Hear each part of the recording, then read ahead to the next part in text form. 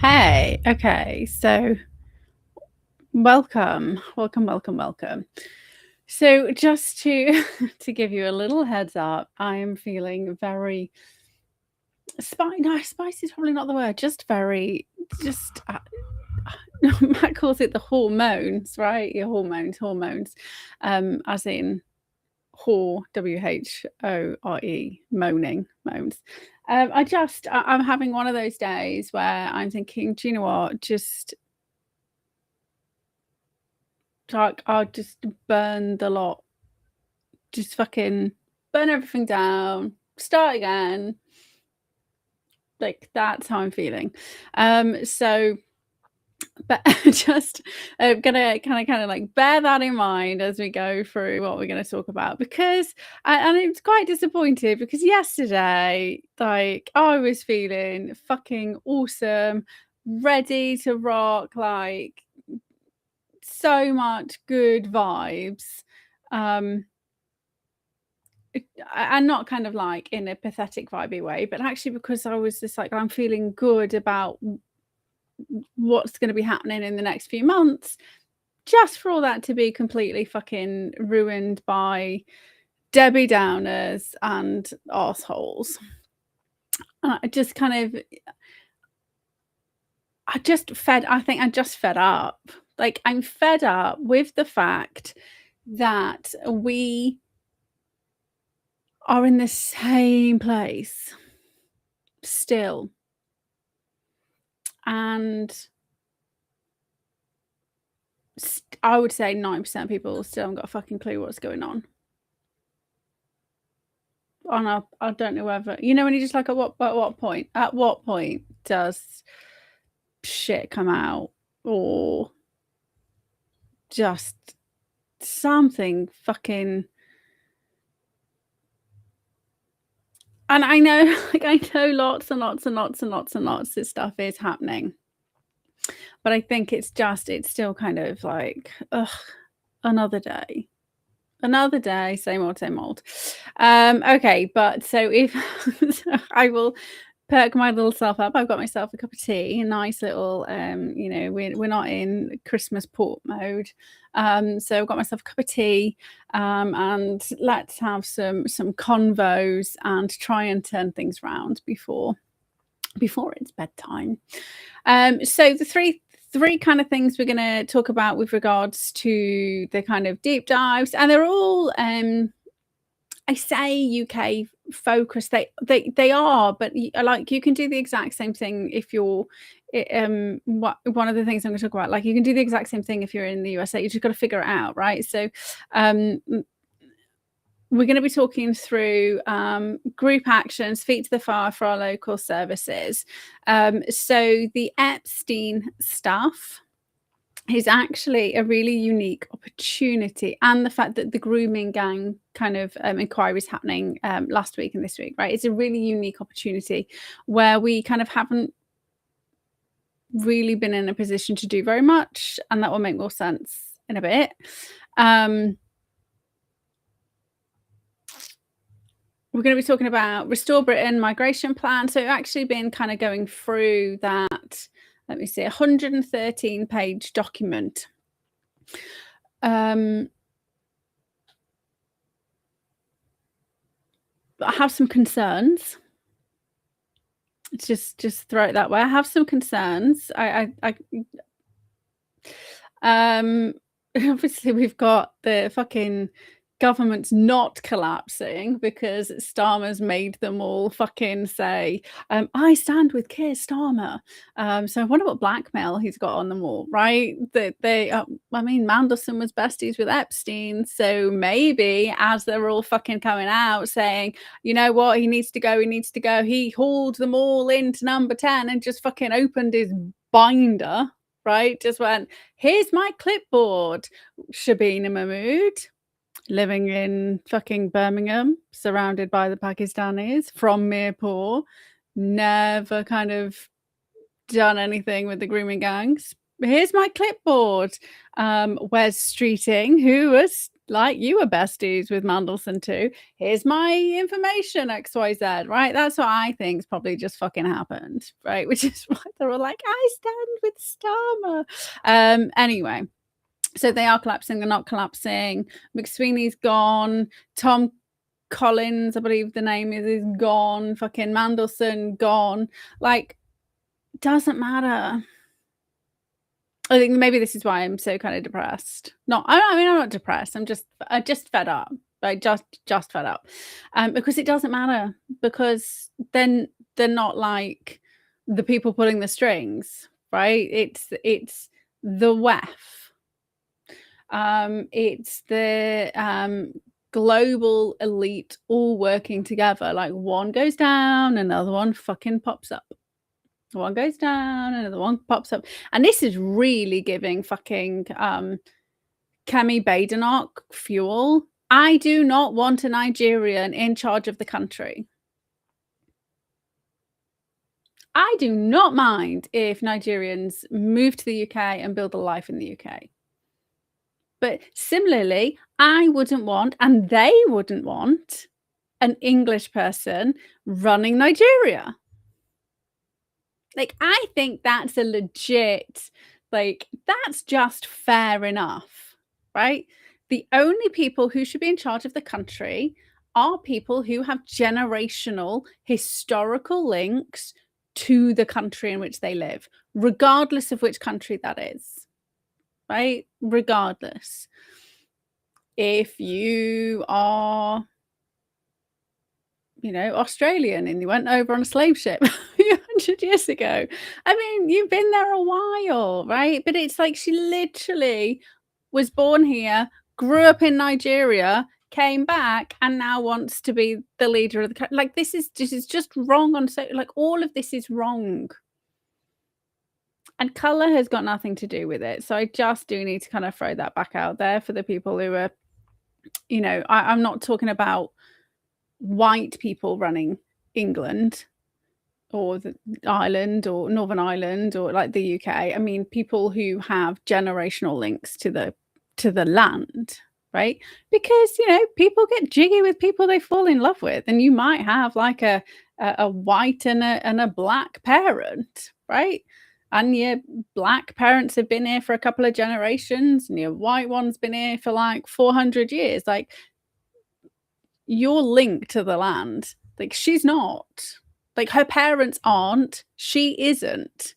Like, somebody who just born here to know, like, British ancestry, like, does not deserve to be in charge of the country. And yes, we did go. This teeny tiny little island went across the world and brought like amazing things to the world. And now we're fucking like suiciding ourselves.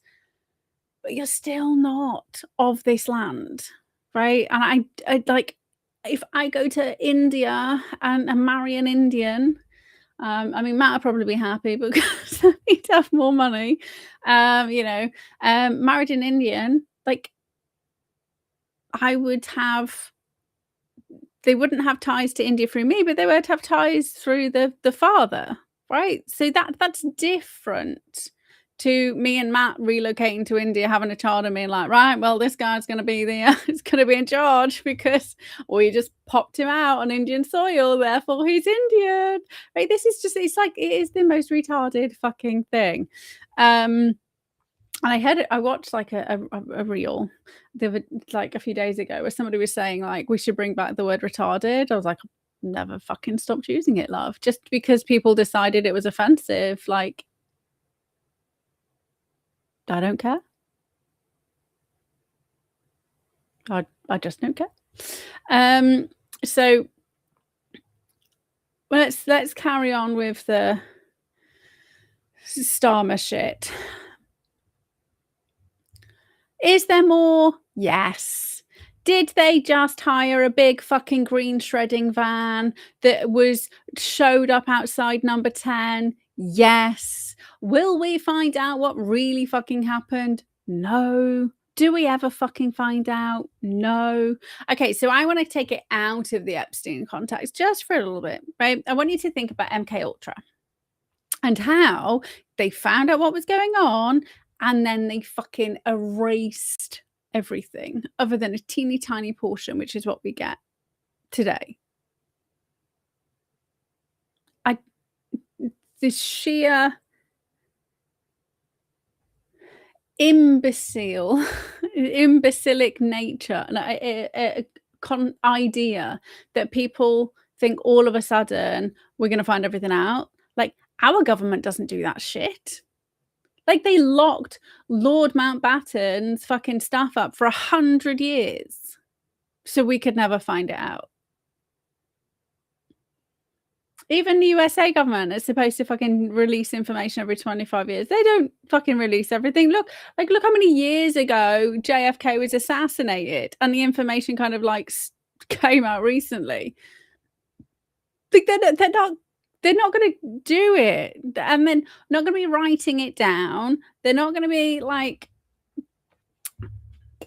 these guys are idiots and they're sick and they think they can get away with everything. I get it, right? But we have to remember all of these organizations and institutions are in bed with each other. So in the UK, the police are all Masons, right? The police higher up are all Masons, right? It just is. Like, that's not even a conspiracy. That is just like a fact. And so they will delete information, hide information, not convict people who are also Masonic, right? There's one. The police, Secret Service, MI5, MI6, and the Secret Service knew about Epstein, and he was still allowed to come over here, right? We're not going to get those records.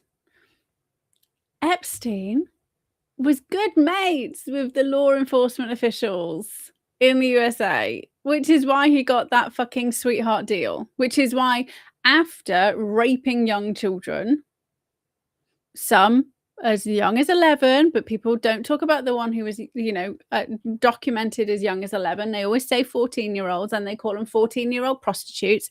And that's another thing Kemi fucking Badenoch did, called them young prostitutes. They're not prostitutes, they were being raped. Let's be honest about the sick and twisted fucking nature of this shit.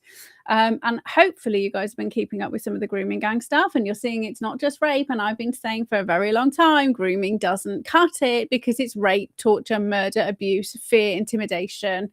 Like, it is fucking full-blown horror that those girls go through, and sometimes little boys. And when we rename horrors to diminish the actual savageness of what goes on, we do a disservice to the people who go through it.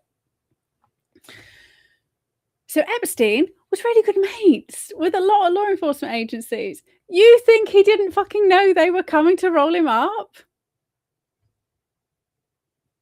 Like, if I was fucking carting like all of these really fucking elite people around the world in my aeroplane, taking them to my fucking island where I'm raping and cannibalizing children, and we're all in on it, and I'm the one with the blackmail, yet to think that nobody fucking told him in advance. Or that he kind of just leaves all of that stuff anywhere for somebody to fucking find it. You'd be a really shit fucking spy. Like, really shit fucking spy if you literally just went, oh yeah, like all my blackmail, I'll just keep it in the wardrobe. Or just, anytime I have any girls over, they can just jump in a wardrobe and take it. Like, there is no logical thinking by anybody about these fucking Epstein files. And it's not to say I haven't been digging in. It's not to say that I haven't been trying to find connections. It's not to say that I'm not aware that a lot of it is bullshit, because we were told that. And a lot of the stuff magically appeared in 2020. right? Just before the 2020 election, but it wasn't there, like, when they rolled him up, put him in prison. It just magically appeared after after he'd been arrested. They just hand it over and nobody thinks this is randomly suspicious. Anyway, so yes.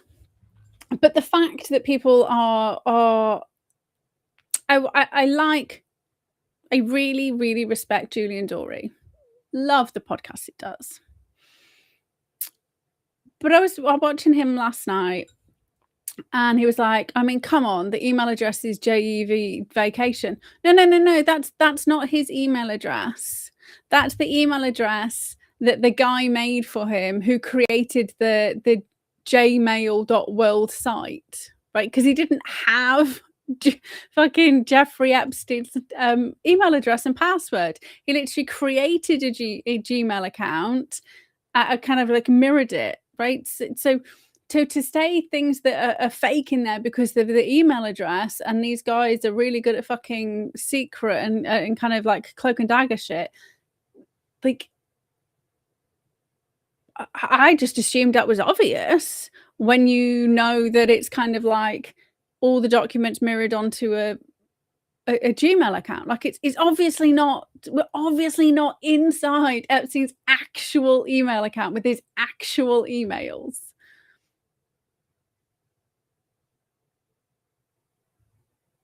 But I mean, I like him. He slipped up. He was very angry. I don't blame him. I get it. He was emotional, and I was just like, wait a minute, what the fuck? I mean, but just, of course, like if I was, right, this is what you have to do. This is what you have to do when you see this information. If I was this evil fucking psychopathic pedophilia, child raping, cannibalizing, torturing socialite who's also connected to intelligence agencies, am I really going to keep all of that blackmail just lying around? And if I'm connected to Mossad, which is an intelligence agency that does not give a shit who it kills in order to do the things it needs to do, like, they are fucking ruthless. They do not care who you are, where you are. If, like, you can be fucking like high-ranking official in a government, if they need you out of the way, you're out of the way, right? There is no boundaries when it comes to Mossad, right? So if I'm like Mossad-backed agent, you can be sure as shit nothing that's going to compromise the Israeli government and or stop the Israeli government being able to lean on the various governments of the world is ever going to get in the hands of the people who need to see it.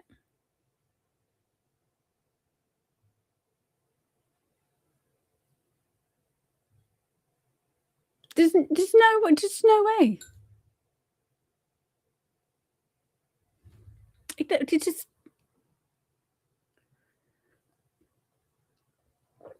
like if the police came and rocked up at my door, I wouldn't have prior warning, because I'm not an Israeli spy.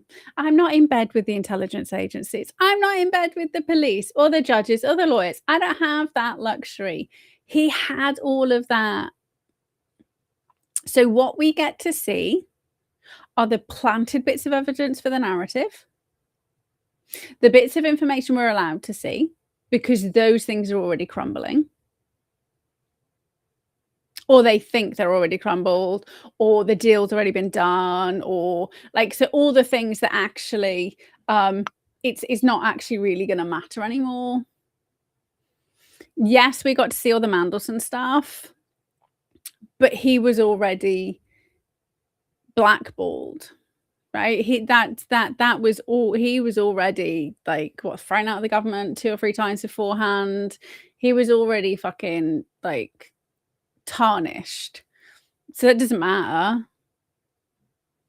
But all the actual real stuff, it's never going to come out. Do you have to kind of start thinking about, well, who are they throwing under the bus, and who does it benefit, right? And obviously then there's the whole Steve Bannon shit. Never liked that guy.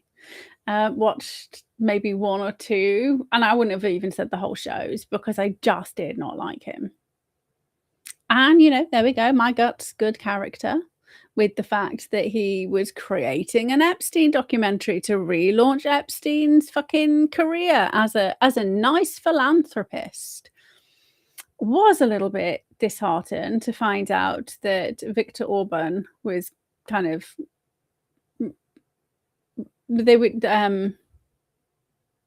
Bannon was doing a thing with Viktor, some of the German ADF or ATF. I can't remember, the German like the Nazi German Nazi party, rebranded. And Farage, Farage. I mean, anybody who thinks he's a good guy, Anyway, so I was a bit sad about Viktor Orban, but I think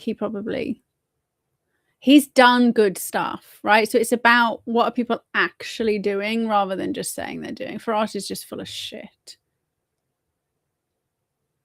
Like all talk, no action. Okay, so are we about to get a new prime minister? No, because I think Starmer just fucking opened the files, right? That's why things just happened. Because Mandelson was a good mate. Mandelson was mate with Epstein. Epstein will have had lots of fucking information on all of these people. Because you don't get to be in power unless you are corrupted in some way, because otherwise you are uncontrollable. And maybe you could fuck shit up for them.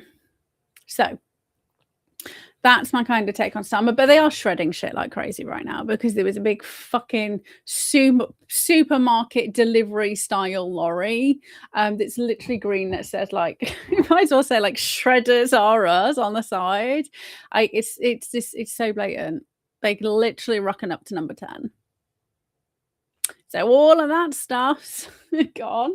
This is what they do. I mean, in the UK, they just don't write it down. Like, why would you do that? Like, how, like, you've got off the books black fucking what's it called? Black ops, right? There's no email chains for that shit. But you might have a whispered conversation somewhere in the middle of nowhere, but nobody's writing shit down. Do you remember like all of the old like 80s and maybe pre-80s like spy shows and stuff where you'd have what was the one with it? Was it Mission Impossible, when they this recording will self-destruct? Like that was in the olden days. Like they're more sophisticated now. They will be drop boxes, there's like codes in the newspaper, but they're using all of that stuff because it's untraceable. You don't fucking, I mean, Hillary was a retard.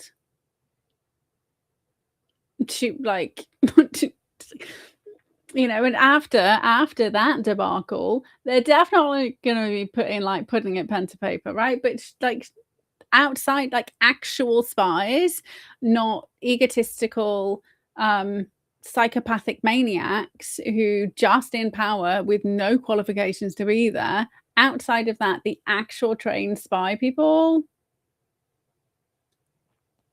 they got a bit more intelligence, I would say. Well, I would hope. I would hope. Okay, you can't guarantee it. But they aren't going to be like it. Just, I mean, I'm sorry. And I genuinely think the entire thing's a fucking distraction. Like, everybody's so obsessed with it, but nobody's, I mean, so well done to the UK and to France, who kind of saw all this shit, reported it to the police, and now there's active investigations and there's ramifications. Right.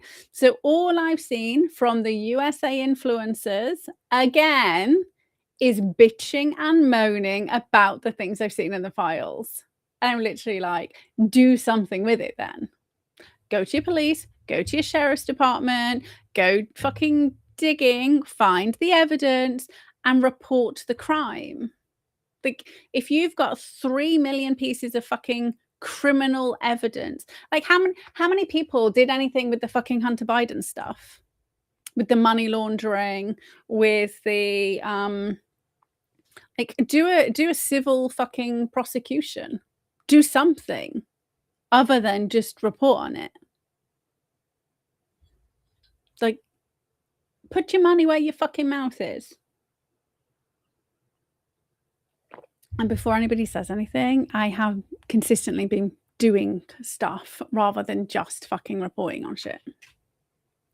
So I actually reported shit to the National Crime Agency, to fucking Crime Stoppers, to the Met Terrorism Police. I reported stuff to the fucking MP, reported stuff to my local council. I trying to build a fucking law case multiple times. So I've been doing stuff.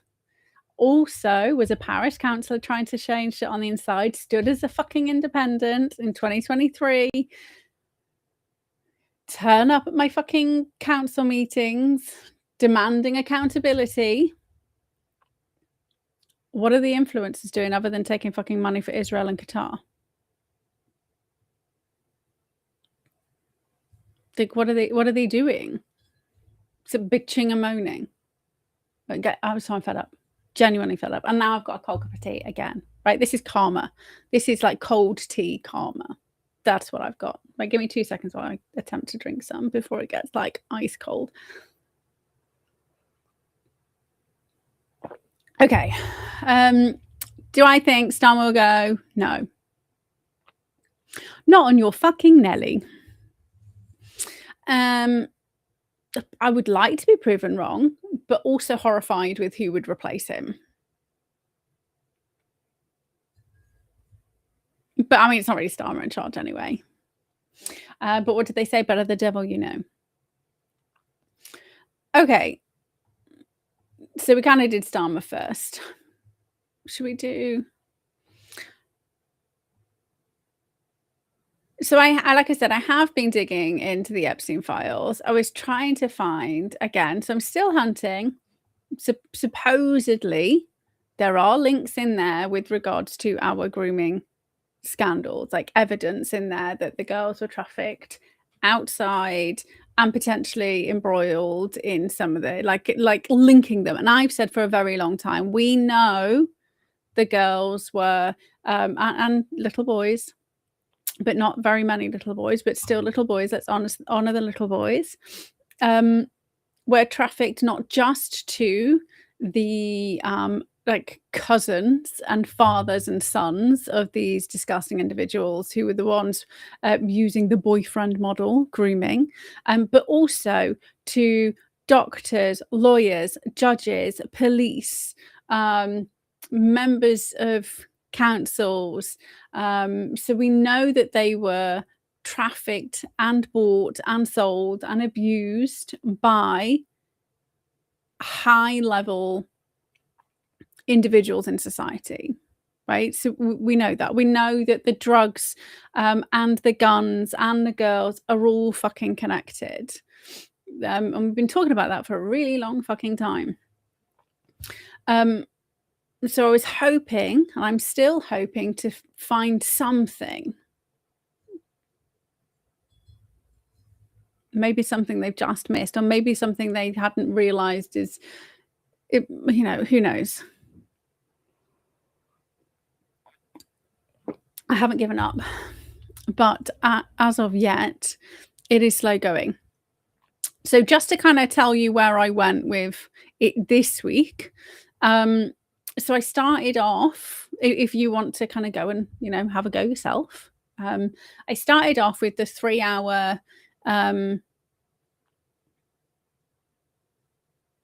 okay.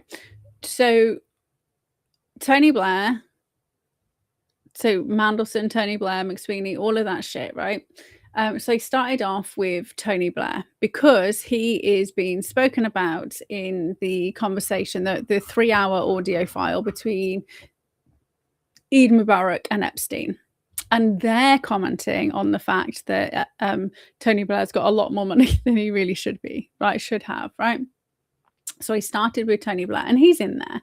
And obviously, Tony Blair was kind of dressed as a woman, in the toilets, and he was arrested. He was arrested as Miranda. So there's already like scandal around Tony Blair, and he was easily blackmailable, right? Because back then, like, it's not the shit you're doing. So he's already embedded in the I don't know, like the care home scandals with regards to, this is allegedly, with regards to like Elm Guest House, Leon Britton, like all of that kind of paedophiles in Parliament, Pyre with Harriet Harman, like all of that kind of shit. So if you think back to like seedy fucking like 80s, he's involved in all of that when they kind of like wrote everything off as satanic panic, right? That was the last time like victims of horrific abuse had an opportunity to kind of get in front of shit, and it was all brushed off.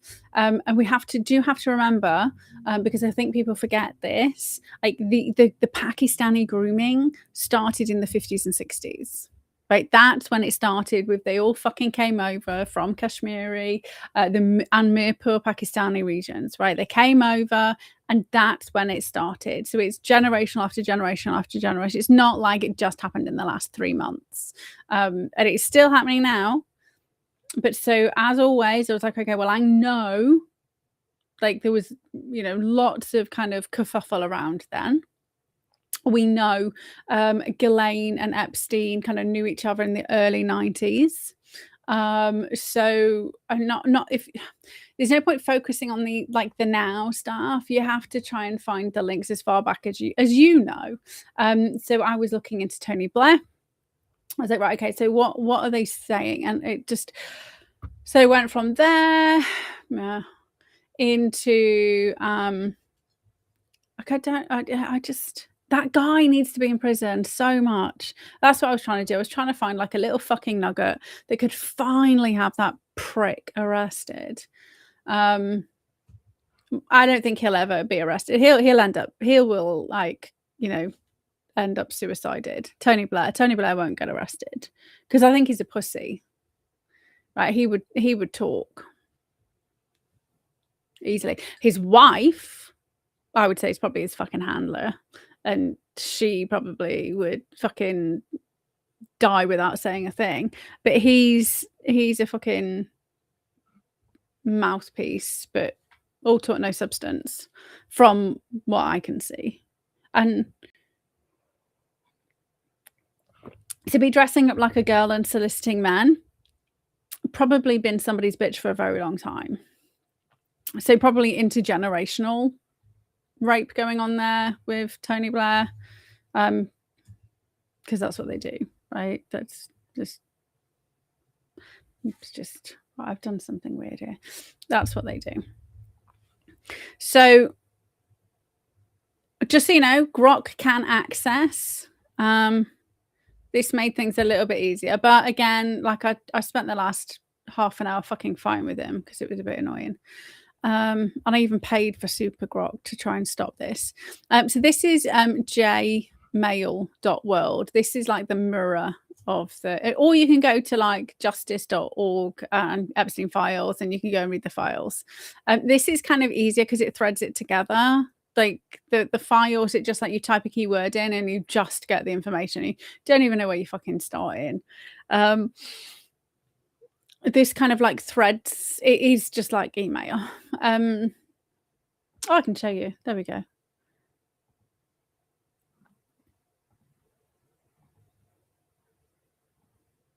So you can go and dig, right? Because people are just like sharing screenshots. They're not like saying, hey, this is where I got it from.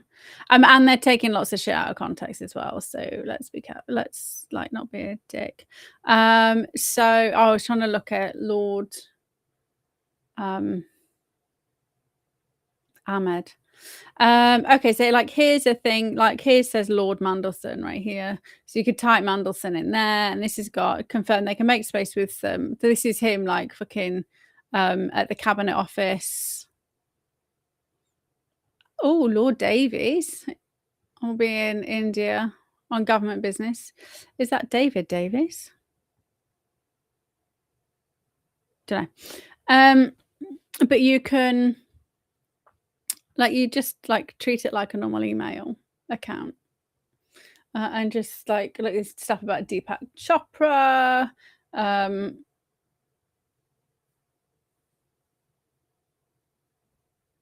and that's like recent. Talking about metahumans.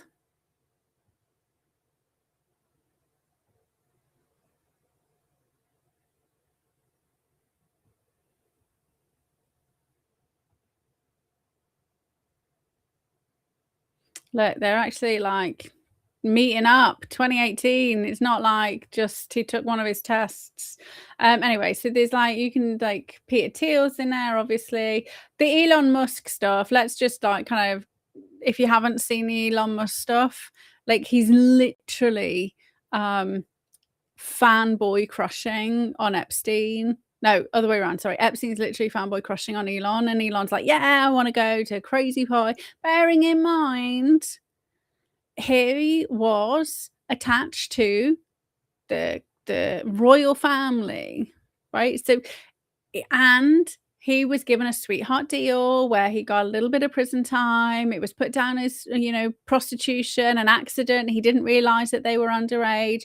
Like, even if you looked at his fucking criminal record,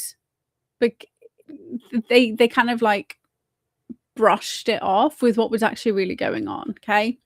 But anyway, there's no evidence that he actually then kind of went to the island, because he's still getting chased and chased and chased and chased and chased, right? Just, I mean, go read them, right? Go and read them.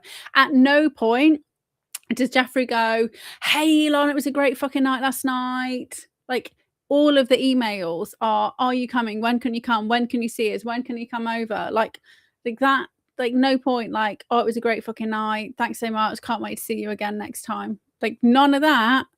All chasing. All chasing. We can go and like, these are like main peeps. If you want to, I don't really know who half of these are. Like, there's the fucking Steve Bannon shit. 526.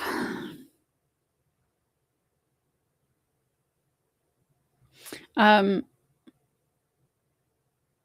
he's literally trying to. I mean, like he took money from him. We knew he fucking took money from him ages. Like, I don't even understand why people are so confused about that shit. It was. I mean, I knew it, and I don't know. Like, how would people not know? Like, that's what I don't understand. How do people just not know? Anyway, so if you want to go, like, there you go, have a look at that. So then I was trying to look at, so I kind of got Grok to peruse it, trying to find shit about Tony Blair, link him to anything that might have some kind of crossover with historical stuff, because I think that's probably where they haven't covered their tracks very well, potentially, because the scrutiny wasn't the same as it is like nowadays. Like, literally, if you say something on social media, like, everybody's got it. Like, the entire world knows instantly, right? But back then, you could like say whatever you wanted, and then like the next day people would forget, because the newspapers would kind of cover it up and hide it from you. So if you go to like the CIA FOI, like, they've got lots of like newspaper clippings, and they've got like captured stories. So there's like the internet never dies, but print disappears. So I think, that's my plan anyway. That was my plan. But all of it was kind of like, well, there were potentials, but nobody kind of really knows. And so I was trying to look for asset-based corruption, right? So here's we've got some connections. So 2002 Downing Street meeting with Epstein, lobbied by Mandelson, overlaps with the Iraq war buildup, right? So pre-vote. So around the kind of protests. And I was like, well, that's kind of interesting. But again, like, what do we do with this information? Right. It was, but I just thought the fact that Epstein was the one kind of going, oh, well, basically was implying like Tony Blair's money laundering. I was like, wait, what? So a financier who fucking money launders for the rich and famous is the one who's kind of suggesting that. So you got to take, got to take that shit seriously. He should be in prison. Really should be in prison. So,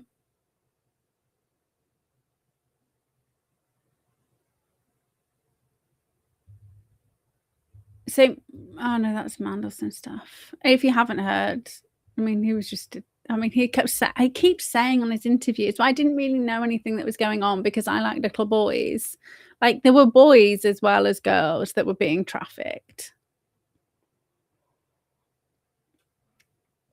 So if we can find like payments which are bribes, it does violate the Bribery Act and so Bribery Act 2010. See, when I'm looking at all this stuff, I'm not just looking for gossip. I'm looking to see if we can then force an investigation into these individuals, right? That's what I'm looking for every single fucking time. So potentially, if we can find information, Bribery Act of 2010, which is phenomenal because pre-act actions are still prosecutable under common law.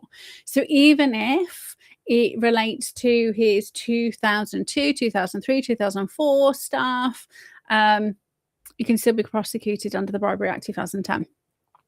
I also then went to Hansard, which for those of you who don't know, Hansard is like the electronic record of everything that's kind of like Parliament. So House of Commons and House of Lords and all the committees. You can find all the information on there. You find out what consultations are going on, like all of that shit.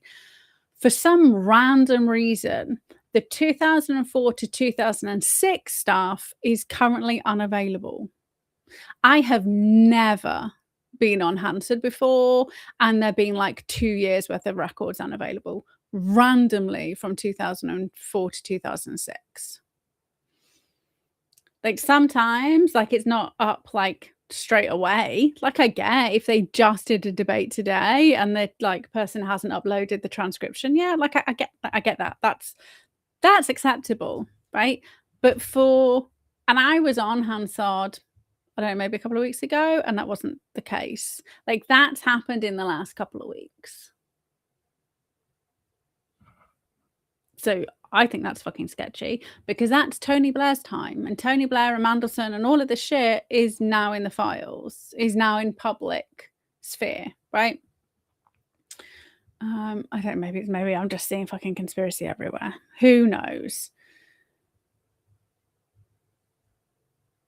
So here we go. So there is probable cause so at the moment, UK police, so that Met are investigating Mandelson for misconduct in public office, which is maximum life in prison. And remember,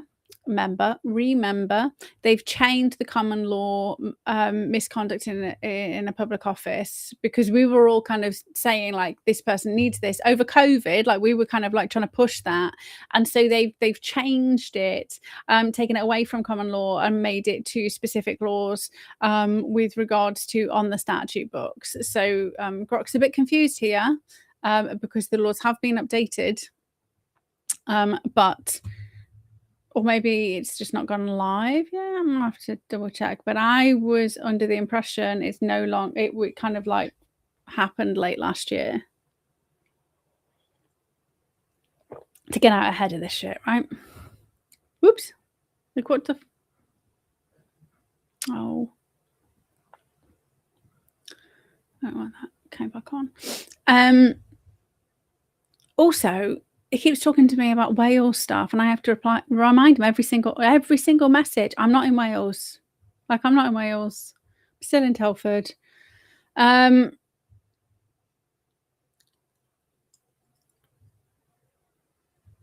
Oh, yeah. So, investigating Manderson, assessing leaks as criminals, searches of his homes occurred, government referred files. And payments could imply bribery or corruption. They're also suggesting, they're also stating people need to stop sharing information. And I know people are saying, oh, they're trying to cover it up. But actually, you don't want to kind of ruin a live and ongoing, like, case, right? This is why Tommy Robinson got fucking told to cease and desist multiple times outside the actual trials that were happening for the rape gang survivors. Victims managed to get some people in court, and he was told multiple times to cease and desist, like reporting on things, because he wasn't, like, the way that he was doing it is he was potentially going to collapse the cases, right? He was having issue. The same reason why fucking Cliff Richard was able to say that it was all defamation and all tried in public, right? So there's like a get out of jail free card if everything is fucking public first. So I get why they're saying that. Like, if you've got evidence, you keep a copy. You give it to the police, you wait for them to then say, oh, there was nothing we found, and then you release it, right? You don't release it like now when it should be given as evidence and used as evidence, right? That's just a little thing to remember. Oh yeah.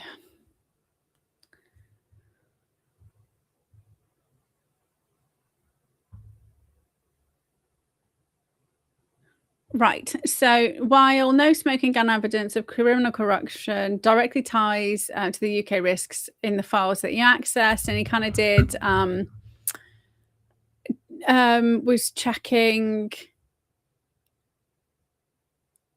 Branson, Andrew, Sarah Ferguson, UK, like, he kind of like keyword searched quite a bit for me.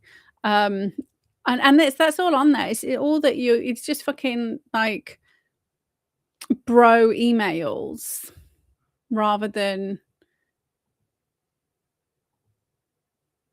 I mean, there's again, I believe the Mandelson stuff was allowed to, like, you have to, like, we have to be pleased with, like, oh, we've got, like, that we're being psyoped.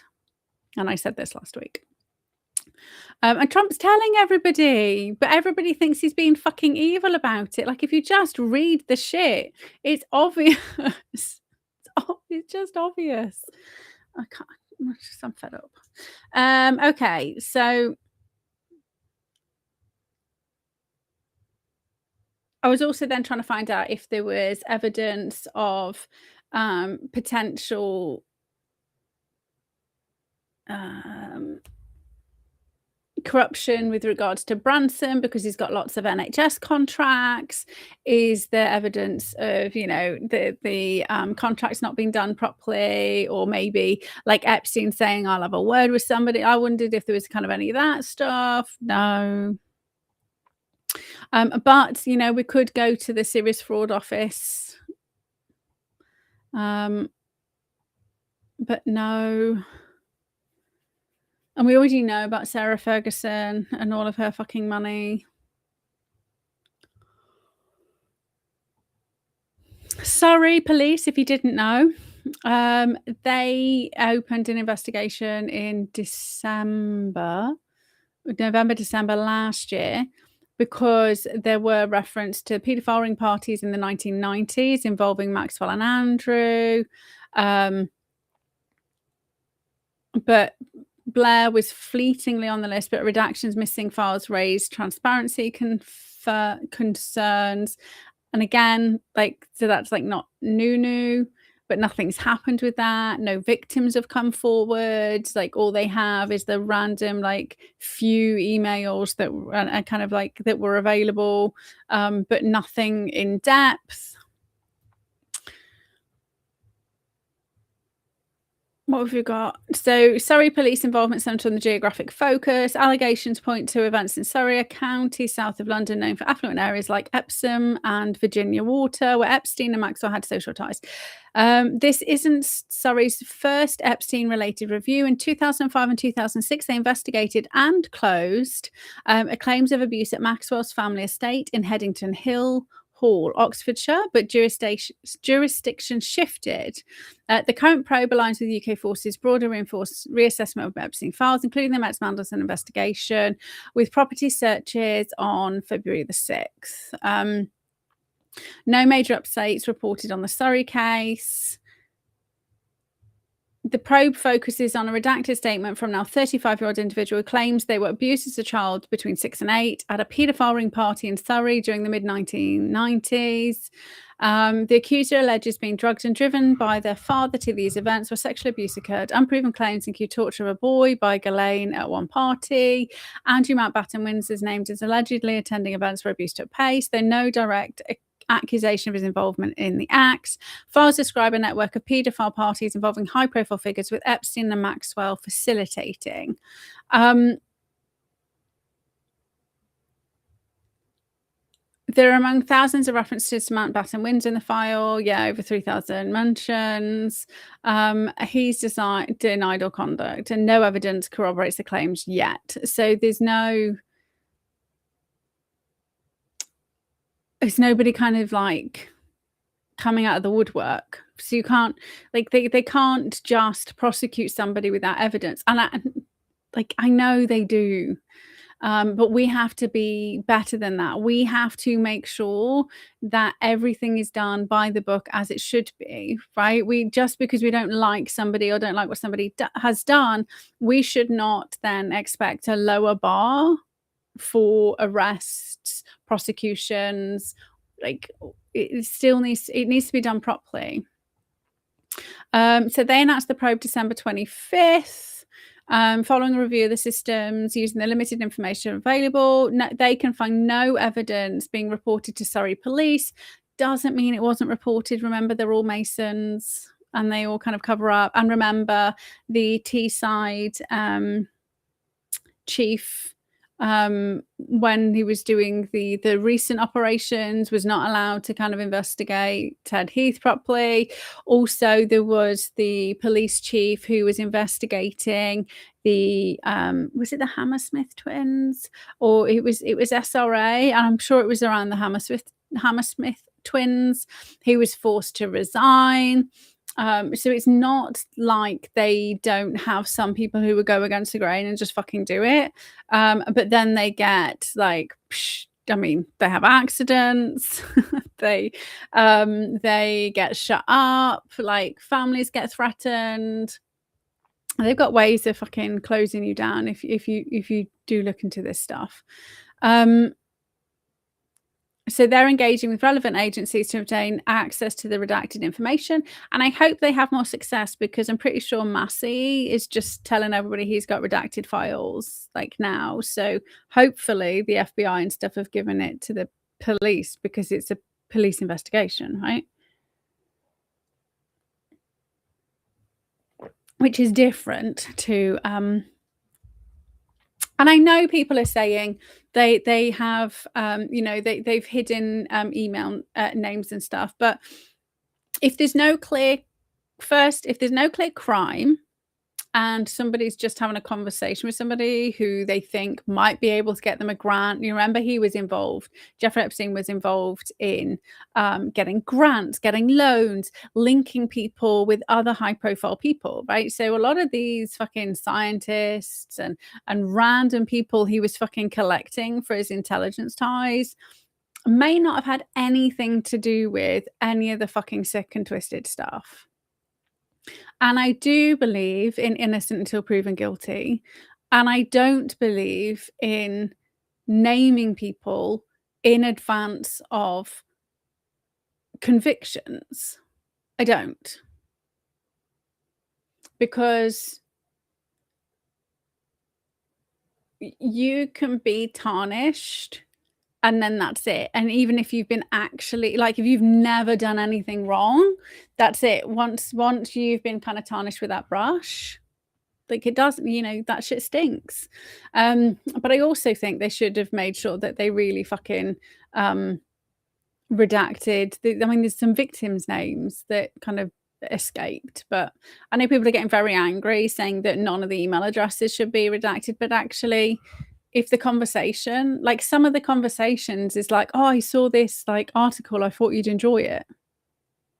Like maybe they met at a conference and fucking swapped business cards. And I would never, you know, before all of this shit kind of like was going on, if I met somebody at a fucking party and they were like, oh my God, I love what you do. I've got some ins with the grant funders, or I've got this connection, here's my card. And we've had a conversation. And I'm like, oh my God, I can use this person because I can get ahead in what I'm doing, X, Y, Z. Like, I'm going to go fucking email them. I'm not going to go to the, fucking predator databases and be like, wait a minute, I literally met somebody at a fucking network event who is hobnobbing with all of these fucking like A-list celebrities. This is why they do it, right? Because they hoodwink us. So we do have to be mindful. And even though it was supposedly common knowledge, I didn't know who Epstein was. I mean, I didn't give a shit who any celebrity was, so maybe that was just me. Maybe it was just me. I didn't give a shit who any of them were. But I definitely didn't know anything about Epstein. I didn't know anything. I mean, I didn't even fucking really know who Trump was. Right? I have never had any interest in celebrities at all. Also, there's photos of me with fucking William Hague, with Boris Johnson, with, you know, I've said this multiple times. I've met multiple like politicians. Did I know they were fucking raping children and cannibalizing babies? Did I fuck? That's not the conversations we had at all. So we have to make sure we're putting it into perspective. And so if you've just met somebody, had a conversation with them, and you've randomly sent an email, then you don't deserve to be fucking accused of the same shit that was happening just because you just randomly sent a fucking email to people. Like, imagine if that was you. Like, I am mortified by the fact that I spent time with those individuals and I didn't get money out of them. I mean, well, technically I was paid by the Conservative Party for like 18 months, but I also whistle blew twice. So I'm just gonna, when I found out they did bad stuff, I told everybody they were doing bad stuff. So at least I've got some integrity.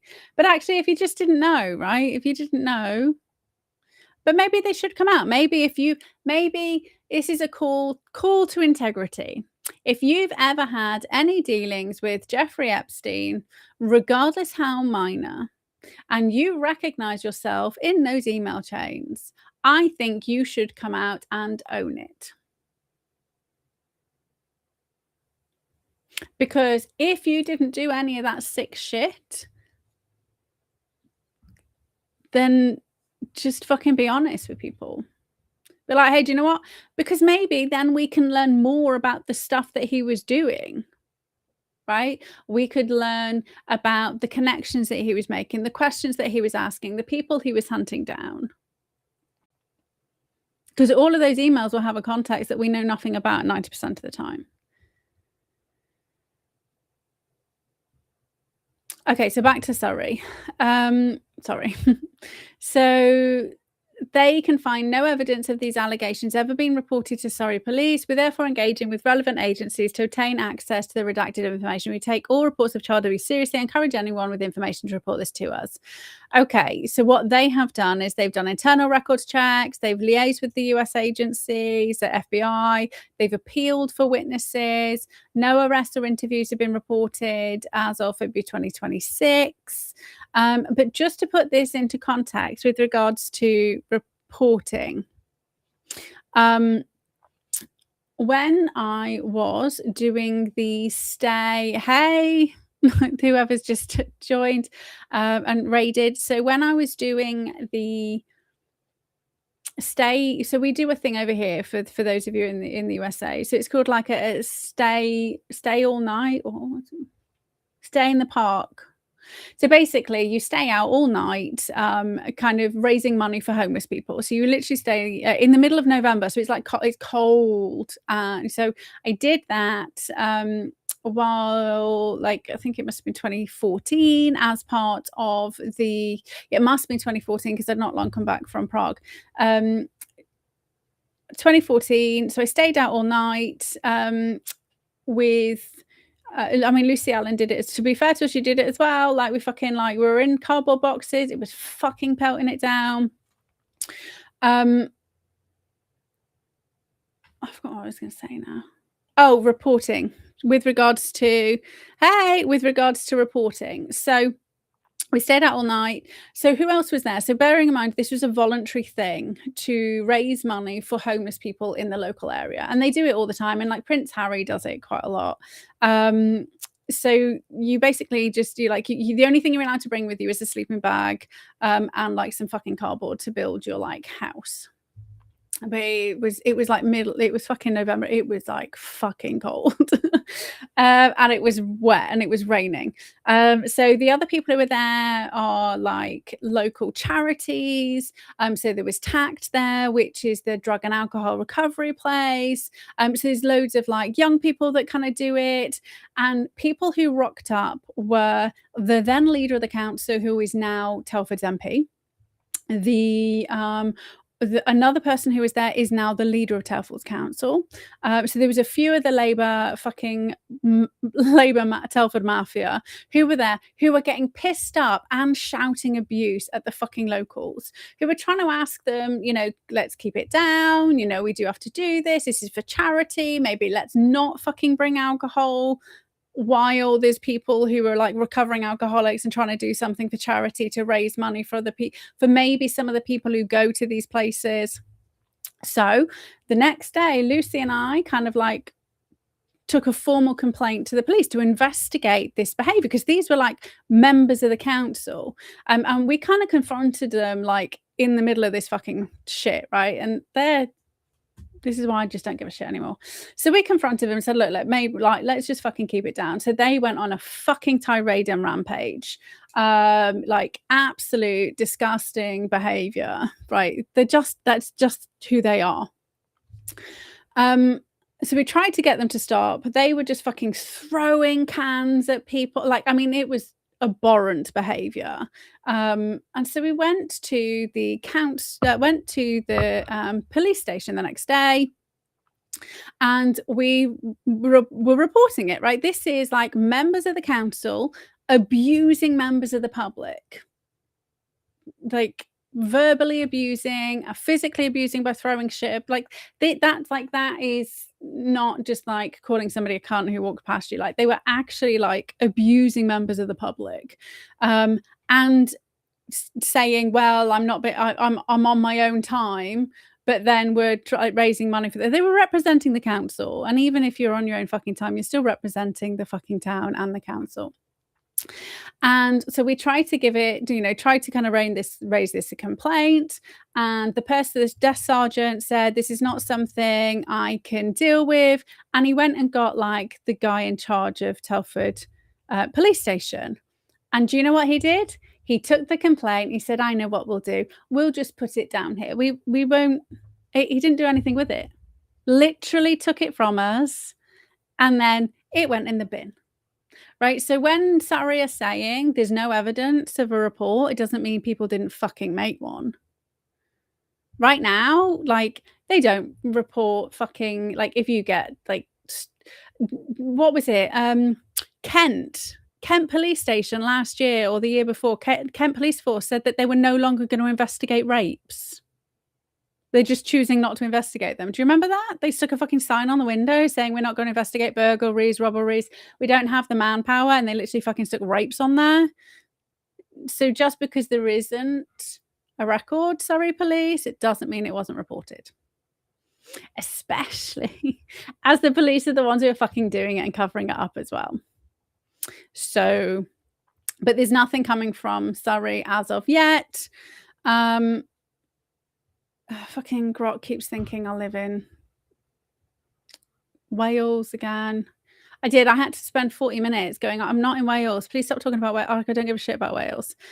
So then I investigated this guy called Oliver Colm, who is in the files, who was chatting to, who's a persistent correspondent with Epstein.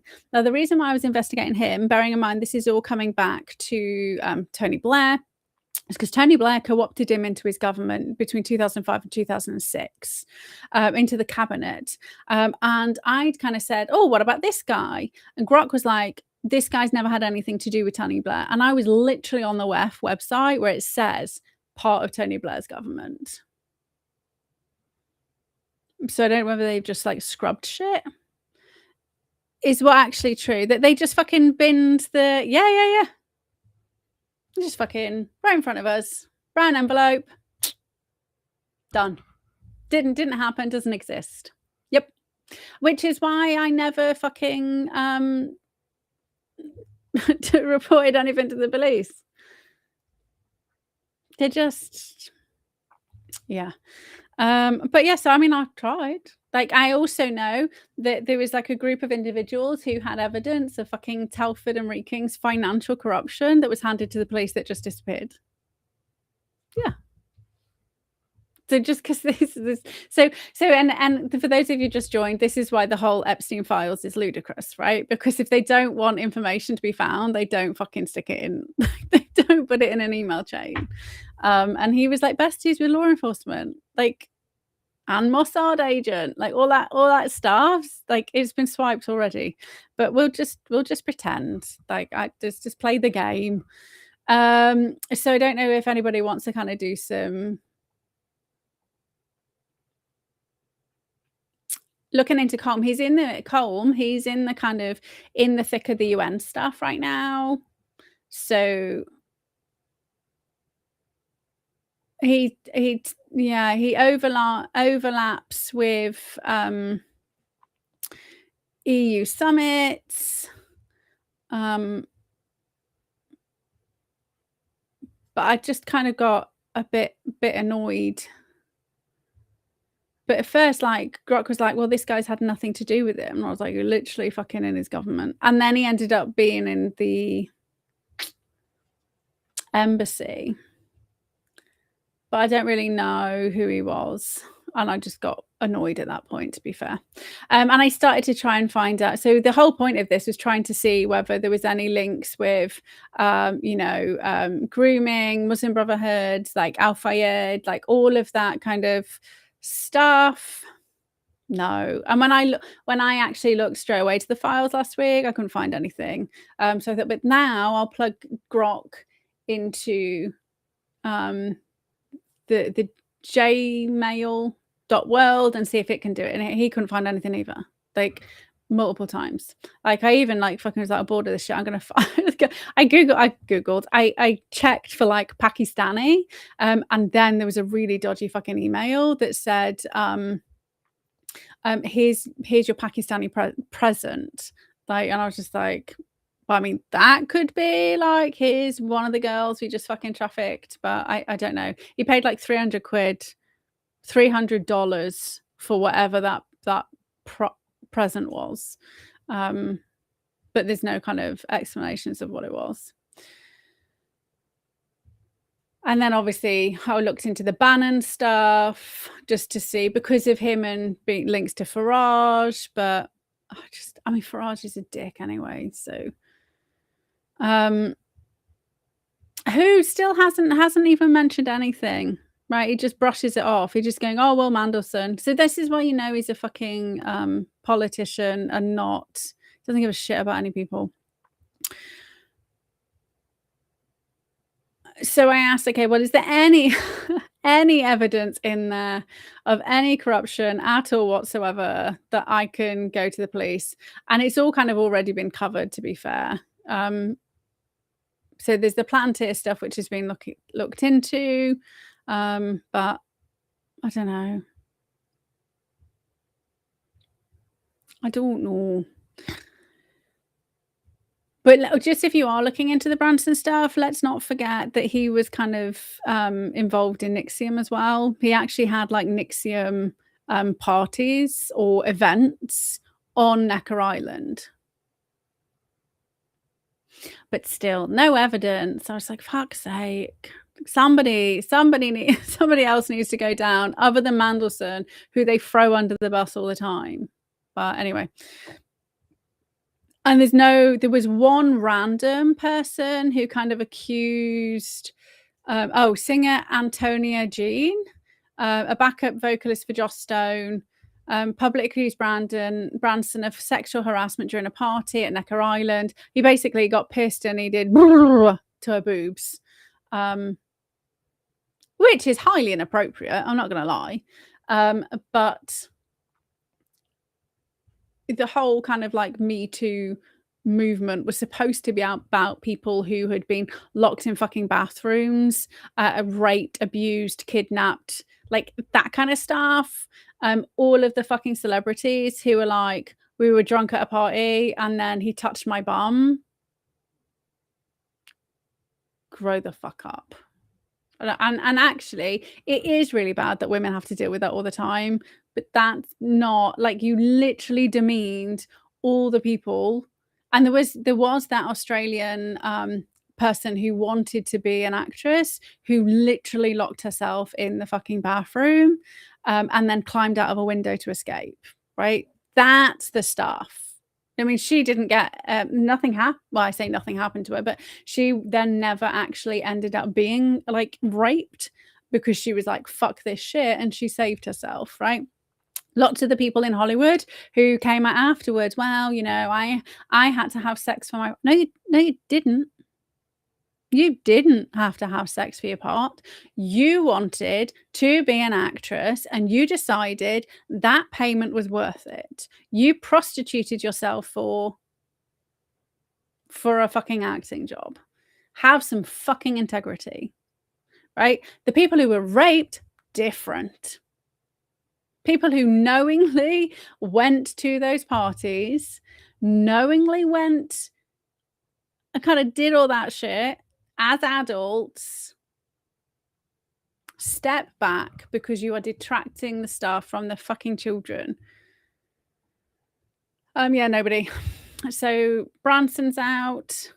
And again, like, so with regards to the Muslim Brotherhood, so just to remind everyone, I did set a petition up a few weeks ago with regards to getting the Muslim Brotherhood prescribed as a terrorist organization because we need to do that. So thank you to the lovely people of X who I've signed it. I've now had over 5 signatures. So it's now been accepted for review. We'll see whether they allow us to go ahead or not.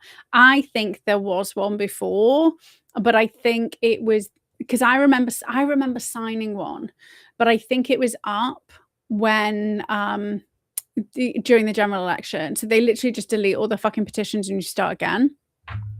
So I think and it had like quite a lot of signatures. So, but it's all started again. So I started it and we'll see if it fucking goes. Because we need to do this, right? We need to make sure that we are reversing all of the horrors that's going on that's connected to fucking Qatari money. Okay, so now we're going to we'll quickly dive into the Restore Britain migration plan.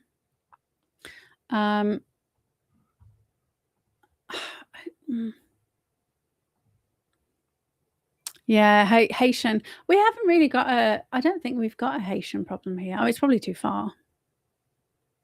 for them to come. I don't know. So this is what the Restore Britain people have put together.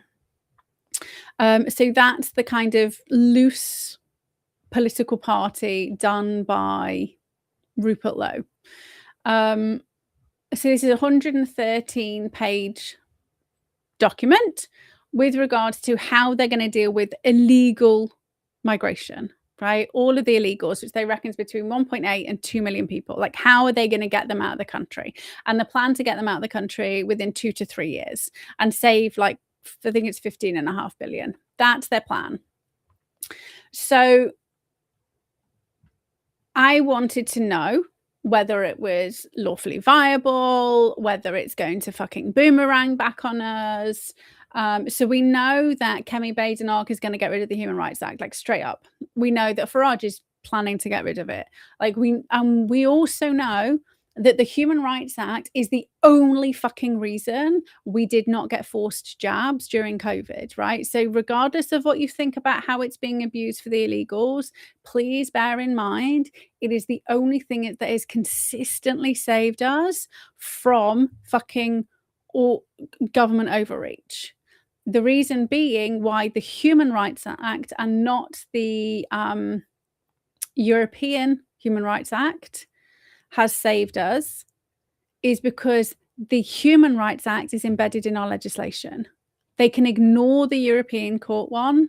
They cannot ignore ours.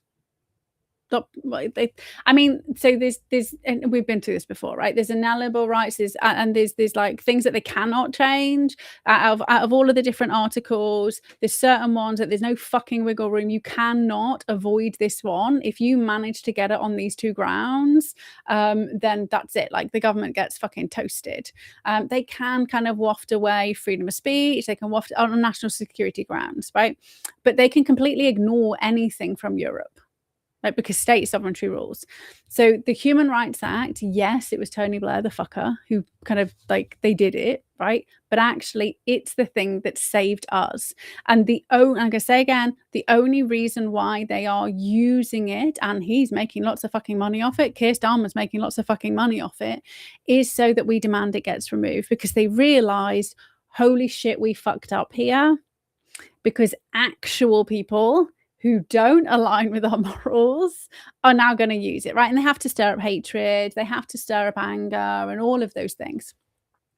Do I think Rupert Lowe is a more serious and honest person than Nigel Farage? Okay, I'm very happy to answer this question before we kind of move on. First up, I stand by my consistent statement. You do not get to be put in a position of power unless you have something on you. You have to be owned, right? We have to bear in mind, right? England is, like, Britain is old country with generational fucking elites going back thousands of years. Some of them escaped to America, right? But we have got generations of elite class. So the reason, so I can use Lucy Allen as an example, right? So she's old money. She comes from old money, farming family, but old money elite, right? The only reason she was like, the reason she stood in Telford was because she was like, her family gave the Conservative Party lots and lots and lots of fucking money. A lot of money. But also, I mean, she wasn't right in the head. So, you know, I didn't ask her about her childhood. I have to be careful because, I mean, I don't want to, you know, say stuff that isn't necessarily true. But I think it was her younger sister ended up becoming an addict and killing herself. Like, she committed suicide. And Lucy was actually really fucking bitter about that all the time. Like, vile about the fact that her sister did that. Like, how dare she do that, right? There was a lot of anger towards her sister, like, ending her own life. As a psychologist, I can categorically tell you, people who grow up in happy, healthy households and family environments don't become addicts, don't become mentally unhinged. And also, you know, so that was Lucy's mentally unhinged, and then they don't kill themselves. So what we know about generational abuse and how people who are abused then tend to, like, escape. But I would say that with just psychological principles would suggest there was some sort of fuckery going on, whether that was at school, whether it was like whatever was going on, that there was something going on in those two little girls' lives that made them unstable. So Rupert Lowe does have a farming business. It's over 100 years. I think it's like passed down generational. He's also the second major shareholder in an energy company that's pushing net zero. So net zero, part of the Paris Agreement, for actually bankrupting the country. So he's never kind of like come out against the climate shit. He's an elected member of parliament. And I do not trust any elected member of parliament, having spent 18 months with many of them. You do not.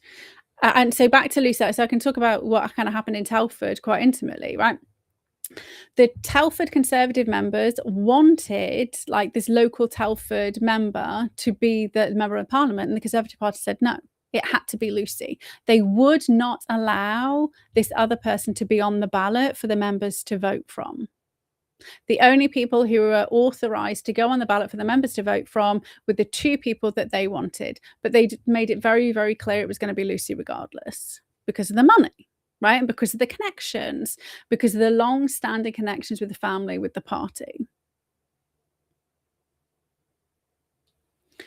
So do I think he's a more serious person?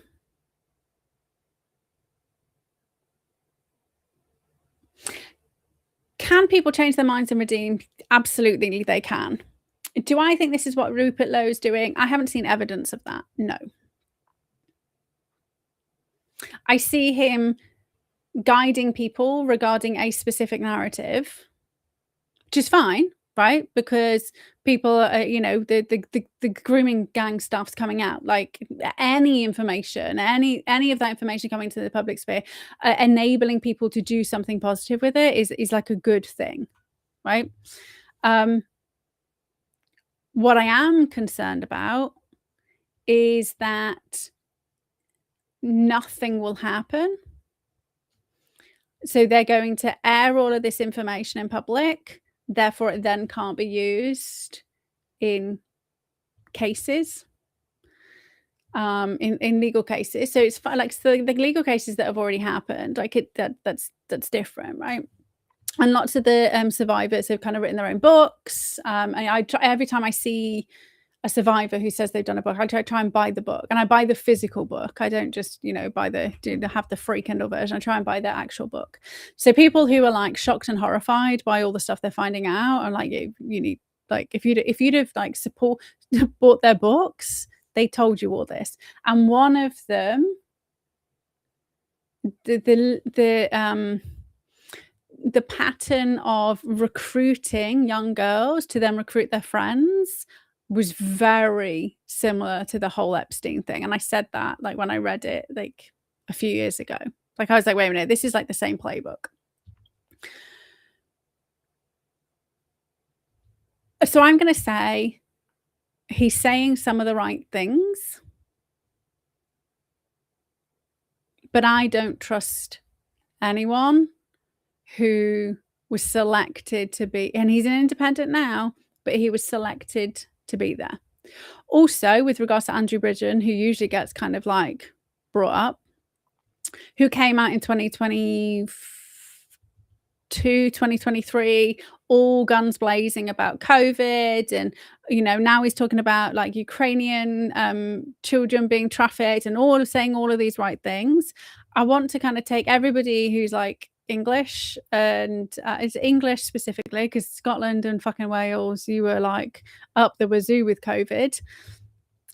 Every single MP got bombarded with information over and over and over and over again about the vaccines, about COVID, about the government's Department for High Infectious Diseases downgrading it, COVID not being a threat, all of that stuff. Like every single MP was sent all that information, and they all chose to ignore it. So that includes Rupert Lowe, that includes Andrew Bridgen, that includes everybody coming out now to say, we didn't know this.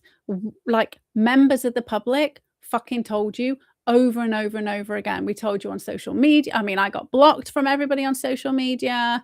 I got told that I got told to cease and desist.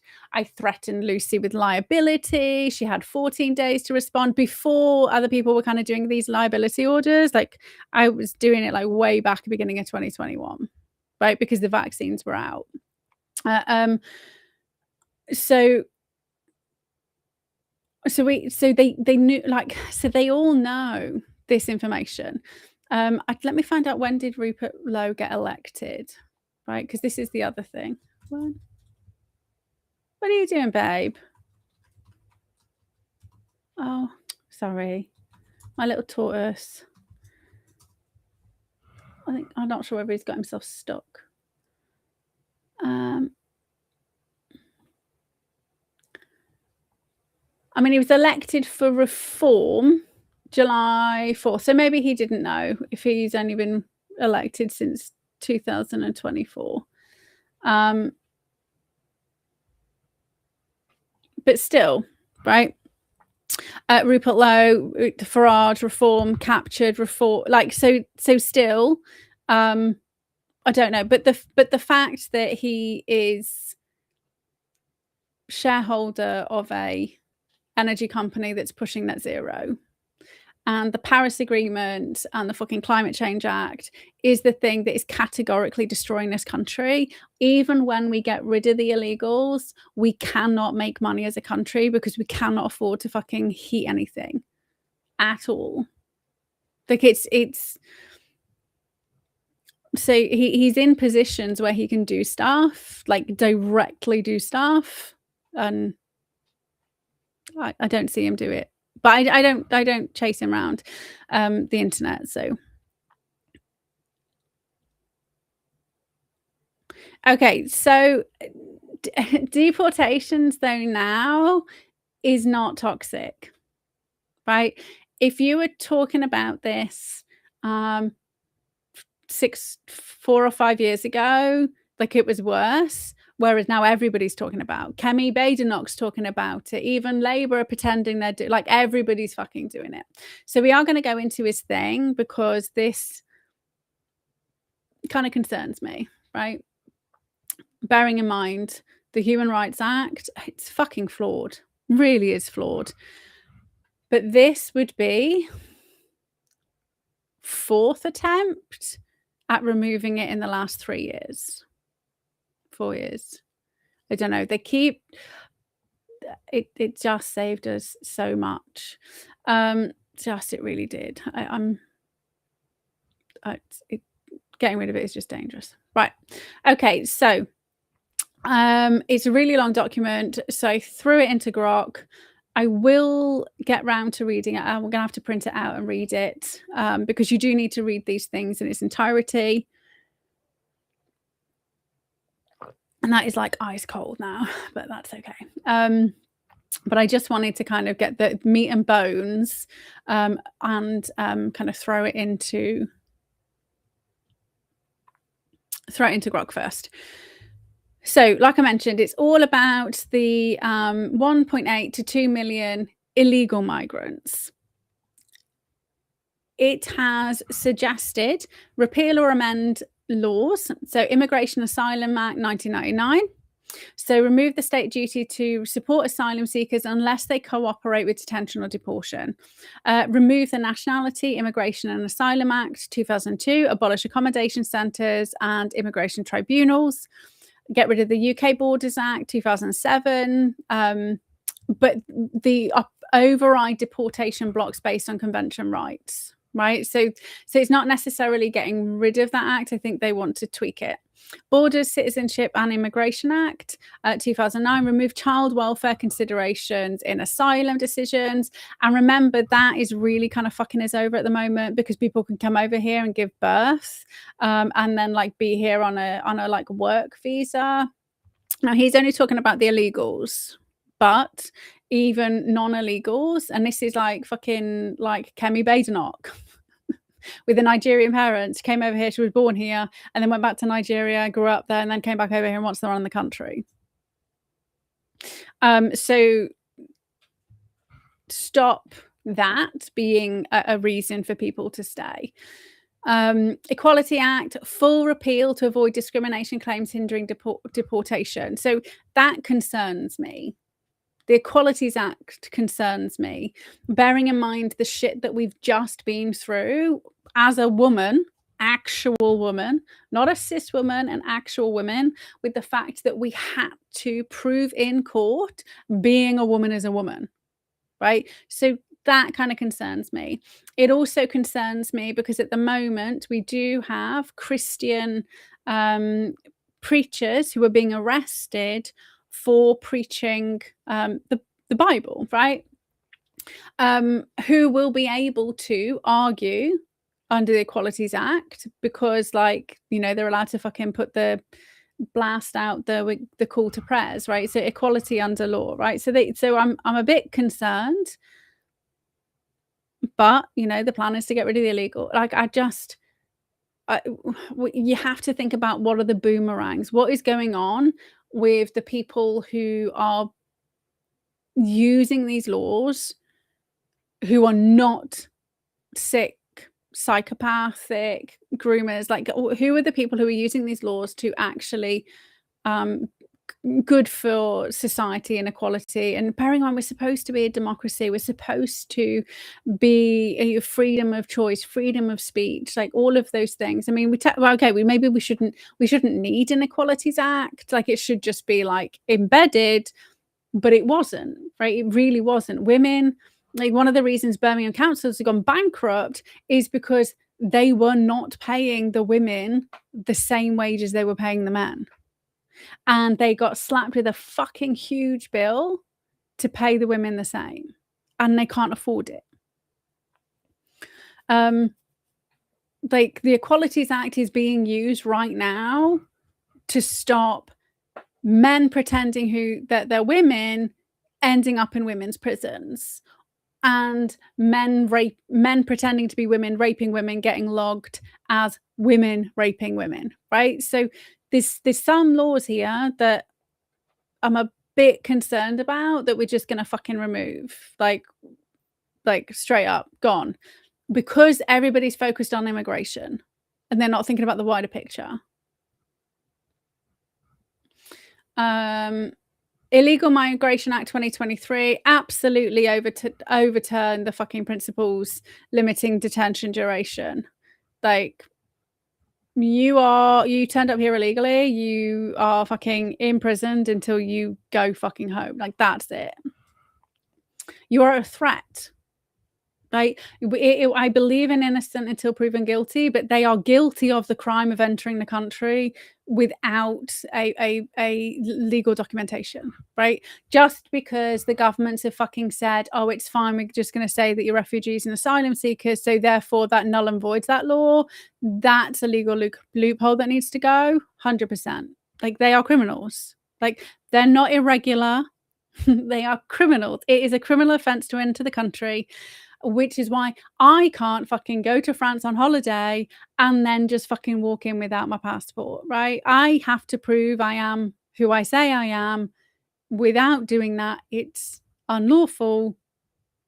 Like, just because they went on a dinghy doesn't mean the laws change, right? Yes, fine. Withdraw from international treaties, 100%. The UN Refugee Convention, repeal all domestic references, limit refugee status to direct arrivals from neighbouring unsafe countries. And I like this because we are a fucking island, which therefore means no asylum claims for refugees stand. Because I've said this a lot, right? In order for them to get here, they have to pass through safe countries. I mean, France is I would say that's a war zone right now. But before they get to France, they pass through safe countries. To get here, which is a fucking island, is a really long way from Afghanistan, Syria, Nigeria, like wherever the fuck they're coming from. Like they didn't get on a dinghy from Nigeria. They didn't get on a dinghy from Afghanistan. In order to be classified as a refugee, you must stop in the nearest safe country. That is never us. So I like that because instantly all of those fucking asylum claims are overturned straight up. Withdraw from the European Convention on Human Rights and the Human Rights Act. So full repeal. Right? That's the thing. I mean, I don't care about the European Convention on Human Rights. Like, get rid of that. Right? 100%. We don't need to have anything to do with Europe at all. They can get fucked. They've just raped us, stolen our money, stolen our fish, blocked us from fucking making oil, like all of that shit. Fuck the EU. Like, our history, like hundreds of years of history, is not being friends with France and Germany and the rest of the fucking EU. I think we go back there. Fuck them cunts, right? Because we were prosperous at a fucking empire when we had nothing to do with those twats. Then we became besties, and they have systematically destroyed us since we voted for Brexit, so they can get fucked. I just think we decide to be our own fucking continent. Everybody thinks we're a continent anyway, that we can afford to fucking fund the entire world. Like Nigeria demanding 20 million per person for a 1949 mining shooting accident thing, bearing in mind the same day they announced that 138 Christians were slaughtered by Muslim jihadis. They haven't demanded 20 million from them for those fucking victims. The only victims that count are the victims from us, right? Funnily enough, Kemi was silent about that. You know, her own fucking country. She didn't mention, oh, here we go. Here's 400 million Nigerians raping from the UK again. What happened to all the other fucking millions we've given them all? Like, how many years have we been sending fucking money for wells? Like, Africa should be fucking drowning with the amount of money we've sent for fucking water aid and the amount of mining equipment we send over there. So for those of you who are not normally like, I do like to sorry. Do you think there could be a longer term cynical plan by the state to initially allow large amounts of illegal migrants to then justify a harsher police state? Oh, 100%. There was actually a TV series done in 2006, which kind of predicted all of this, like step by step digital IDs. The only reason we can keep you safe is digital IDs by pushing like fucking like plantist type organizations. I can't remember what it was called, but I watched it a couple of years ago and I was like, oh, but it was done 2006. It's the only reason, right? So if you look at the when the illegal migrants started like coming in, it's like 2020, right? When we were all locked down, we were being flooded with the country. And pre-2020, we had maybe 100, 200 illegals cross. From 2020, the NGOs mass flooded the the country and America. Remember, America were having those fucking caravans. But that's it, right? You have to force the people to demand the prison because we're supposedly a democracy. Yeah, I mean, we don't need like digital ID. We just need them fucking gone, right? You're taking them from fucking Dover. You just put them on a bus, you put them on an airplane, and you dump them somewhere, right? I mean, how many countries do we still have? Like, do we still own? Right? Like, we've got land everywhere. Like, we used to own loads of it. Just get them out of England. They don't get benefits. Like, I'll feed them, house them. I'm not inhumane, but I will put them in a fucking I mean, the homeless people, they don't get houses and fed, but I'm not inhumane, right? They just rock up here, stick them on a coach, stick them on a fucking airplane, dump them on one of the islands that we own in fucking some shanty housing that we can rock up, like those Amazon houses that are $5,000 or whatever they were. You know, cabins, porta cabins, bloody caravans, whatever. And while they're there, we will feed them, allow them access to water, showers. They've got 6 months to figure out how the fuck they're getting home because we're not funding it. Right? You would stop. Like, there's no money in the traffickers for that.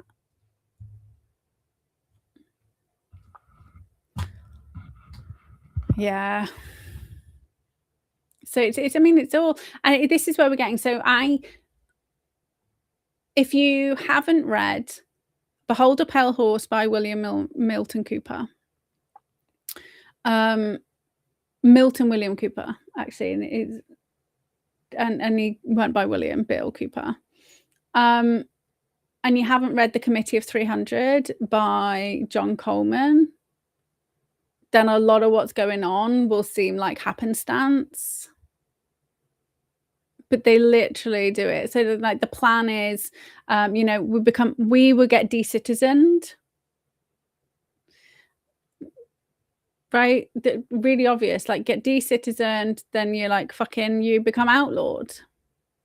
Like, well, we've had fucking like Robin Hood, we have had outlaws before. It's not different in the UK, right? But look at what they did to Shamima Begum. They stripped her of her citizenship. Now, she was like jihadi bride evil, but she was a child. She was groomed as a child. Does that mean I condone what she did? Absolutely fucking not. Did she deserve to be decitizened? Absolutely fucking not. Should she be allowed in this country to face prosecution and justice and end up in prison? Absolutely. She's our problem. She's our problem. Does there need to be some leniency with with regards to the fact that she was groomed? So we have to make sure that we are like, justice has to be blind, right? Just because I don't like what she did doesn't mean she deserves to be treated differently to the victims of the grooming gangs who were groomed and then committed crimes. And yes, the crimes are often very different, right? Very different.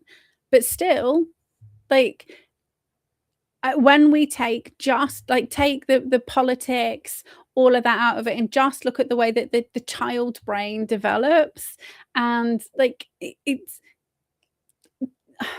you can't put children in school till they're 18 because they're not competent enough to look after themselves, and then expect like a 10-year-old to be competent to understand what they're doing is 100% wrong. And she was 15 when she went, right? But she'd already been groomed for years.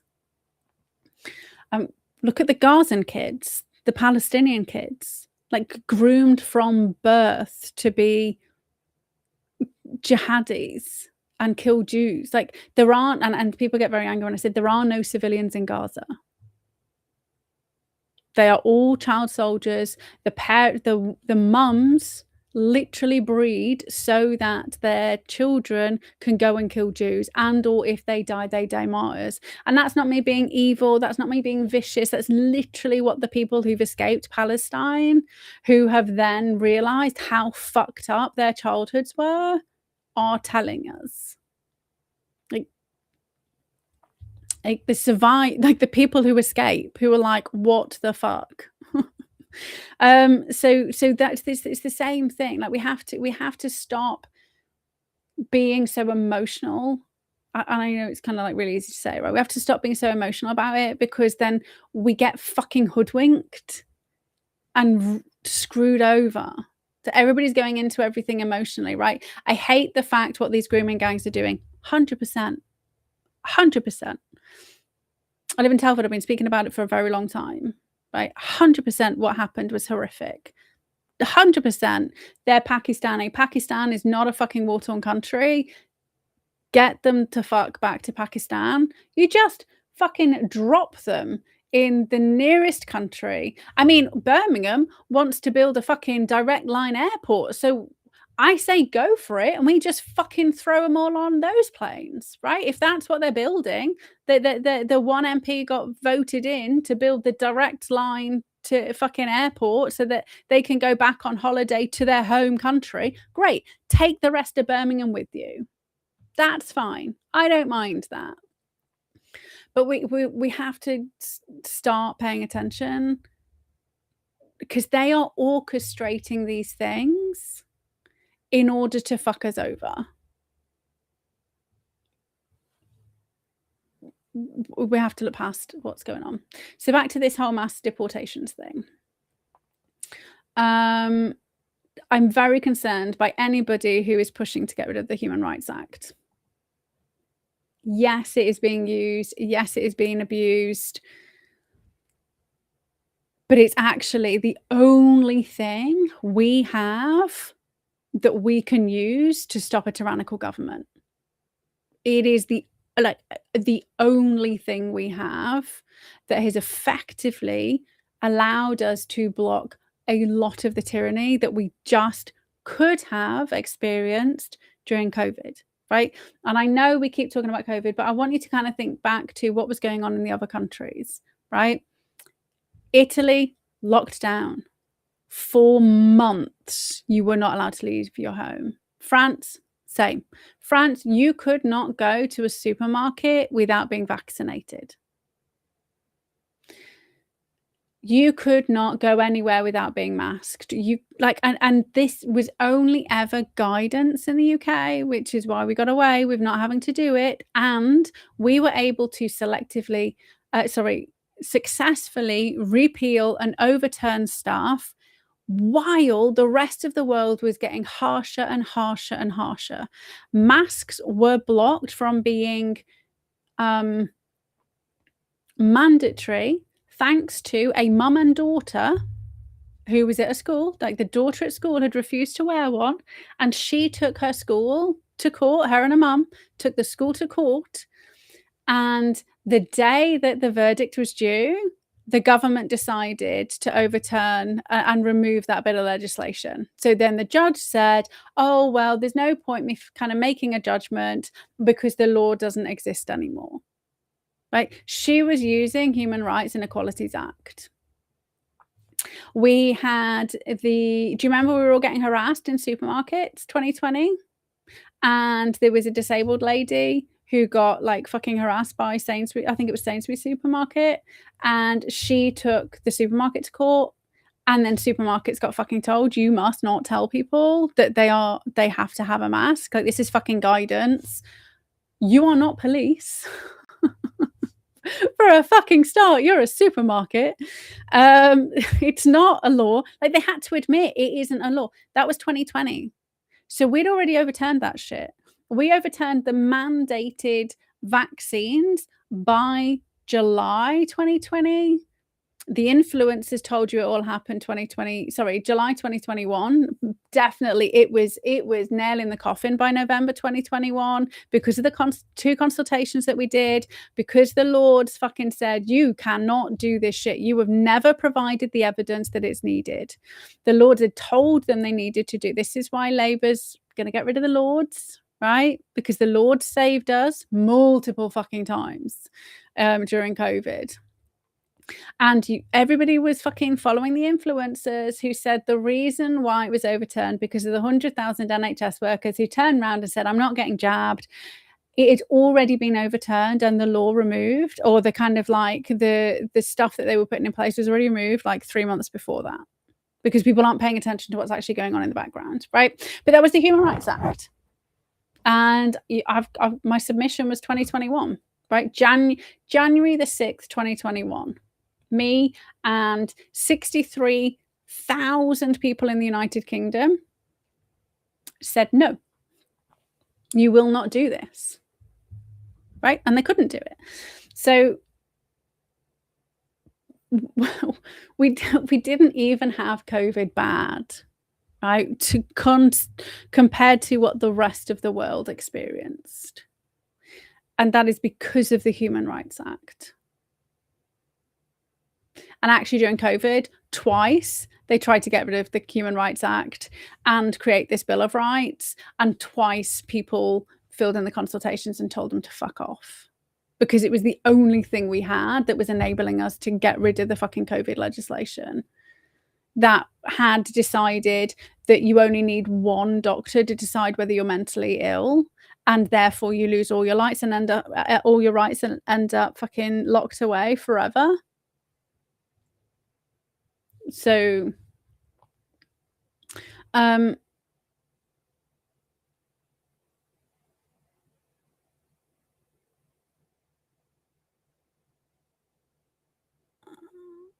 yeah, we did, like, it just well, the Labour government's got rid of 52,000 people. 43,000 of them have just taken the 3.5 grand or whatever they get to voluntary go home. I mean, some of them come back and then they're doing it again and doing it again. So I don't know how many of those 43,000 are different people, but people will go. To just stop giving them benefits and they'll fucking leave.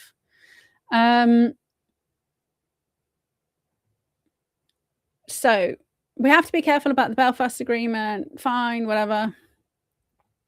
But okay, so what he wants to do is put in something called the Great Clarification Act, which reasserts parliamentary sovereignty, allow MPs to override court rulings via a correction bill with a simple majority in Commons, and expedited through the Lords. And I think this is dangerous.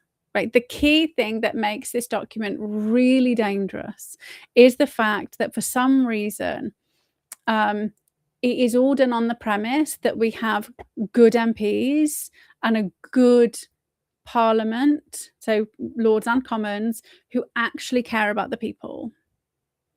So we do not have anybody in Parliament who actually cares about the people. Like that's not, they're all bought, paid for. Right. So what this document actually ends up doing is giving Parliament full sovereignty, removing the opportunity for us to bring judicial reviews and I get NGOs and fucking climate activists are abusing the system, right? I get that, right? But we still have that as a legal recourse, and judicial review is written into the Human Rights Act. Where we can request a judicial review on laws that the government are passing. So before anybody gets fucking arrested for crazy shit, we can try and get it overturned and removed. That's us, and we do that. What he wants to do is give Parliament unilateral like rights to just override anything that's done in court. So most people don't understand the whole concept of common law. Common law just means laws common to all of England, right? That's kind of where it came from. And because this is like from over 1,000 years ago, when England used to be like little kingdoms, right? We had the Kingdom of Wessex. There were kingdoms, and then we had one king that united England, and then we had common law. Why did we have common law? Because you could go down the road, and you could have your hand chopped off for stealing a goat, or you can go further up north, and you just have to pay 20 quid, right? So they created common law. So throughout England, because it was just England at that point, all of the laws fell under the one king. So you had the King's Justice. This is why you have the Justice of the Peace, who would go from town to town delivering the justice. And at the time, it was the entire town would show up and be the jury, right? The entire town was the jury. And then they decided, okay, well, we only need 12. We don't need like 800 people all saying what they want to say about this kind of teeny tiny little trial, right? I get that. So that's why they went to 12. We create the common law while we're in court, right? If we get taken to court and jury nullification, right? That's the power we have, which is why obviously Lammy wants to get rid of juries, right? Jury trials. And Scotland, just so like people haven't been paying attention, Scotland have been trying to do this for like years. They actually got rid of them mid-COVID. They were like, oh, we can't do jury trials because of COVID. And they got fucking like seriously bollocked. And it kind of they had to kind of restore it all. So Lammy's now trying. He's not new, like he's just fucking copying Scotland. But in Scotland, they were doing it for rape trials. That's what they wanted to bring in. And do you remember Lammy when he first kind of said rape trials? So if I get taken to, like, I get arrested, I go to court, and they're like, you did this thing, you know, you're a terrorist. I get arrested for terrorism because I tweet something, right? It happens. And then the jury are like, she does not, like, that's not fucking terrorism. Like, what the fuck? I mean, you could decide I'm not guilty and I get let off, or you could be like, that fucking law is absolute batshit crazy. So we are just going to say the things that she did, not having it as part of being arrested and convicted or anything to do with this law. So you end up kind of like, you don't just null the trial, you end up forcing the law to change. Because if it's nullified by the jury, like they're basically saying, we acknowledge what this girl did was wrong, maybe I did it wrong, but we don't believe the way that you have interpreted and applied the law is correct. We are saying that. We, the people of the United Kingdom, are saying that.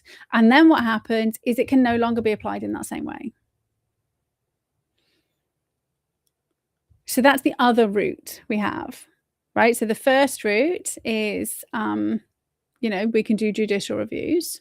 The other route we have is by being the person who's arrested, and you don't have a AI-created, AI-handpicked jury to give them the results that they want. So if you just look at what happened with Palestine Action, there was the guy who, there was the Palestine Action people who fucking took a sledgehammer to a police lady, you know, on her back, right? Seriously injured. And they have not been found guilty. So it's a bit murky. I'm not sure whether there's a retrial. I'm not sure whether they said that they weren't guilty. I don't know whether they are kind of saying that the law doesn't apply the way that they're saying it. I don't know. That's kind of, but so basically what the internet was saying, they got found not guilty. Like I'm pretty sure that's not the entire case. The other thing, in case you missed it, is David Lammy has decided that the court transcript site it now needs to be shut down. The you know, journalists and stuff use like that, but it's just like, it's transparency, right? It's out there for you to kind of use and access. They're closing it down, right? So they're closing down, obviously. So by getting rid of the Human Rights Act, we get rid of judicial review, which means you have to wait until you're fucking arrested before you can change any law. But the entire thing depends on us having good MPs. And there are no protections in place at all for sinister governments or controlled governments, which is the thing that's really concerning.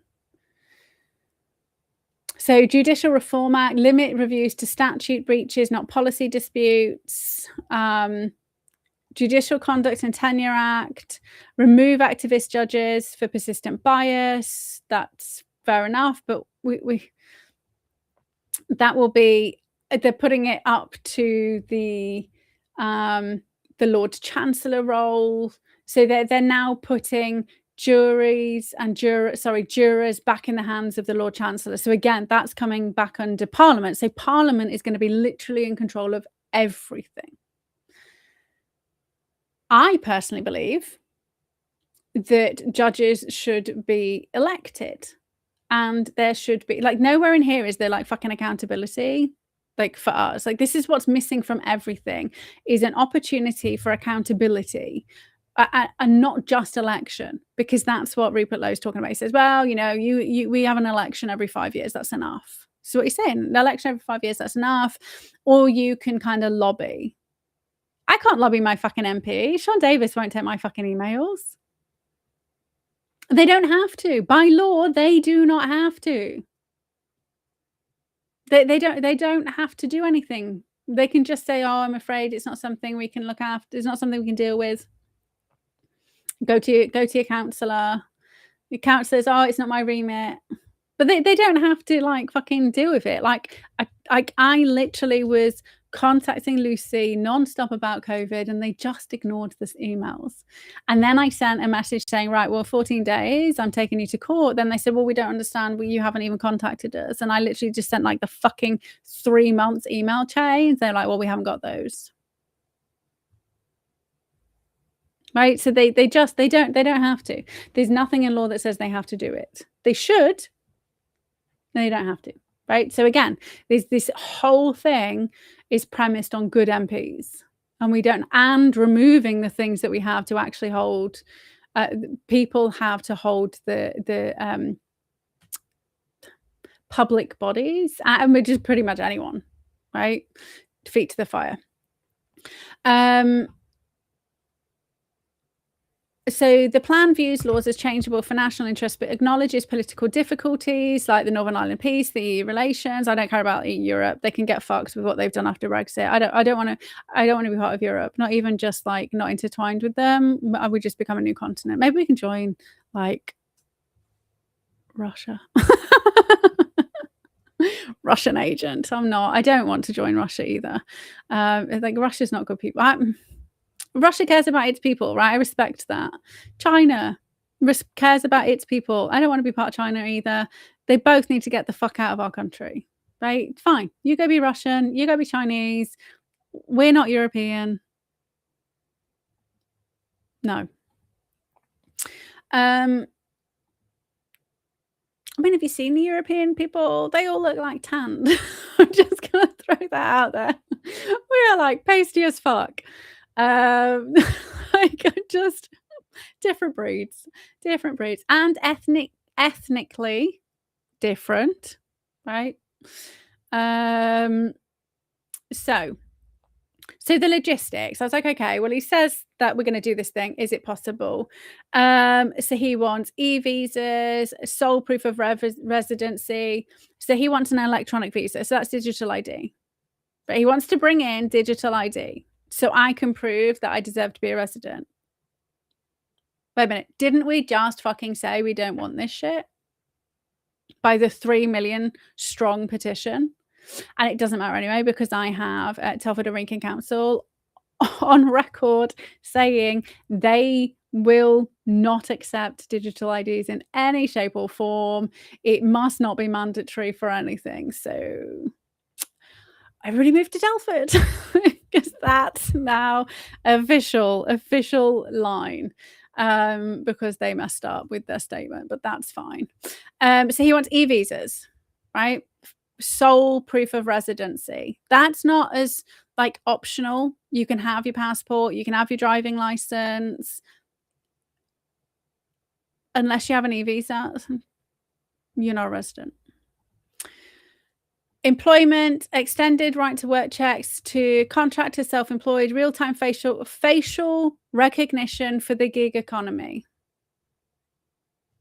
I mean, this sounds like a fucking police state there, Rupert.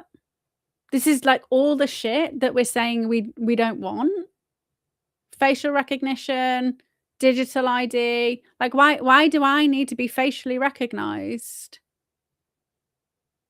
when you're trying to get rid of the illegals?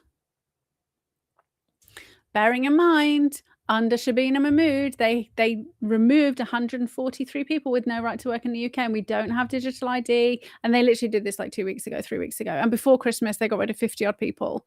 No digital ID, no facial recognition, but this is what he's pushing. So back to your question. I mean, so okay, so if you hadn't asked me the question, maybe I shouldn't have answered the question. I should have said, what do you think, after I've kind of been through this massive piece of like the key thing that Restore Britain is fucking founding its principles on.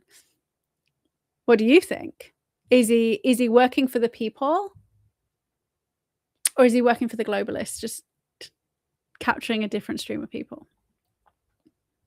Housing, right to rent checks at negotiation start, exclude illegals from homelessness aid, fines of £20,000, occupier or asset forfeiture, healthcare, end safe surgeries, e-visa verification for NHS app. So unless you have an e-visa, you cannot access the NHS. This is the exact same shit that Labour are trying to do. This is the exact same shit as the UN Sustainability Goals 2030 that David Cameron wrote into our fucking laws from 2016 when he decided to go and fucking sign it the same year we voted Brexit.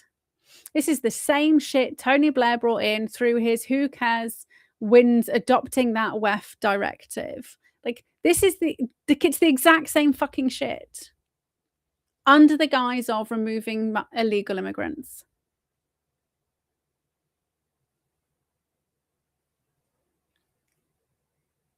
There's no difference at all. Banking and finance, biometric checks for new accounts, retrospective audits, closed non-compliant accounts, 25% remittance or dividend tax on uncooperative nations, right? That's fine. We do pay fucking, we shouldn't be giving the money, and we should just fucking charge them. We should be charging them the bill.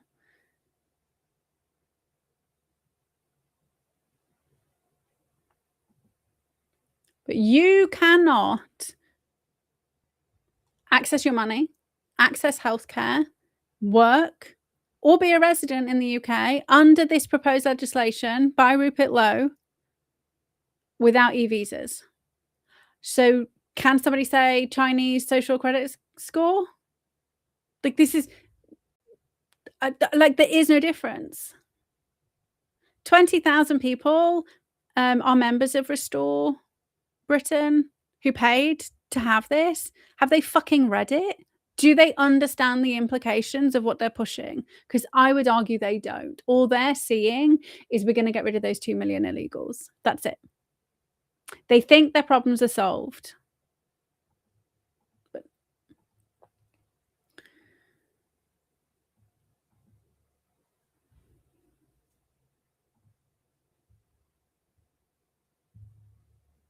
so they reckon they will do immigration enforcement, which is going to cost about 30 billion a year, data sharing, so mandate reports from councils, NHS banks, employers, online portal with rewards, £500 to £2,500 tip off, embed officers in local authorities. The only way that would able to be happen is if you are registered with every fucking service at every fucking level, because how do they know the guy next door deserves to go and you don't unless you're also registered?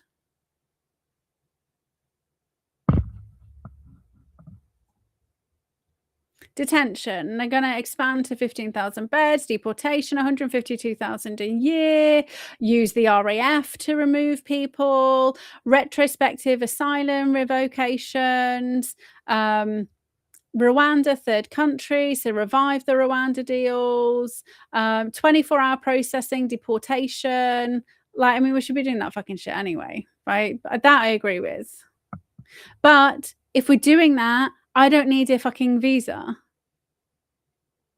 because I didn't come through Dover, or I didn't come on the back of a lorry, right? Or I didn't come through Liverpool or wherever I'm coming through. Like, I woke up this morning in my bed. I go to sleep in my bed and I wake up tomorrow. Didn't just fucking rock up. So why do I need electronic visa? Do you see how he's framed it? E-visa. Change the wording. Change the wording. Even if they're saying it's just for the illegals, why are the illegals going to get a fucking electronic visa?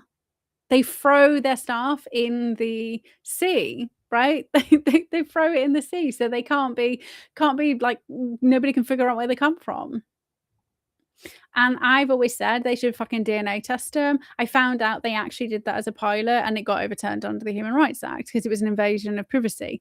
But needing your biometric data to access your bank account, what the actual fuck?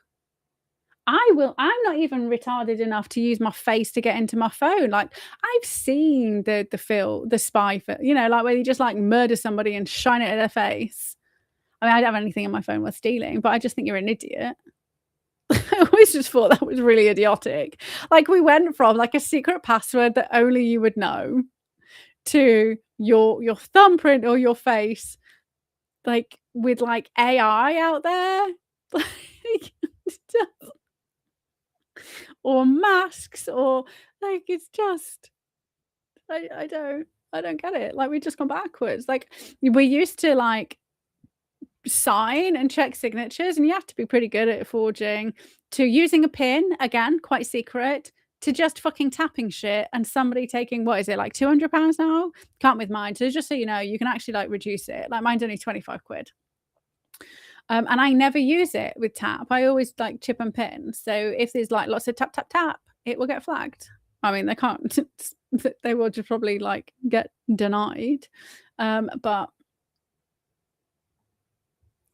so they reckon that they can get rid of all of them illegals. So because there's 63% of people back deporting illegals, 51% support offshore detention, 46 would report illegals, 45% feel less safe due to migration. So effectiveness overall, like, I urge you to read, like, I like read, you don't even need, I mean, yes, we should all read these documents completely, but we have that much shit getting thrown at us when you are working like 1 or 2 full-time jobs. It is near impossible to read all the shit. Like, this is why they do it, why they overload us to distract us. The worst thing they ever did was give us fucking AI, right? But you have to be careful because it lies to you. It's not infallible. You have to have an idea about something. You have to understand things a little bit. And you can understand things a little bit by reading a book, reading books, watching podcasts, watching other people who know stuff, like giving you ideas, having conversations. Like, if I'm watching a podcast, I'm literally got notebooks with me. I was going to show you I'm literally surrounded by notebooks. Notebooks with me so I can take down names of. That's how I found out about the Who Cares Wins document, which I knew nothing about until I watched Desiree Fixler. Who is the WEF whistleblower, and helped bring down Deutsche Bank. And then I was like, oh, now I can track. So you have to kind of know a bit so that you can fight back and argue. But so it is a really advanced, useful tool to enable you to understand what's going on. And you could even, like, if there's like 10 of you, like, you could read 10 pages each. Well, 11 pages each. 11 and a half. 113 pages. I mean, some of it's going to be like just crap, right? Dedicated to blah, blah, blah crap. So like 11 pages each. And then you sit and have a conversation about what you found, right? And then you use AI to tell you about the laws, to tell you about the pitfalls. How does this always start from the place of cynicism, which is they are trying to kill us all. They're all in on it, and then be pleasantly surprised when when it's not true. Overall, Grok kind of says the realities of this being effective and working is 5 out of 10. But as I started to kind of say, but I'm really concerned about this thing, I'm really concerned about that thing. By the end, Grok was kind of like pretty much like, yeah, you should be. So circling back, do I think Rupert Lowe's good people? Nope. There we go. If you weren't convinced by the fact that he's a major shareholder, like second highest shareholder in an energy company, which is making shitloads of money off net zero, which is literally bankrupting the fucking country, which is tied into the Paris Agreement, which is tied into the Climate Change Act, which Theresa May changed in 2019 from 80% carbon reduction to 100% carbon reduction, which is literally why we're not drilling for oil, which is literally why we're being forced to have fucking air pumps. And in 10 years, we're no longer allowed to fucking fix our boilers. So we are being like destroyed over the fucking net zero zealotness because we signed up to the Paris Agreement, because we signed up to the UN Sustainable Goals. And it appears to me Rupert Lowe's all in. And hopefully now you can see it too. So I'm gonna have another nice conversation with my partner who's just, I love him. I do love him. But he's like, yeah, but Rupert Lowe. And I was like, babe, I love you, but no. Okay. So group action, feet to the fire for our local service.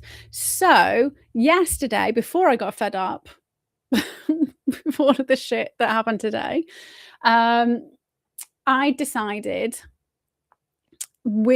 because of Epstein stuff, because of the grooming gang stuff, living in Telford, maybe now, because it's being talked about. So because it's being talked about, there's an opportunity for me to kind of gather local support for something that I've been trying to do like for a while, right? And I've tried multiple times, tried for a while, but now it's been talked about. This is an opportunity. So for those of you who knew, back in 2021, I created a 52-page like dossier backed with evidence of human trafficking linked to the gun running, linked to Epstein, linked to the RAF allowing Epstein to land his planes, which also fed into election theft. Obviously, with Brexit, if you've never looked into it was only like 49-51. But also the fact that we had really high postal vote areas. We also had a massive turnout, like insane turnout. But then the election that happened to like put it through, when more people were angry, more people awake, like the number of people that showed up was like 20% less than the Brexit vote, right? So postal vote stuffing happens. I'd also, when I was a councillor, a campaign manager, multiple times went to areas in Telford where there was like 200-300 postal votes registered, and there was literally not even a building there. Right, the building had been demolished, and there was 300 postal votes. And you report those to the electoral team, and then you get the new electoral register, and they're like still there. So Telford, so that happened. But if you went through into all of that stuff. So I used the Navarro reports. And I kind of looked at Brexit and also looked into Sadiq Khan. And it was really obvious to see that Sadiq Khan and even Boris Johnson, with regards to his mayoral elections, they were rigged, right? It was like clearly evidence that they were rigged based on the points that Navarro found, which showed statistically, based on all of modeling with regards to elections, if you have these XYZ things, this is kind of evidence. There was also fucking VPNs in Manchester, I believe it was, like, what, 5 years ago I did this, in Manchester, which were pinging during vote flipping. So, like, the Navarro reports were, like, fucking insane. And so then I was able to show that the same thing was happening with Sadiq Khan, who's tied into the C40, which is the mayors, which is tied into the West. So basically, the whole thing was about that we were being fucking ushered into a new age as part of a global agenda, of which goes against the Bill of Rights, which goes against Magna Carta, which goes against parliamentary sovereignty and actually sovereignty which we gift them, right? That's the whole point. So I did that in 2021, released it, contacted the National Crime Agency. They said they don't take, like, reports from members of the public. They told me to go to Crime Stoppers, contacted Crime Stoppers, and they were like, well, you know, kind of it's all hearsay.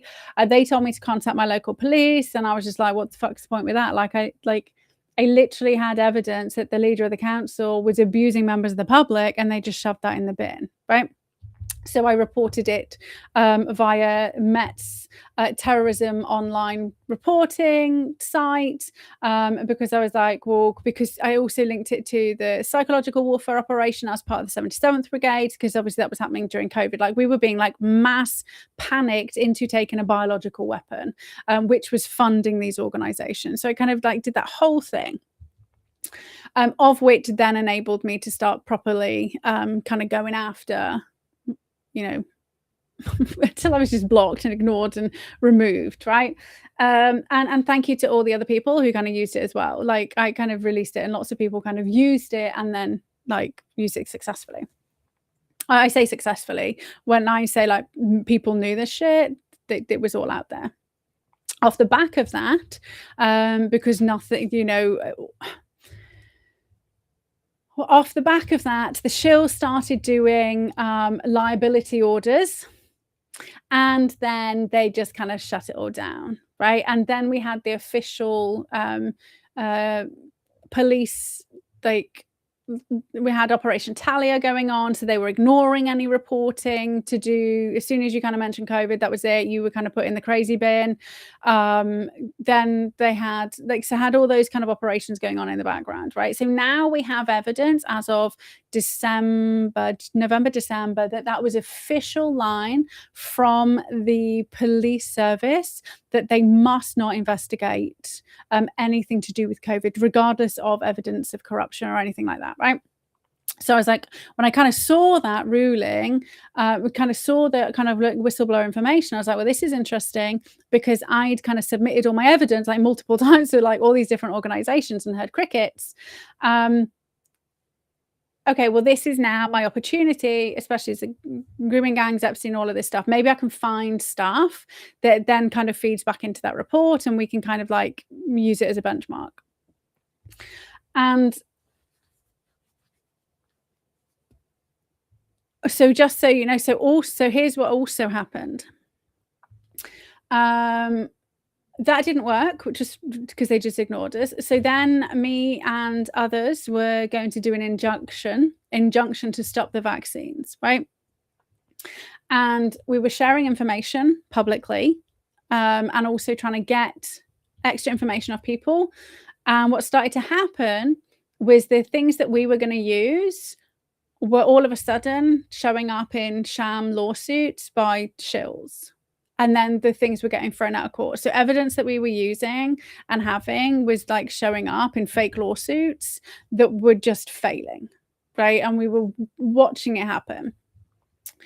So then we picked different laws and different laws and different laws. And then what happened, as we were about to submit one of the key kind of bits of evidence, it found out that the person who'd kind of like done it all was like, a lot of it was just like bullshit. And that was kind of like around Christmas 2022.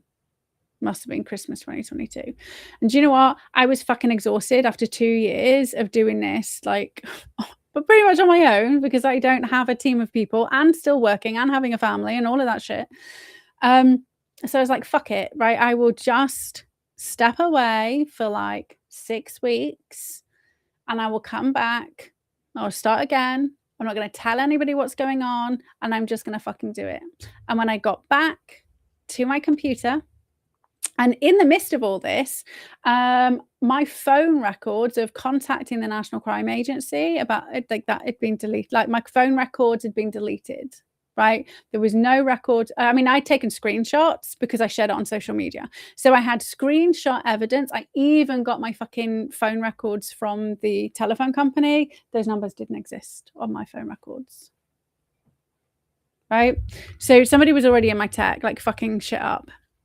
When I got back to my computer mid-February, the entire injunction had been deleted. All of the evidence swiped. Even in my Google Drive, where I'd got extras, like uploaded it automatically to Google Drive, automatically to my OneDrive, deleted, removed. Did I have the energy to start 18 months worth of work again? No. So I changed tactic, right? Changed tactic, tried something else. And I've just been kind of compiling stuff in the background, putting stuff pen on paper, figuring shit out. So what happened yesterday was I finally kind of went to Grok and I was just like verbal diarrheaed all my stuff. To find out whether I have standing, what do I need to do, how can I, because there's no point going after the main government, there just isn't, but we can, what I found out recently, so I already started kind of, going to the council, getting that motion to kind of like get rid of digital ID, trying to work out what to do with the next one. Turning up at like local kind of like consultations, overturning. So I've not kind of always like told everybody what I'm doing, but been filing FOI requests, been trying to start petitions. And just as a little tip, so we do have that Muslim Brotherhood one, but we have to kind of wait until they agree or disagree it. But if you want to know what's going on, using the petitions process is really interesting. It's quite good having like 5 people on standby to sign it for you.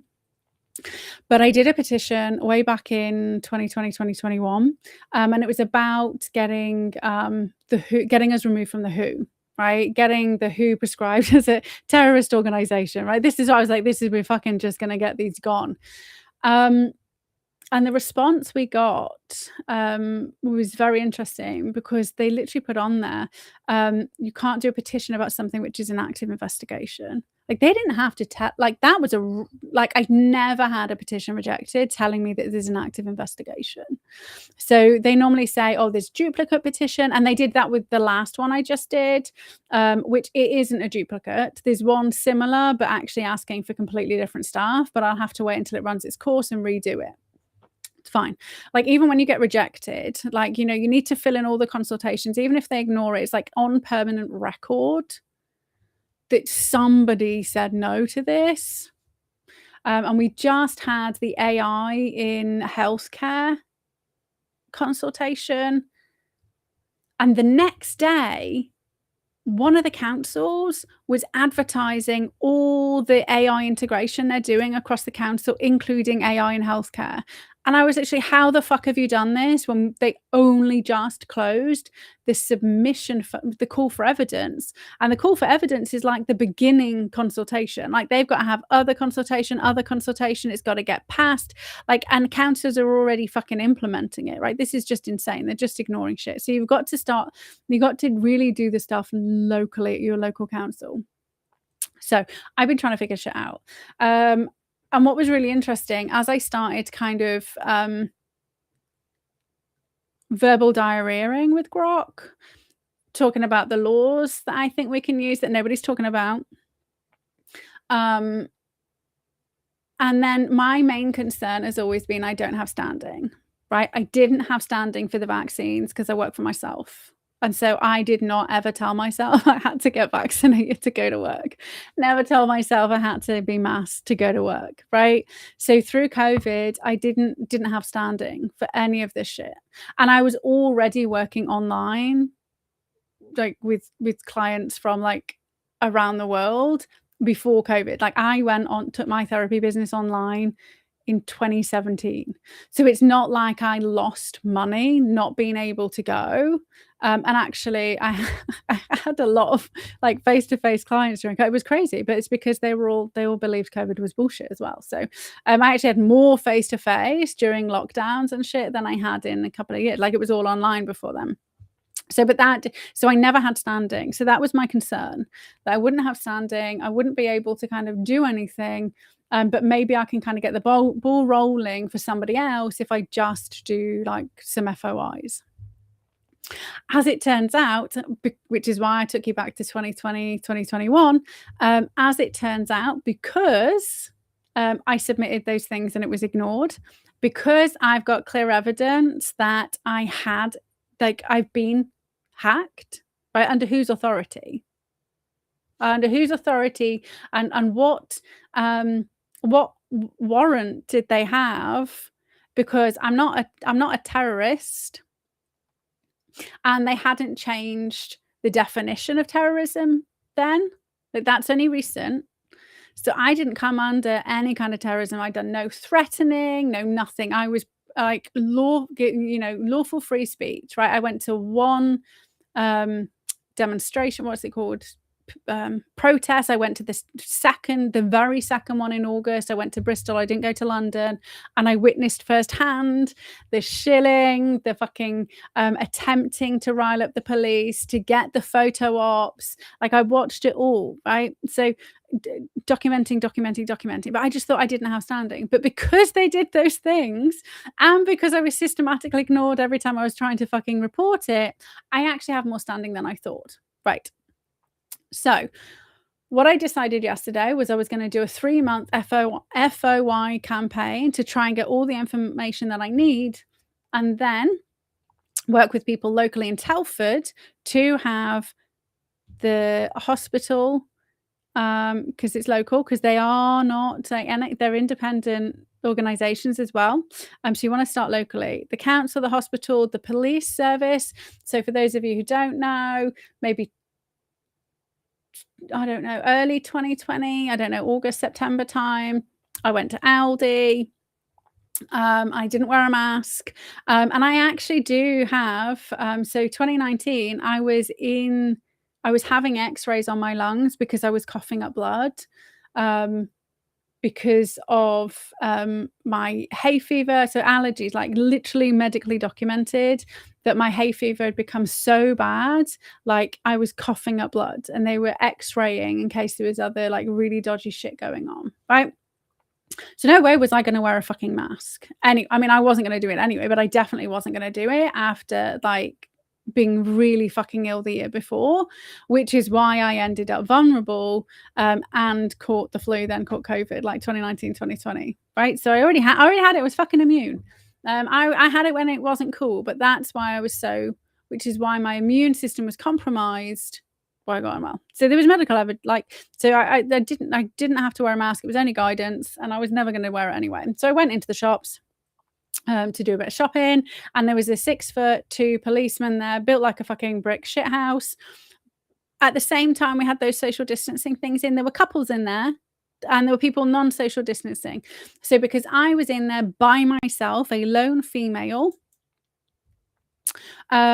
I was targeted by the policeman and the manager, who were stood together, right? Who literally blocked me, and he started telling me I need to wear a mask. He's going to fucking fine me. And he didn't swear, but you're going to fine me. I need to go to court, like proper threatening me, going on. And I kept saying, well, actually it's guidance. It's not law. It's fine. If you want to fine me, that's fine. Like I will go to court and I will prove that I have a medical exemption. You can't force somebody to wear a mask. This was before it'd kind of been overturned. So it must have been like August, September time. And the only reason he stopped was because I said, okay, look, fine. But this has been like 10 minutes. And I was like, it's fine. turn your body camera on, and then do whatever you need to do.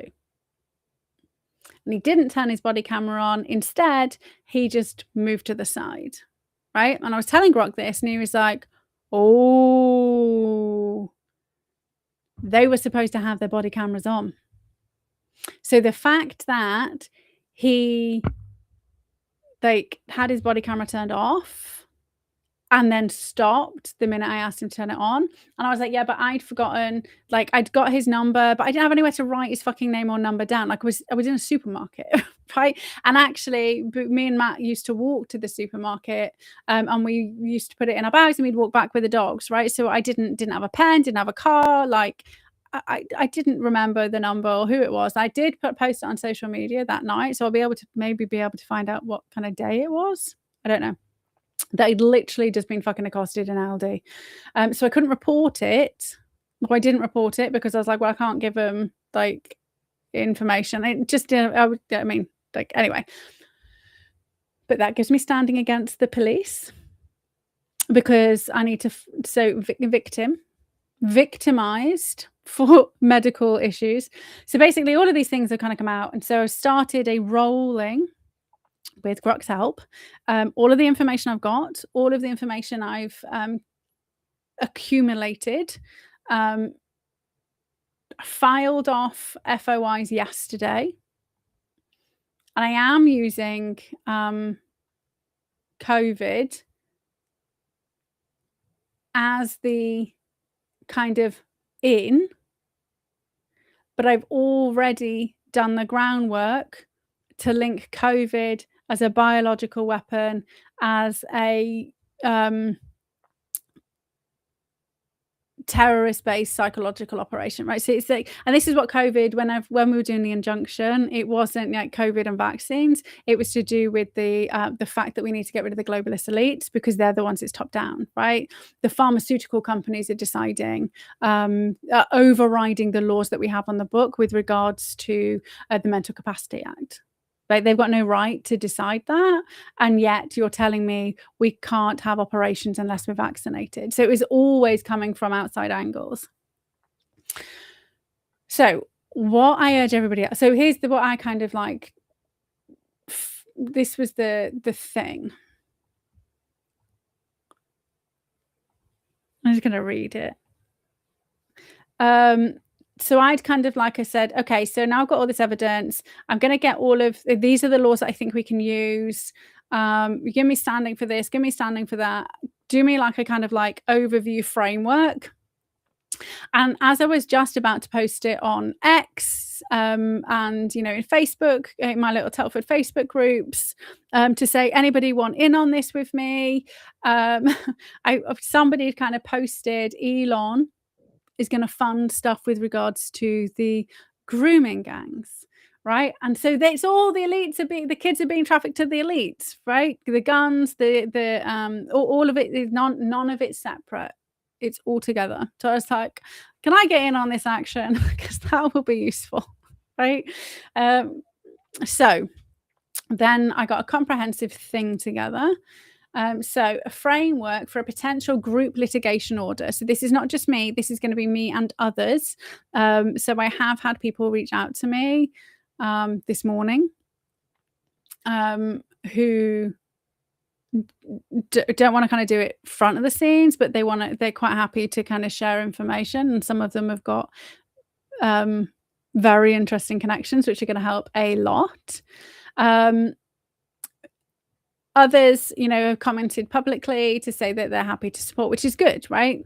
So a framework for a potential group litigation order. So I think he said we need 20 or 30 people together to kind of do this thing. So think Hillsborough, right? Hillsborough, but local, because we can affect change locally, and local staff feeds into the big thing, right? A lot. So think about the effectiveness of the digital IDs. Is Telford has said they're just not doing it at all. Right, so it's tough. Cornwall said that they won't do the pilot. So other kind of councils have kind of said the same sort of thing. But actually, what I hadn't realised was just how much power councils really have. So we go the other way around, right? So framework for a potential litigation order, GLO, or judicial review application. So it could be judicial review, systematic corruption and suppression in Telford and Wrekin Council and associated bodies. Prepared as a mini legal submission outline, Katie Woodland versus Telford and Wrekin Council, West Mercia Police and others. This outline provides a structured framework. So I had to put it in like a legal framework to like put it onto Elon's thread to maybe get one of the legal people who's kind of monitoring the thread to potentially have those talks. But I've already fired off the first lot of FOIs, and I've already got FOIs and evidence from like years, right? This is me. I would already decided I was going to do it, and I was like, okay, let's see if I can get some. I'm doing it anyway, and I urge you to kind of do something similar anyway. But if you are part of Elon's Red, and it is all together, right? Remember, it's all together. This outline provides a structured framework for a potential claim under UK law focusing on systematic corruption, suppression of evidence, and breaches of fundamental rights. It's designed to demonstrate standing, a viable course of action, and the potential for group litigation order of GLO under CPR Part 19, akin to the Hillsborough inquest or AstraZeneca vaccine litigation. The case centres on the Telford 10, which is the which is for those of you who don't know, it includes the now MP who was the leader of the council, 8 other council members plus the police and crime commissioner of the time, who outright refused Telford being part of the ICSA inquiry, right? They did it on their own, right? They refused and they kind of did their own one. So that's why they're kind of dubbed the Telford 10, because they signed this thing and they blocked Telford being part of the main like government inquiry. Linked to wider patterns of negligence, military overreach, and public health suppression. Evidence includes the applicant's early submissions, 2021 terrorism report, and human rights violation documents. That's the stuff, the consultations, ignored inquiries, file deletions, suggestive of hacking. That's my own computer. This is not a formal submission, but a blueprint for legal counsel to refine, emphasizing older unused laws like the Bill of Rights, 1689, for constitutional breaches, right? So we're going to use the laws that have been around for a long time. Yes, weave in the Human Rights Act, but they're gunning for it. So if we only use the Human Rights Act, then the case will fall apart. So introduction overview. The applicant, Katie Woodland, a Telford resident and researcher, seeks to challenge the systematic corruption within Telford and Wrekin Council, West Mercia Police and associated bodies, which has enabled child sexual exploitation, evidence suppression, and breaches of public health duties. This case builds on the 2022 Telford CSE inquiry, which exposed failures in handling grooming gangs, but goes further by alleging a conspiratorial web involving the Telford 10, including the former council leader, now MP, and police and crime commissioner, who blocked inquiries and rewarded complicit individuals like Sean Davies, who was, the leader. So key points: cover-up of CSE evidence, for example, 500,000 documents destroyed the day before handover in the inquiry.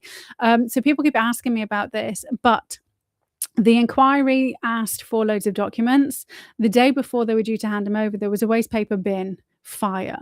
And it was reported at the time that almost 500,000 documents never kind of surfaced, right? So there was a waste paper bin fire in the then brand new Southwater building, which is the council building. So the documents they did have were the ones they looked through, but there was an arson, right? Now I tried to find that information again to link to somebody, like just Googled it, like search engined it, and it's gone missing, which is fine because I have it from when I found it in 2021. So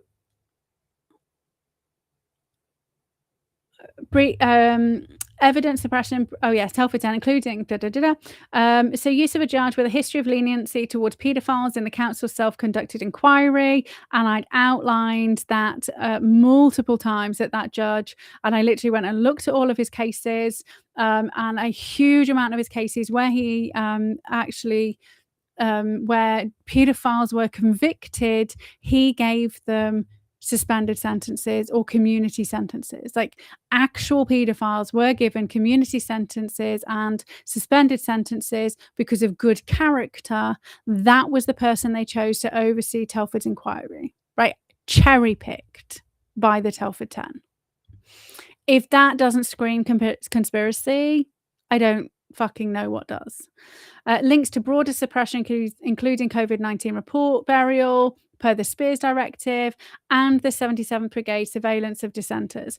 Personal harm to the applicant. I mean, I don't really care about the shit because I don't want. I mean, my stuff might have to be in there, but I'm not after compensation, right?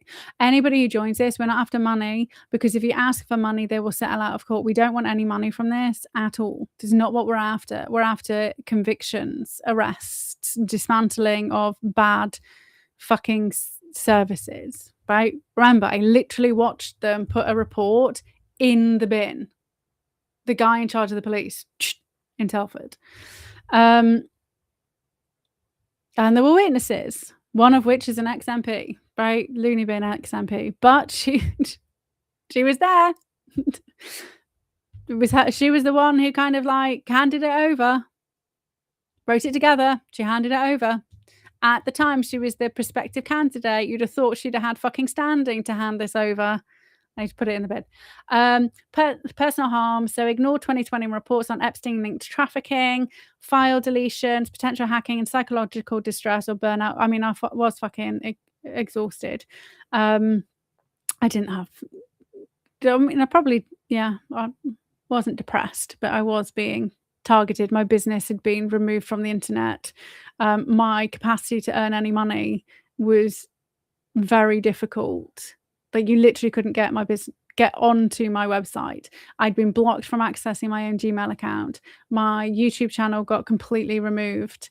Like, yeah, I got kicked out of my own fucking Facebook group. So like, lots of shit. It was not a fun couple of years, right? But I didn't stop talking.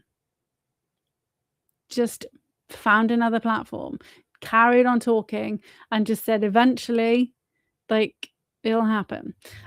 This framework proposes a GLO for similarly affected Telford residents, for example, victims and whistleblowers, or judicial review of public bodies' decisions. Relief sought includes declarations of unlawfulness, compensation, and mandatory inquiries.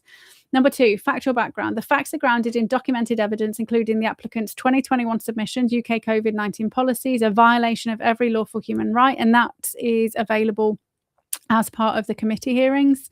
The submission of evidence, objection to COVID certification, that's also officially there. Terrorism report, which was, I didn't manage to submit it to the NCA or Crime Stoppers, but I talked through it all, and they will have a record of my conversation, or should have a record of my conversation.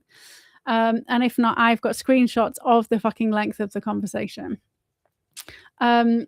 So, legal arguments. The case invokes a blend of modern and archaic laws to circumvent potential HRA, ECHR abolition, emphasising constitutional protections and criminal liabilities.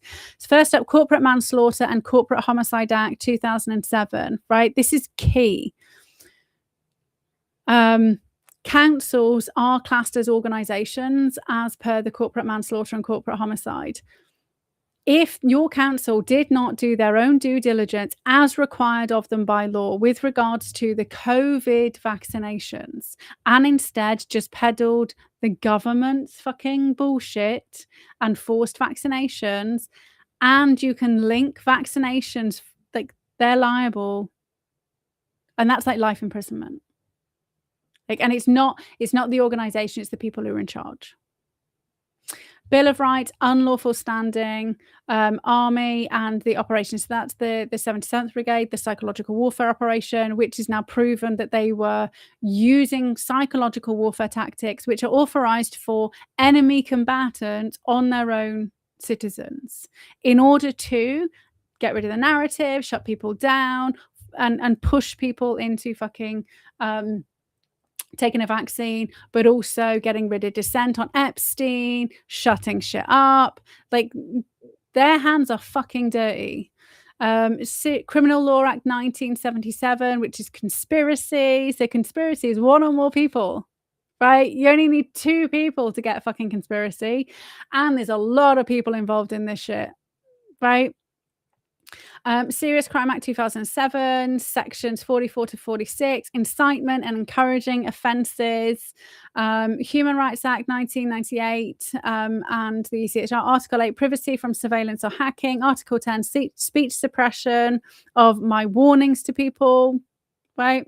And remember, the government paid the social media organizations to get rid of dissent, and councils did fucking campaigns. Like our council fucking was telling everybody, putting adverts out like fucking crazy to wear masks, distance, get vaccinated, you can't go on holiday. Like all of that shit was going on. Chickens come home to roost. Article 2, right to life. Article 14, discrimination against dissenters. Remember, we were called terrorists for the science which is now out there, right? And this, and so the thing about the 2021 submission is I was using actual Pfizer phase 1 and phase 2 trial data to show that they were not safe and they had not been tested. And then Pfizer did not release the phase 3 data or phase 4. And then they fucking mass rolled it out to fucking pregnant people and children. Standing. So I have sufficient, there's me, applicant has sufficient interest under Senior Courts Act 1981 for judicial review, public interest in corruption, direct harm, distress from ignored filings, file wipes, tort, negligence, GLO viability, common issues with Telford victims, CPR 19.6, precedent, Unison versus Lord Chancellor, union standing without personal injury, right? Because that was my huge concern. I haven't actually experienced any. Well, I kept saying I haven't had any personal injury, and then I kind of remember like all the shit that I went through, and just because I didn't get vaccinated, just because I still managed to fucking earn some money, it doesn't mean that they like the shit wasn't there. So relief sought, declaration of unlawfulness, for example, council breaches under CMCHA, Bill of Rights, mandatory inquiry into Telford 10 and 77th Brigade operations, GLO for group claimants, private prosecution if CPS fails.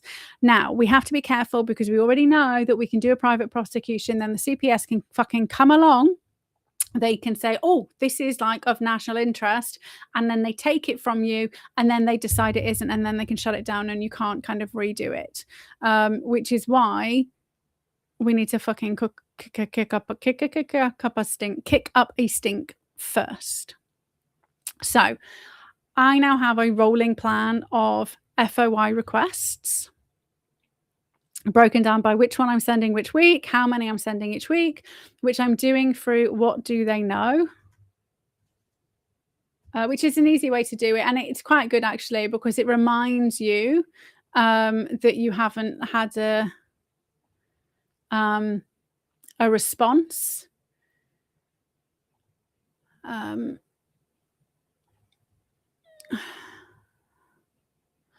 And I forgot. Let me just show you the ones I'd already done. And I've actually done it under other email accounts. I need to kind of get my passwords for my other email accounts because they're not all here. Because I did ask about vaccine injuries in the military back in 2022. But I'll drop my profile. So basically, the reason why I'll drop my profile is you can just like swipe it, right? And adapt, right? So you'll need to kind of take it, what I've just said, and my kind of like premise, copy paste link, right? This is kind of the law thingy that I just read out. And then think about your own situation. Think about your own situation. How were you affected during COVID, right? Because COVID will be the thing that will enable us to get in. Because it was who pushed top down, right? That's the key, right? So I'd already tried to like find out Ukraine shit, Russia peace treaty, and that's come out since that it was Boris, right?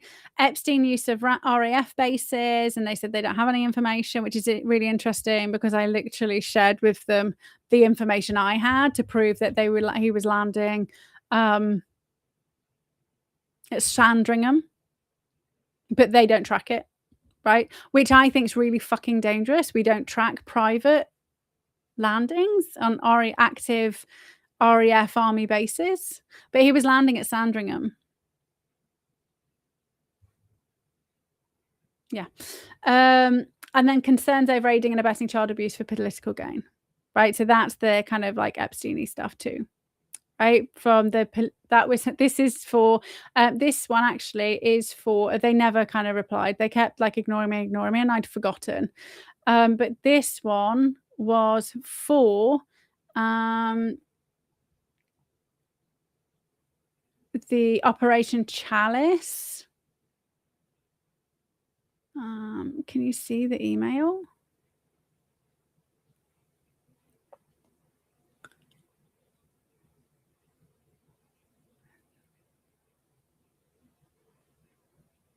Here we go. I'm becoming the 7th of April 2025. Oh no, there we go. Dear Metropolitan Police, I'm becoming increasingly concerned by the sheer volume of evidence which suggests for over 50 years members of the police service alongside the Secret Service MI5, MI6 have been allowing the abuse of children and adults to go unhindered as means to increase political clout. I was going through some old articles I saved a few years ago, and the reality of what the article said finally struck me. The article can be found here.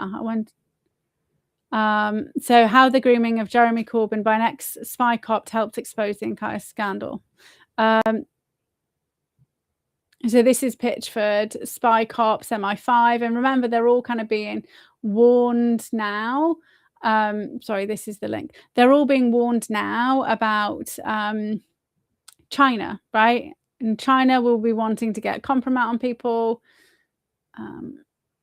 So in particular, names of individuals who were being monitored by the police service and security services. So that article literally proved Jeremy Corbyn was being monitored by the security services at the same time the Islington grooming scandal was happening, that he said didn't exist. But I know somebody who has sent me emails proving email chains of Jeremy Corbyn talking about it and telling this person to shut up, right? But MI5 and MI6 were watching him, so they knew. In particular, names of individuals who were being monitored by the police and security services when they were actively involved in either promoting child abuse, i.e. paedophile information exchange, abusing children, or committing other sex-related crimes, all of which were ignored. Names listed in the article include Ted Heath, Harriet Harman, Peter Mandelson, Epstein's friend. Right? This is 2025. Tony Blair arrested for cottaging and later became the Prime Minister. Robin Cook, Mohammed Al-Fayed, right? So my request, who decided that the crimes which were witnessed should not be prosecuted? What lawful right did the individuals involved with not reporting prosecutions the witness crimes have? By this, I'm attempting to ascertain whether there's a law which enables police or security services not to report indictable offences when they're witnessed. And obviously they ignored it, right? But I'm just kind of saying, like, I have been like doing lots of shit in the background, and I don't always submit it through. What do they know? Some of them aren't, and petitions aren't on there, consultation submissions aren't on there, and all the other shit that I've been doing in the background isn't always on there. But yeah, so why I get so annoyed with this whole Epstein like release stuff, like the information we're seeing now has been out for a very long time before the Epstein files were released. Like just on the internet, right? If you just digged enough. Yes, I released that. I did that months before the Epstein emails. It has long been known that Mandelson was connected to Epstein. And actually, inside Tony Blair's, while he was the PM, there was one of his members, I don't know whether one of his aides, who literally got done for having child abuse images, like, and they kind of pinned everything on him, right? So the amount of fucking scandals, yeah. But actually, in 2021, I submitted all this information. Well, I tried to submit all this information and reported it all to the National Crime Agency when I found it all, right? So this is why I'm saying, like, anybody who's talking about the Epstein files now as though this is breaking news, like, the not anybody, the influencers, right? The influencers talking about it now, right? General people, I'm surprised. I don't blame you not knowing. Like, why would you know? If you've only just woken up, like, half of the internet got fucking scrubbed during COVID. Like, loads of evidence I had doesn't exist anymore because I didn't realize that there was the archive.org and you could save things. I didn't know that back then. I was like, I'm a fucking psychologist. I'm not an OSINT, right? Or like I was not trained as a spy or an intelligence officer. But yeah, so just to kind of show everybody, because I got accused of being a let me tell you exactly what I got accused of being today, which really fucking pissed me off, and all the shit I got in Telford Group for going after the council. What did I get called? And then I've got to go because it's late. Here we go. I got called a rogue psychologist running around everywhere, flitting around like a pretty butterfly, because I put that thing on Elon's thread, as though I'd literally just popped up today and yesterday, though I haven't been doing any of this long before I fucking started talking out, long before COVID, but just in different capacities, right? So that's why I was fed up of people.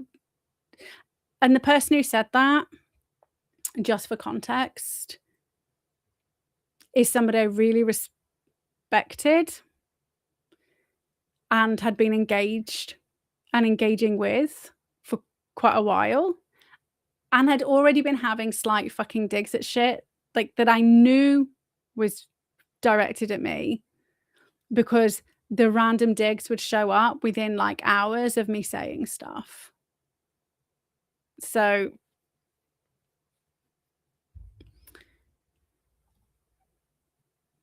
but yeah. And then people in the Telford group fucking obsessed with the fact that they think Elon has been raping children, when if you actually read the fucking emails, it is obvious that he did obvious from the emails, right? So they're using the emails as the evidence that he was evil. The fact that Elon's turned around and said he wants to fund, like, and he's multiple times, and he did fund Tommy Robinson. I mean, Tommy Robinson is fucking shill, but anyway, he has been putting his money where his mouth is, right? He did take time out of his fucking galactic domination plans to kind of do dodge and unearth all the US aid shit and support America to fucking, like, so he's been putting his money where his mouth is. And while I do not agree with a lot of his decisions, I do not want anything to do with being fucking chipped. Like, that's fine. He's all in on transhumanism. That's fine. I agree with freedom of choice and free will. That is what I respect Elon for. Is he has his ideas. He thinks everybody would benefit. That's fine. I don't want it. And he's okay with me not wanting it. He believes in everybody's right to choose and free choice. And AI is coming whether we like it or not. Like, I would much prefer an AI which is not linked to the cabal. If you don't know about fucking OpenAI and ChatGPT, who funds that shit, where it's all based. But so I am quite happy to have the support of potential finances. I will not have outside lawyers and people like that. This will not be, we're not having bar lawyers. We are not having this is why we're going judicial review. And GLO, group litigation order, right? Because this is all going to be us pro se, right? We are not having it fucking bullshitted and us having a sham trial or sham cases. It's not happening. So we could do with some fucking cash. That's because it costs you tens of thousands to do a judicial review. Tens of thousands. So, and so this is what I'm doing in Telford. Even if you are not part of like Rupert Lowe's red map, where you could get potentially, if you get picked, get money from Elon, I still urge you to kind of do this shit anyway, right? And even if you can't afford to do a judicial review, you can turn up at your full council meeting. I mean, you can do your FOI request. You can turn up at your full council meetings. You can make sure you get people on the boards of the hospital and on the boards of your police, executive boards. Like you just fucking go and get voted in, right? On all of these things. And you hold them to account and you force through change. And you do not have to wait for the election because the elections are fucking rigged. Yes, there's an incredible amount of insincere posturing, fakery, and grifting among people who claim to be anti-establishment. The bigger the influence, the higher the chances. Yep. Paid for play. I mean, Israel, what, like 1,500 quid per like 30-second TikTok video, and Qatar are doing it as well. Let's not forget, Qatar are doing it, UK government are doing it, American government are doing it, USAID was funding it, China's funding it. Everybody's like, and everybody like just assumes Israel's the only people paying people. Like they're all fucking paying people. We're all being psyoped.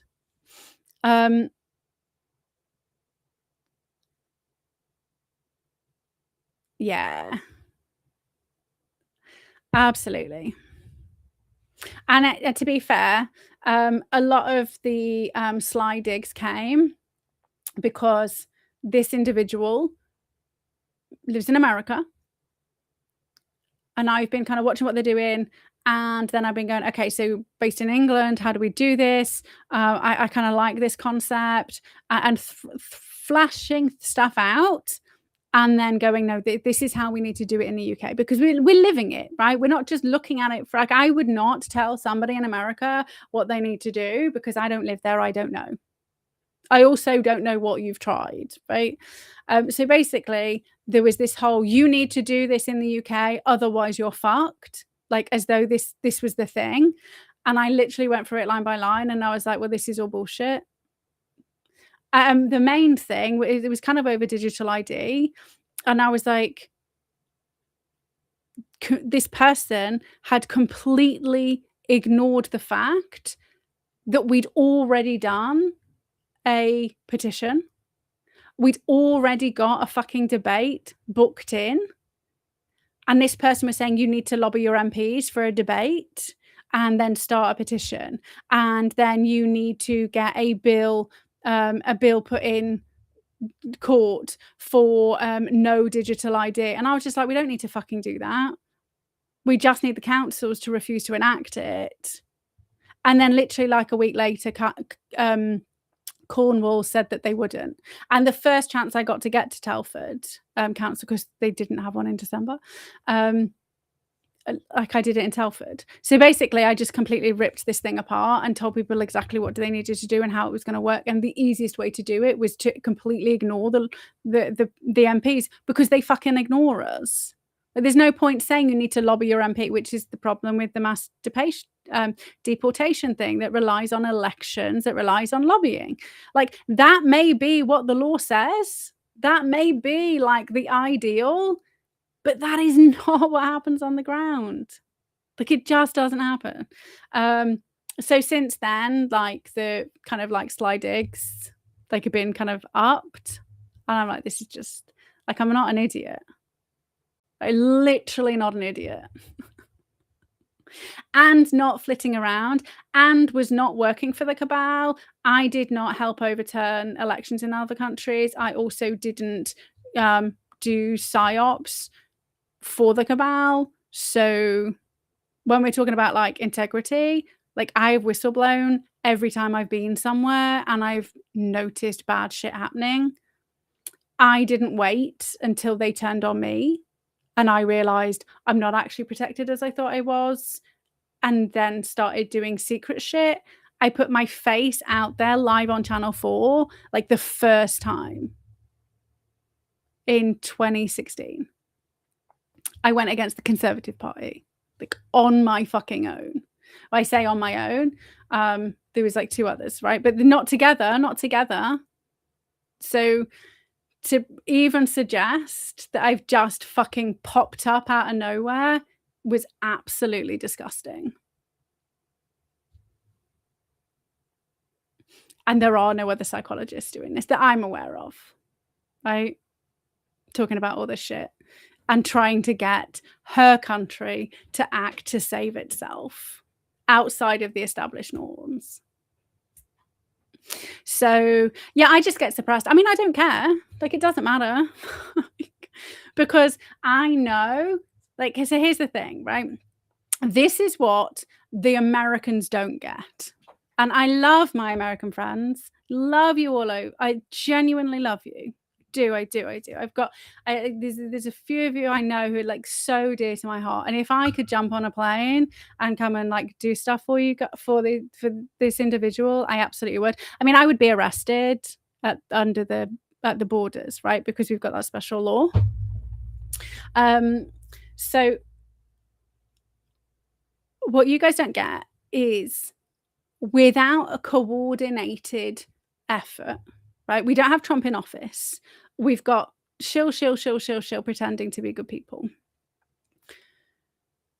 Without a coordinated effort on the beginning of January 2021, 63,000 people took part in a consultation to block mandatory vaccines. I will always come back to this. Because we did not have people joining together. We had maybe 2 people know each other here, a person, we were locked down. We were not taught this stuff in school, right? Somehow there were ragtag groups that ended up being 63,000 people who stood together and said no. We didn't have anyone directing us. We didn't have any of that shit. We had 3 million people sign the petition for fucking digital IDs, right? Saying no. And yes, that gets passed around social media, but most of the people it's being passed around social media are people like me who have been fucking suppressed and get like shadow banned and all of that stuff happening all the time, right? So we still managed to collectively tell the government where to fuck off. And then we followed it through by going to our councils and forcing the councils to act, right? So I don't think people quite like, that's literal. The people of the United Kingdom said no to the global cabal in 2021, January 2021, where we were being removed from places of work. We were being threatened. We weren't allowed, I was being called a Nazi. My family were like the height of the psychological warfare campaigns by the media. Like, you're killing granny, by your families who are fucking turning on you. 63,000 people said fuck off. And I'm pretty sure that's like 6, I'm not very good at math. Is that like 1% or 10% of the population? 63. No, that's too many noughts. 63,000. Yeah. I'm just going to pretend it's 63 million. 1, 2, 3, 4, 5, 6. Oh no, I don't know why I did that. No. Anyway, it's a large portion of the population all just kind of fucking did it themselves. And then 3 million who did digital ID and just said no. We had the mum and the daughter off their own backs took their school to court. I have standing with my school who is impeding on my human rights. I'm going to overturn this. We had a disabled lady who said, you're not fucking doing this. We had a family who took the one of the hospitals to court with regards to the NDAs, the not NDAs, the DNRs, do not resuscitate order, that was blankly put on their partner, right? Like, who got that, like, that was out like May 2020. Like, all of this was done because the British people just fucking acted. So I am not concerned in any way, shape or form if I'm suppressed, because if I get 20, 30 people in Telford, and I had 263 people vote for me in my teeny tiny area when I stood as an independent in 2023. So I could spend the next 3 months spending 90 minutes a day, dropping a leaflet through every single door in my little area, knowing I would have 236 people, probably more now, who would agree to help, right? That's just my little area. I only need 20 and 30. I mean, I'd like like people from all across Telford, but I also know that once shit starts hitting the fan, then other people in the United Kingdom will just be like, we're going to do that. Like, look at what happened with the digital IDs. Like, one council said, like, Cornwall said no. Another council said no. Another council said no. That wasn't because the councils decided. That was because the people went to the fucking council and went, you will do this. Hey, Pen. So I don't think, and this is why I get frustrated with my lovely American friends, because you have all this fucking evidence and have had all this evidence, and you're waiting for other people to do stuff rather than doing stuff yourself. And during COVID, there was lots, like, so there's lots of people who've been going to the school board, lots of people talking about trans stuff nowadays, and overturning things a little, but you have more power than you think you do. And you're still trapped in the people in whatever your parliaments are called, the Senate and the whatever. I'm sorry, my brain's like, I've been talking for 3 hours 15 minutes. You think the people who are senators and governors and House and Senate, you think those people are working for you. This is what's happening in the UK with reform, right? All the people who went, oh, reform are going to do it. Look at Layla Cunningham. Like, nobody's talking about the fact that she's fucking lying about she hasn't done any terrorism cases. She hasn't done any high profile cases. She did like muggings and shit in magistrates' courts. She's literally lying. She was going to be kicked out of the Conservative Party for never turning up. She is wandering around videoing herself saying she's going to go after the Met. She's going to go after this and that because of the grooming gangs. And she's not even retweeted anything from the grooming gang inquiry. Like other reform members have. Farage hasn't said anything, because it's not their political clout, right? Like this, they are spinning you a yarn, and you cannot wait for people to vote. People, like, you have to be the one doing it. Like, if you've got the evidence, fucking take it to your police, take it to your sheriff's office, like just relentlessly hound them, like, lawfully. Go to an AI, ask about random laws, ask about your own constitution of your state, ask about, like, how I know this person. Chances are you will know that XYZ is, I mean, you've got fucking Ohio, right? You've got Les Wexner's in Ohio. How come he hasn't been rolled up yet? Like, Maria Farmer. Like, fucking, like, how did that not happen? How did the people of Ohio not fucking rise up and demand Les Wexner was fucking arrested? like by filing and evidence and submitting evidence and submitting evidence. That's what the Epstein files are. Like a lot of it is just evidence that was sent. Yeah. You don't need people to be fully funded. You don't need people. I'm not full time. This is not what I do. Like, I don't get any money from this at all whatsoever. All of this is voluntary. It's always been voluntary.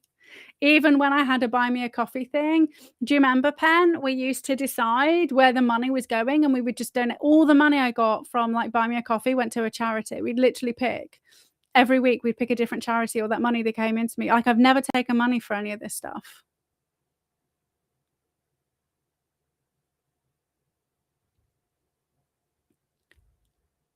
It is every hour I spend in my day job. But my day job enables me to eat. My day jobs, I have 2, right? Because you have to pay for the heating of it. Fucking hell. You can't eat and you can't heat yourself. But this is where AI is the game changer. AI is the game changer. It took me 18 months to do the fucking injunction, which they stole, right? That was heartbreaking, because that was like, I barely saw Matt. Like, I mean, I usually kind of like, when I go down from whatever my work is, I've then got the laptop and we'll watch like an hour of telly, but like the TV's on and I'm like on the laptop, right? It's been like that for 6 years solid. The 2021 submission, that took me like 6 months. I've just been like grabbing bits of information in the background, trying to figure out what to do while watching podcasts, kind of just keeping my fingers kind of like aware of stuff. It took me 3 hours with Grok to come up with the exact plan, threshing out the laws I could use. You can like edit Grok to be a custom, like you can literally sit custom, right? And I just put like an expert lawyer who thinks outside of the box, right? And uses often unknown laws, right? But I also, I've showed you guys multiple times. I go to antique shops and I look for old books which are talking about old laws. So England, like, this is what I'm saying, like, we've got laws from like hundreds of years ago that are still on our books that we can still use, right? Those are the things, right? So you just have to decide, I'm going to do this. And you could spend, right, again, so like you and 10 people, right? You and 10 people could be like, right, we're going to spend 1 afternoon a week and we're going to come together for like 3 hours.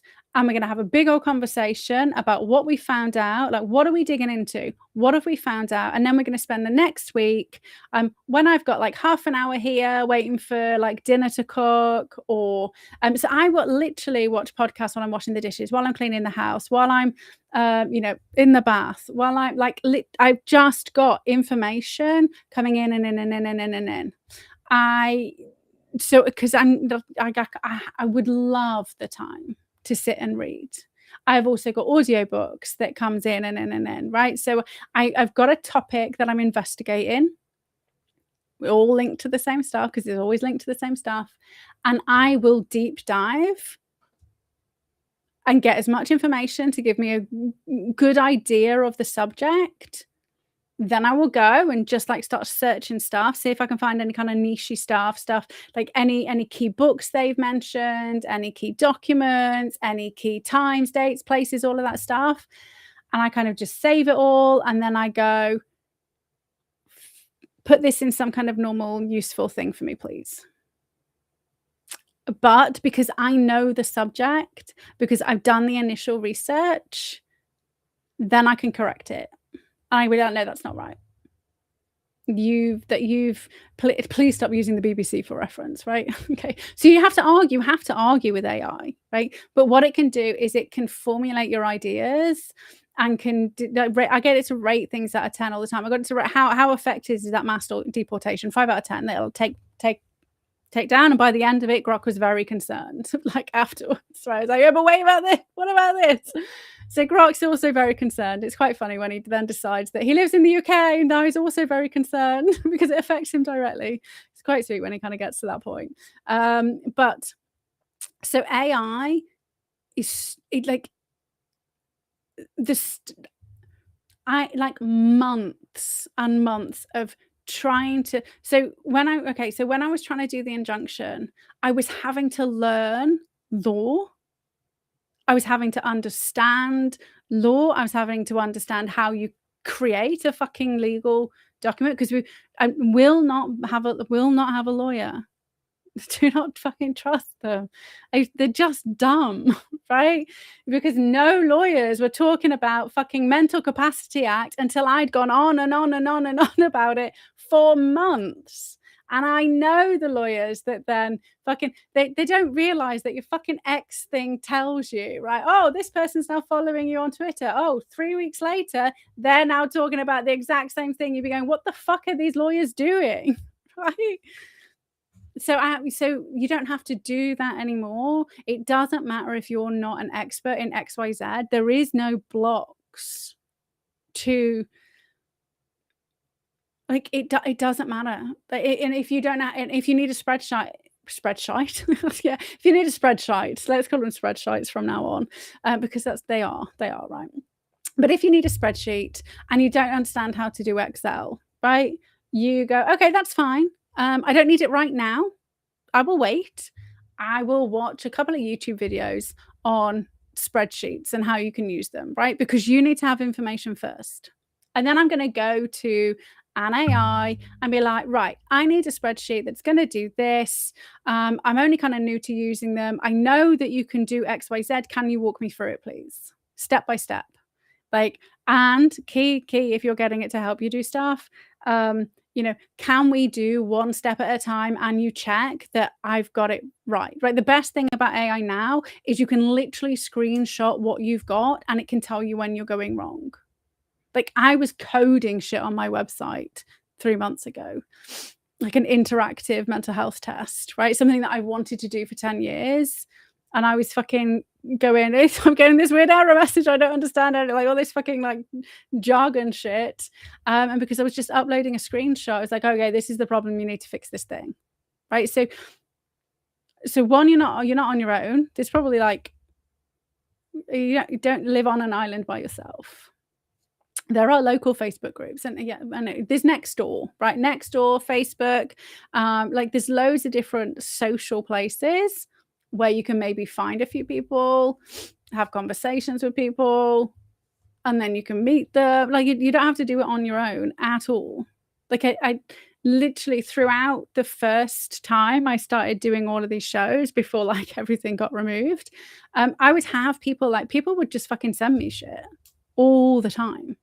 I'd be like, I didn't know that. That's how I know about Jeremy Corbyn. Well aware because I've seen the email chain. I also know that email chain's in the hands of the National Crime Agency. So good luck, Jeremy Corbyn. So like I've seen stuff because I've been out there talking about it. You don't and I'm not saying you have to get out there and talk about it, but you have to like act.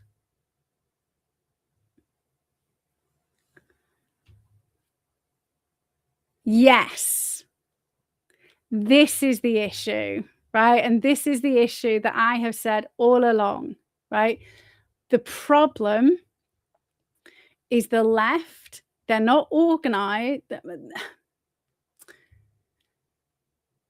They're champagne socialists, right? They have money. They don't have to work.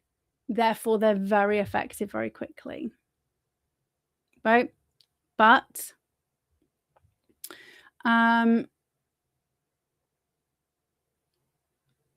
I am of the idea that I understand the outcome that they want. I understand the outcome that the baddies want, right? They want us all dead, bar their 500,000, right? Ish. They already have fake wombs. They can already clone people. They can already so we have AI, we have robotics. Like, humans are surplus to requirement, and they have been actively trying to depopulate the planet for 150 years. When was smallpox? 1850. Right, 1850 they started in earnest. And if you track back enough, you can see it. Like, same playbook over and over and over again. And FYI, it was the English who stopped that shit, right? So when I'm saying, like, this is like we just randomly get together and the people go, no, peasant revolt. No pitchforks required. We're all literate now. We weren't literate back then, which is why I argue against people saying take to the streets. That was our only method before, because we were not literate. We did not have laws and legislations which actually protect us. We did not have the opportunities we have to overturn things. Okay. But consistently, like the farmers' rebellion, overturning the feudal system, eventually the British people go, fuck this shit. And we just get hoodwinked again, right? We just get hoodwinked again. So they want us dead. So do I spend time now, like, chilling and watching TV? Or do I spend my free time making sure they don't kill us? That's literally, and I know that's kind of like extreme thinking, but I do kind of have like a black and white. It doesn't like I take days off, right? I will like I don't, it's not something I do all the time. Like, I was ill the other week, but actually I had like 3 days where I just didn't go anywhere near social media over Christmas, right? I just like, no, fuck it. I didn't even do any business stuff. Like, there's no reels, no nothing coming out. I was like, no, I'm not doing this. So I'm not on 100% of the time. Not like, some days I'm like, I'm just gonna watch shit on TV today, right? But I also recognize that their end goal is our destruction. So what is the point in me getting up every day unless I'm going to fight for the survival of the human race? And in order to do that, maybe I'm just fucking knackered. Oh, I've been kicked off. That's nice.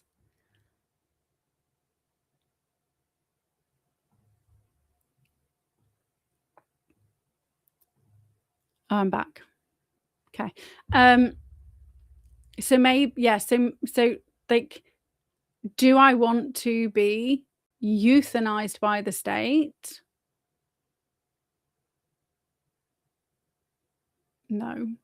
Because that's what they're doing, right? Just like, that is their plan. There is no like getting away from it. They've actively been trying to like depopulate us in every which way for 150 years. This is their end goal. And for those of you who are kind of like new here, like, one of the Ingo Swann books from the 1980s, this is how effective they've been without people realizing. This maybe will kind of just make you think. Half an hour a day, like, that's it. I actively choose to spend an entire day a week, like, trying to, like, maybe a day and a half, like, trying to do stuff for this bit, because I know that I can help other people, right? I can help other people because maybe they've only just woke up. Maybe they haven't got the same experience as me, that kind of understands it in a way. So maybe I can help people understand stuff so that people can then go and take action, right? But you don't have to. Like, I'm not forcing you to do anything. I'm doing it for me, right? 100%. I'm doing it for me. Because I don't want to be murdered, right? That's it. I don't want to be rolled up and put in a fucking camp.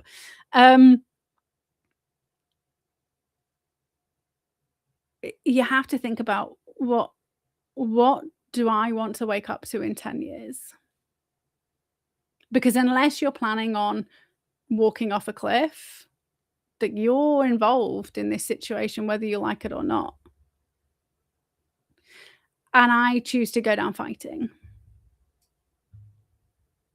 And this is not me shaming people, by the way, this is not me shaming people.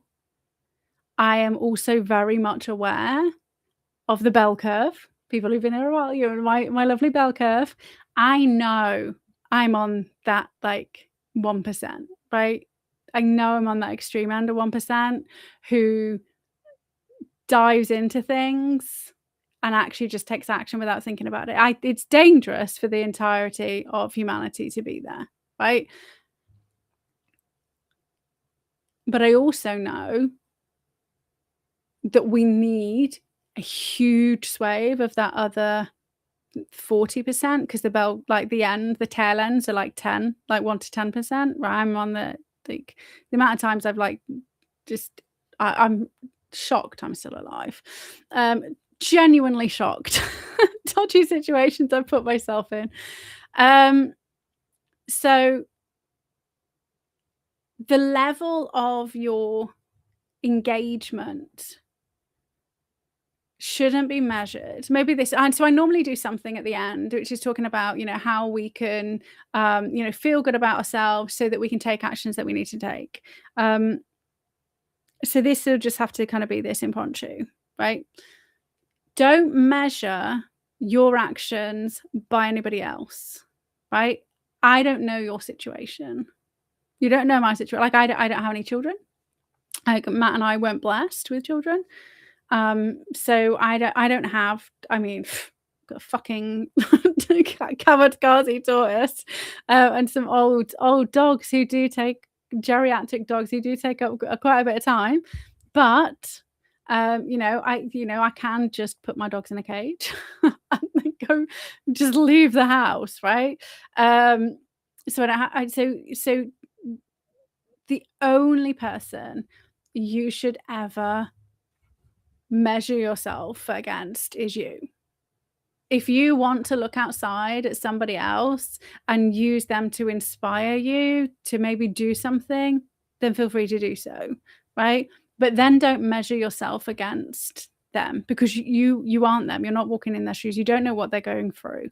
You don't know what resources they have. You don't know their life experience. You don't know, and nobody should be judging you for maybe you only do 10 minutes a day, because you're like, actually, I've decided I don't want to be killed either. Like, I know the positive psychological effects with regards to behavior change, right? When it comes to fear, which is why they use it. You have to be more afraid of of something in order to get you to act, right? So while it's like, oh my God, that's really extreme, in order for me to push myself when I really don't want to, I have to remember the actual outcome is me dead. And me and everybody else, right? I have to remind myself, even as we speak from our comfortable homes, there are children being raped, tortured, brutalized. Like, that is still happening. And while my big sister chooses not to know about it because she doesn't want to, she can't. She's like, I can't even. She's got children. She's in a different situation, right? And I'm like, I would be thinking, I would probably be more inclined to do it if I had children. But, we're different people. I can't go about my daily business knowing this horrific stuff is happening and me not even attempting to do something. I couldn't live with myself. Now, my attempts to do something are very public because I just don't give a shit. Like, I stopped giving a shit. And that when you're being abused and stuff, right? You just don't care enough, right? When you have decided to take your own life and then fail, right? Which is why I'm still here.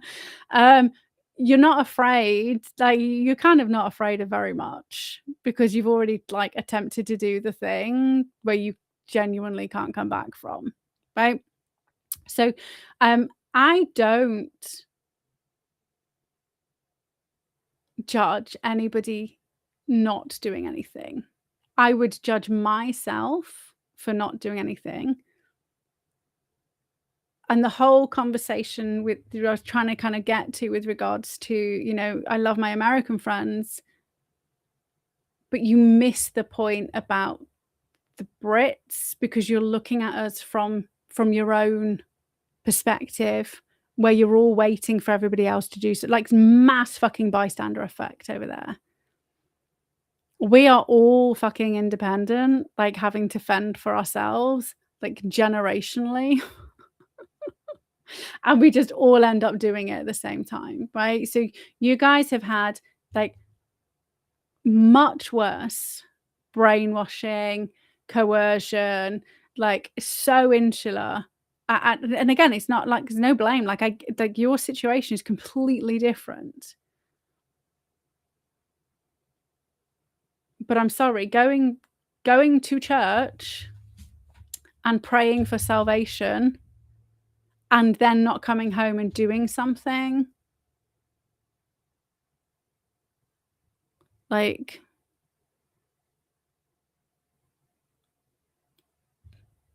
like that's not even what's preached in the fucking Bible. Like, didn't Jesus go into the fucking place and overturn the bloody, like he went and took action, right? He went and did shit. I don't get it. I'm sorry. I just I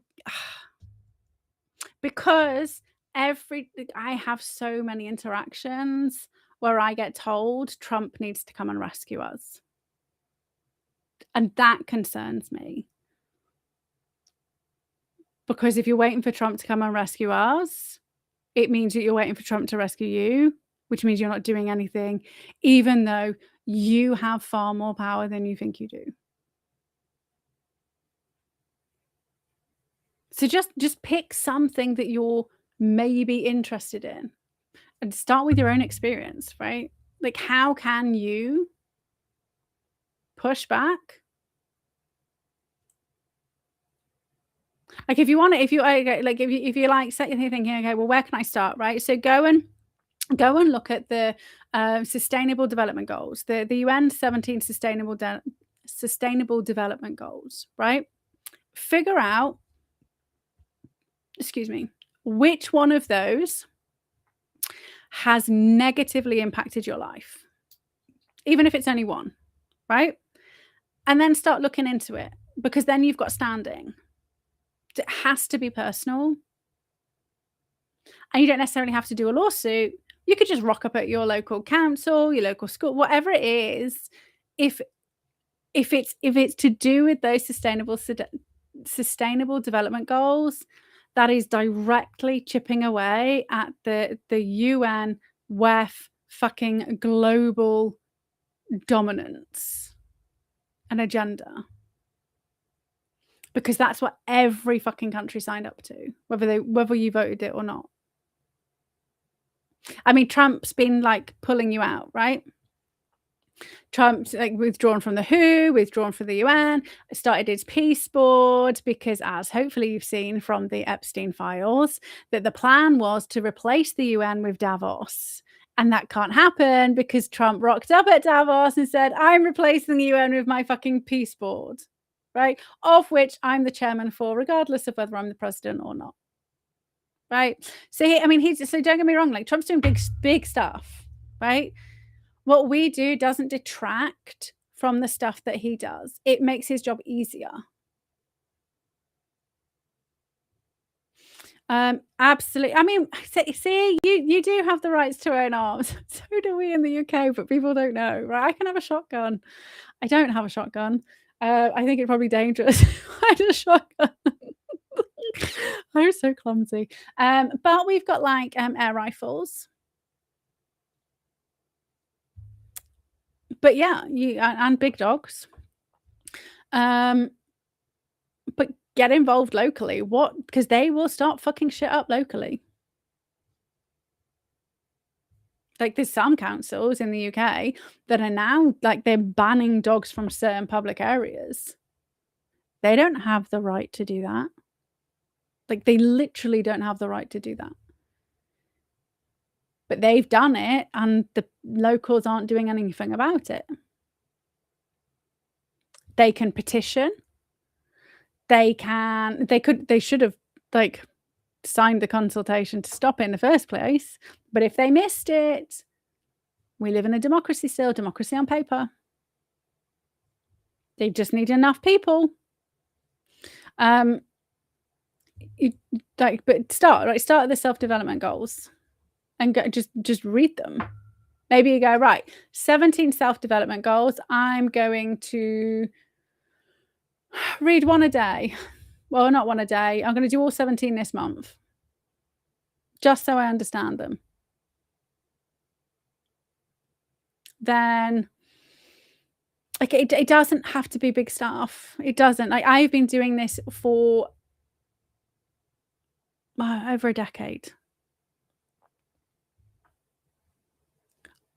But as an example of how effective AI can be, I only got that mass deportation document like 8 hours ago. But I found out about it because I was watching the podcast while I was doing the dishes, and it finished, and on came one with Rupert Lowe talking to somebody, and they were asking him about it. He said, "Oh, we've got a deportation plan." I said, "Oh, that's interesting. I've not heard about that." And then I found him. He was kind of saying it on Twitter, and I was like, "Oh, well, X." I was like, "Oh, let's go and dig into this thing they didn't know about." Right? So it's not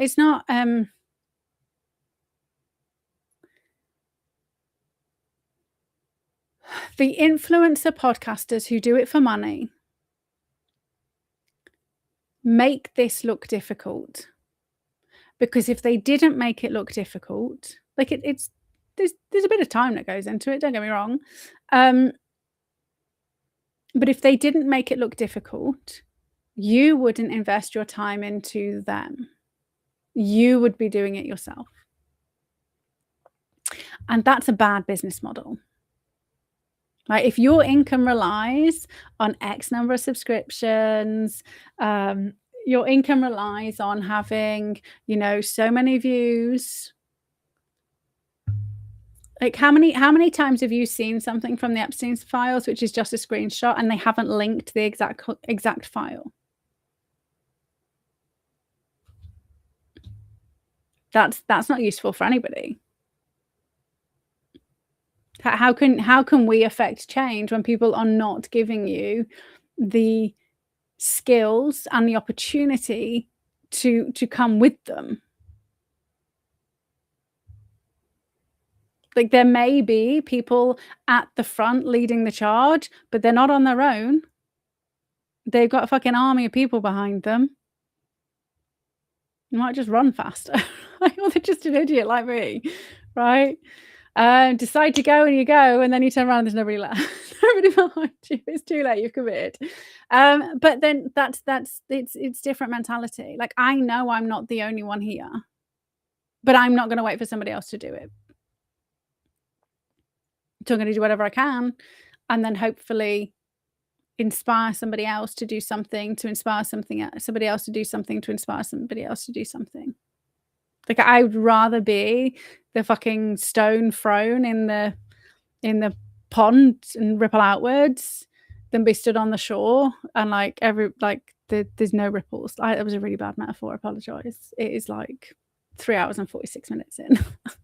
At like 10 to 11. Okay, so finishing up, right? Because I was trying to do something that makes us feel good. One of the reasons why, so coming back to this, like, why shouldn't I have that balance and burnout, right? I have been to the abyss in my life. Being tired and being a bit overworked, it's not the same as having relentless traumatic experiences playing on repeat, relentless hounding of shit telling you that you are awful, you deserve to die, like all of that shit. Like, I've been there. So for me, this is just like, meh. It's just a Monday, right? So for me, I've been to the abyss, but this is nothing. So I've got that personal experience to draw on. But not only did I go there, I walked my way back on my own. Right? I've never had therapy.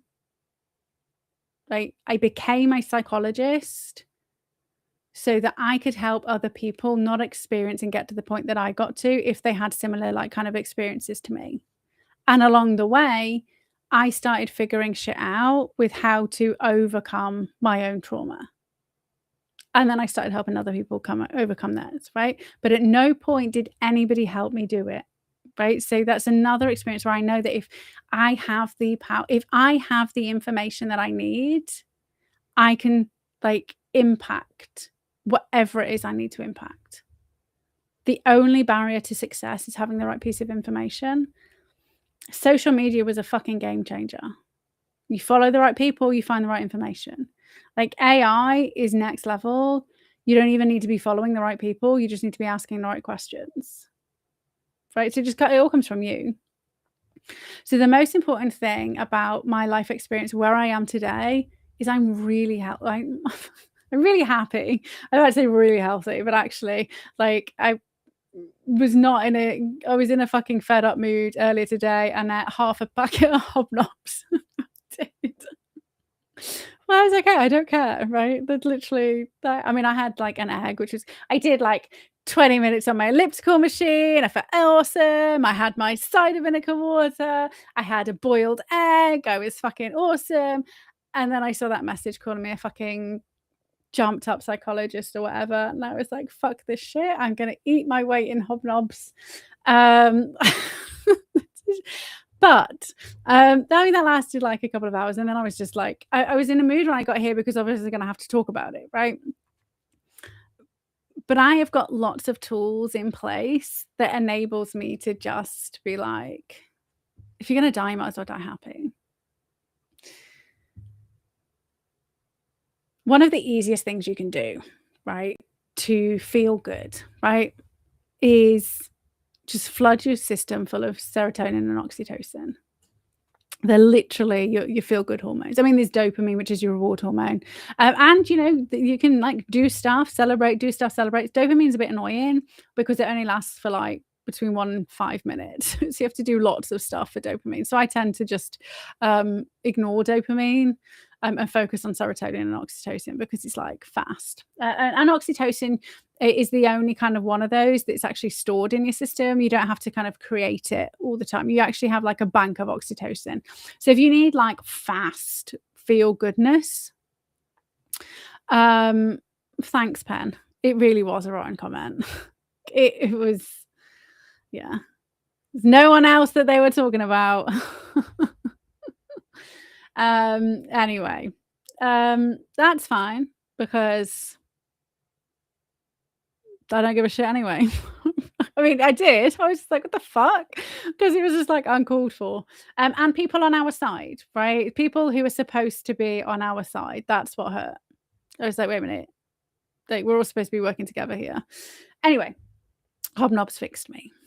And a cold cup of tea, which is still like 2/3 in there. Just so this is what I had always cup of tea. And one of my lovely ex-clients did send me one of those mugs, you know, one of those mugs that you put on the hot, that it's like a little like plug in, keep warm plate. Like this is like literal, like they know me, right? I'm like, let's have a cup of tea.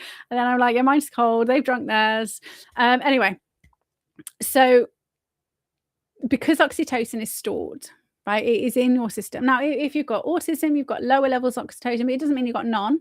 And also, right, you still create it, right? So it's fine. It's fine.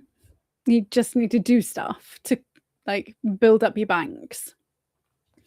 So if you have animals, I urge everybody to have animals. So if you have a dog, I had 3 dogs and we've only got 2, so it's sad. But I've still got 2. I've got a backup, right? I've still got a backup. So if you hug your dog, right, you will start flooding your system full of oxytocin. And you flood theirs, you make them feel good too, right? And if you've got a human, hug the human. I mean, if you feel like you need to cry, cry. But hugging, like, hug your animals, right? You can't really hug fish. You know, I stroke my tortoise. Not sure he likes it yet, still. I'm growing on him because I feed him, right? He started to recognize that I'm all right to be around because, I mean, I think he just comes for the food, right? And then he's like, ugh, put up with that thing stroking me. Hug your dog or hug your humans. Fast oxytocin release. Pump your body full of serotonin, because if you don't have loads of serotonin in your system, when you go to sleep over night time, you can't convert it into melatonin. Melatonin isn't like a separate chemical. It's serotonin converted to melatonin when the sun goes down. When your pineal gland stops noticing UV blue light, then it starts converting melatonin. So if you can't sleep and you're stressed out, it means you probably not got very much serotonin, which means you probably not got very much to convert into melatonin. 90% of your serotonin is created in your gut. You literally have bacteria in your gut that the minute it recognizes food, it starts creating serotonin, right? So nobody's an emotional eater. We all are, right? We're literally hardwired so that when we eat food, the body creates serotonin. Why? Because if we didn't feel good about eating, we probably wouldn't. Okay? But you're not an emotional eater, you're just human, right? Drop the fucking labels and you'll all be really happy. Like, that's the first thing. You're not an introvert, you're not an extrovert, you're not whatever bullshit MBTI, whatever they've labeled you. You are human, and you may be either male or female, and you are whatever your name is. That's it. Everything else is fluid. Gender's not, right? Sex isn't. Like, it's literally in my DNA. It's not my tits and my vagina, or the fact that I like makeup and hair. I like, you know, doing my hair, because I didn't until I was about 15, right? Pure tomboy.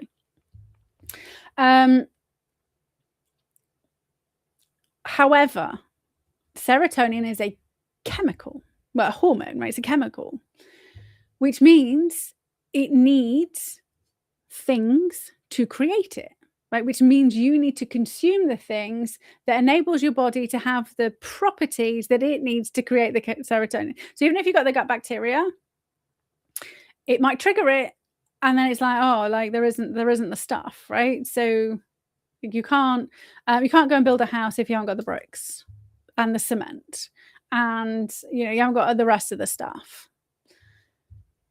So you need to make sure you're eating the food, which this is the fastest way to mental well-being, is by changing your diet and exercising. And by now, the people who've been with me for years, you're probably fucking sick of this conversation. But it is like this is the key, right? I'm a psychologist who tell you psychology is not the fucking key. This is the key. You must eat foods that contain tryptophan.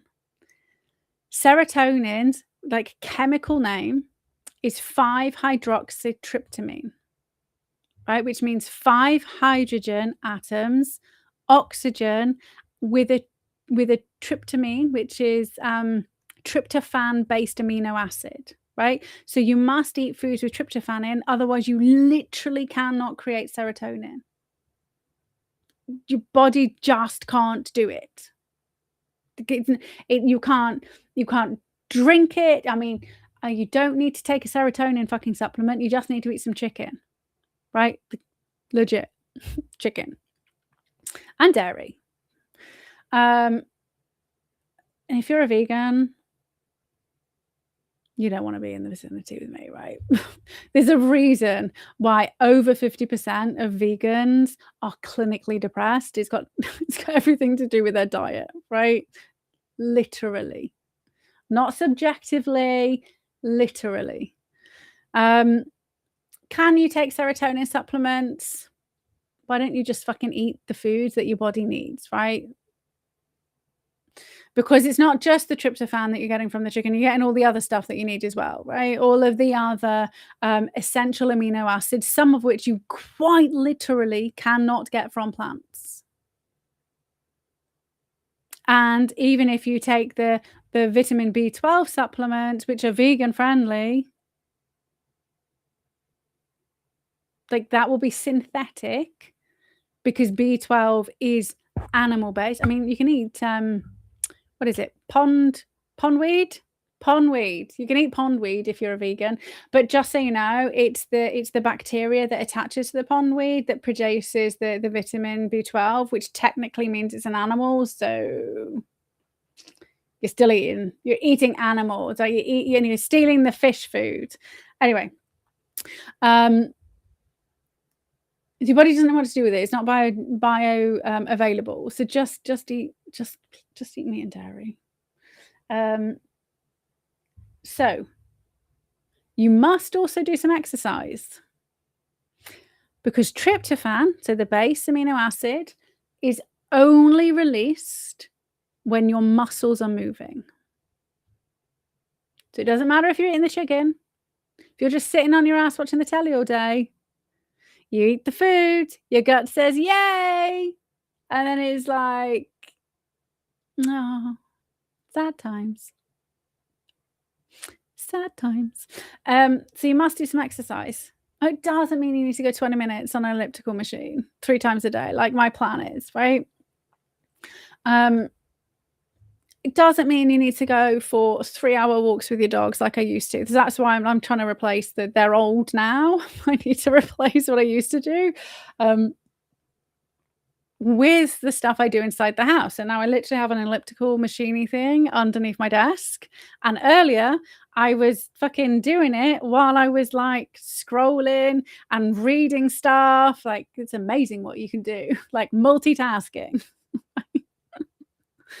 Set an alarm and just go, right? There's so much you can do nowadays that you don't need like a gym pass. You don't need to like have beautiful scenery.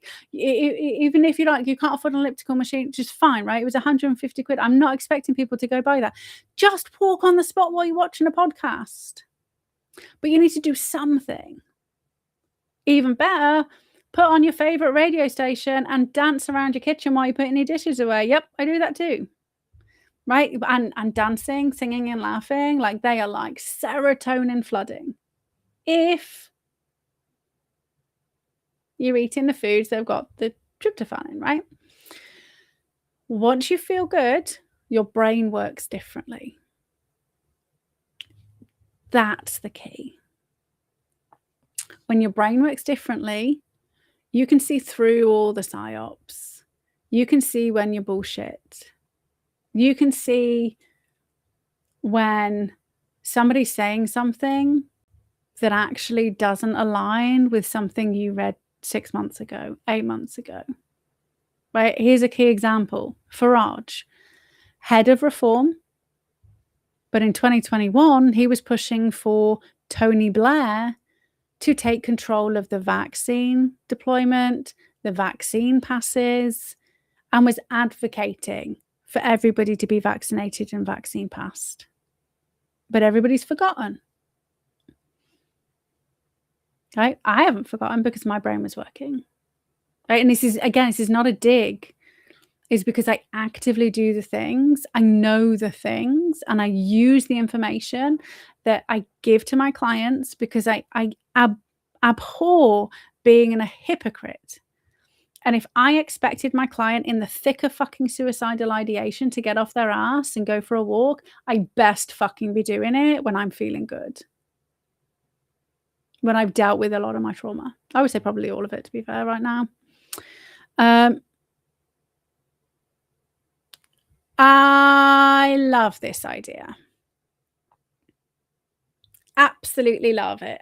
So for those of you who may be multitasking, so high taxes, no incentive says, what do you think of the strategy of spreading anti-globalist ideas and themes by putting them in music, games, cartoons, comic books, etc., basically creating a counterculture? That is phenomenal. It's not something I could do. You really wouldn't want to hear me sing. No. Matt says it's like at the pitch that only like dogs and cats can enjoy. Like it's bad. It's bad. Games, cartoons, comics, absolutely. Why not? Like, it's a different, like, it's just information. Deliver the information in the way that aligns with who you are. I like the sound of my own voice, obviously. No, I do, this is what I do, like, when I work with people, I teach them how to be a happy, healthy human. It's not my job to fix people, it's people to fix themselves, and this was just natural for me to then do the same thing. And whenever I worked for organizations, I ended up in, like, a management, teaching, like, coaching type role, because I just want people to do things properly so that I have an easy life. Like, that's, I mean, genuinely, I'm not ashamed to say it, right? If I can get 12 people doing their jobs properly so that I don't have to do their work or chase them, like, why wouldn't, like, I don't get it, why wouldn't I want that? Like, if I could just, like, chill, why, I don't get it. Yeah, dance and music. Yeah, absolutely, and if you're artistic, like, fucking, could you imagine, like, here's a potential idea for someone, right? Not me, at all, because I can't paint for shit. I'm learning to draw. Well, I was learning to draw, but I haven't got that much time on my hands. I will eventually again. But could you imagine, like, a gallery night of, like, this information, like, contained in a different way? Because different people are drawn to different mediums. Like, people who are trapped in globalism, concepts and ideas will not watch my podcast. I'm a Nazi and you can't be a Nazi and far right, but we'll just play their game, right? Because they're Nazis are socialists, like, it's literally in the fucking name. But I'm a racist, I'm evil, right? They can't even listen, right? But could you imagine doing an art exhibition to the fucking champagne socialists and then start thinking, "Wait a minute, what the fuck?" Or games, kids playing the games, right? So look at what the baddies do, right? They have fucking trans agenda non-stop bombarded through the TV in the kids shows. If you haven't seen the whole Amelia thing, who's the purple-headed, who's now kind of become a mascot, which I am slightly annoyed at because she's got purple hair. I get it. And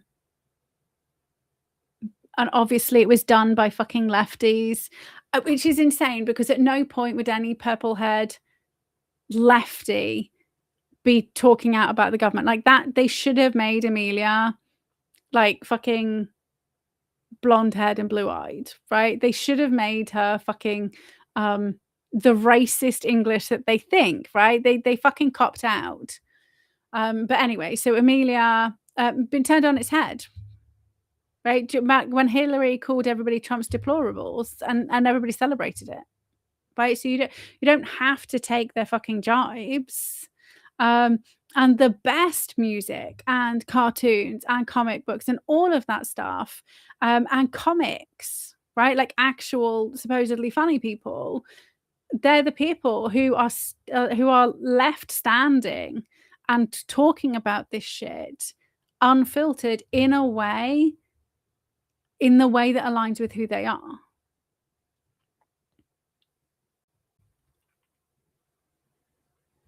100%. Like, imagine if you start your own film production company and you start doing, I don't know, flicks in the sticks, right?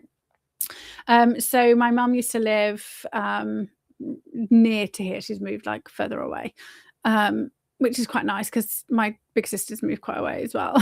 So I don't have to kind of, like, mingle with them physically anymore because that was awkward a lot, right? Because I used to babysit a lot and then to have my face like fucking Nazi and all that shit. I still did it, right? I was just like, oh yeah, believe what you want. Anyway,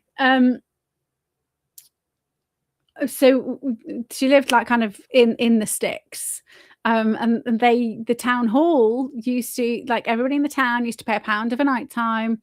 Once every other week, the town hall would show a film, and they'd all pay £1 to go, right? It was called Flicks in the Sticks. Could you imagine, like, doing that? And you could just do pop-up projection, like, films that people can go along, like film in a park. Like, 'cause, like, technology is cheap. Like, you could do, and if you're in the UK, like, pop-up art, like, getting in on the art scene, like, there's money for that shit. You don't have to say, "I'm doing a 17-piece takedown of the Sustainable Development Goals," right? You could just put a 17-piece representation of the 17 Global Development Goals. Like, I mean, they would fucking eat that shit up, right? But then you have your pamphlet, and the pamphlet that everybody fucking gets, and then you've got underneath, you're telling people exactly what this transpires to with real world, what do they do in the museums nowadays? Like, you go and get those fucking earpiecey things, and you go around and you look at the art, and it tells you about the artist, tells you what it means. Imagine that, right? Like the art world. I mean, you'd had fucking, like, meltdowns in this pop-up shop. Like, nobody would have to know until you fucking did it, right? So this, like, this is what I mean, like, you have a unique skill. Start with you. Start with the things that I love learning, right? I adore learning. Like, if I could be at any point in time and any person in time, I would have loved to have been one of those scholars in Alexandria, right? Copying those manuscripts and unlocking that just random knowledge. Like, once AI takes over and we get the fucking communism properly with the global, like, you will never hear from me. I will just be, like, fucking reading shit, learning shit, like, that's it, right? And that's a whole different ball game. But you, like, what do you love doing? Because when you love what you're doing, like, burnout doesn't exist. I mean, you can get fucking tired. You're human, right? But it's not a, like, I love learning and sharing information because I want everybody else to be inspired, right? I've got that, like, little flame of hope that somebody else is gonna be like, "Oh my god, I loved this piece of information as much as you did." And it doesn't often happen, and I don't really care, right? Because I'm not attached to your outcome. I'm attached to my enjoyment of the process. So even if you do something and only one person reads it, the that's a fucking success. Like, during the height of COVID, I had people messaging me in private, "Thank you so much for what you said. I'm not getting the vaccine." Like, I know I saved people's lives in COVID. While my family were ostracizing me, other people's lives were being saved. If that doesn't give you the enthusiasm, like, every life I save is a giant fuck you to the cabal. And even if I only saved one, that's a big fuck you too. That's how I look at it, checks and balances, right? They want us all dead. I'm gonna make as many people stay alive as possible.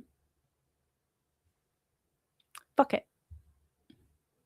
Why not? Like, gotta get up in the morning, might as well just piss some people off while you're doing it. And if anybody does do that whole UN, like, art thing, can I please get an invite? Like, I would fucking love to see that. Like, I would love to see, like, fucking cartoons, comic books, any of it. Like, just, like, we have the power and we've been so disenfranchised. Like, just do it. Share it. Right? Even if you have to go old school and like it's in black and white on bits of paper that you then go to a fucking post office and get the post office to print your copies out, that you just share, and it's a comic book.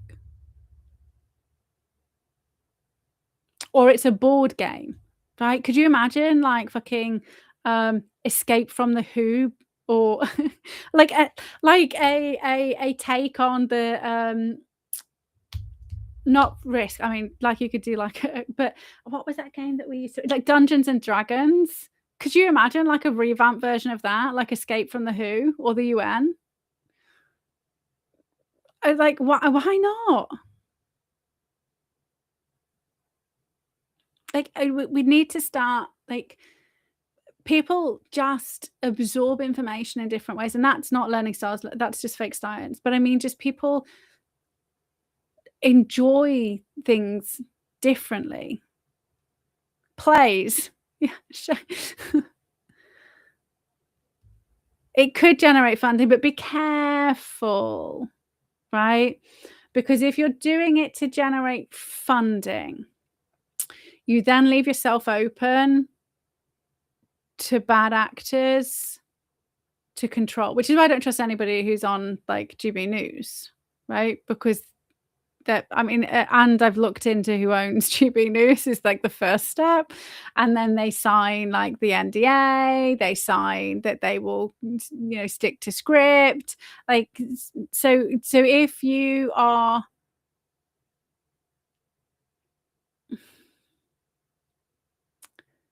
if you're crowdfunded, right? If you are Buy Me a Coffee funded,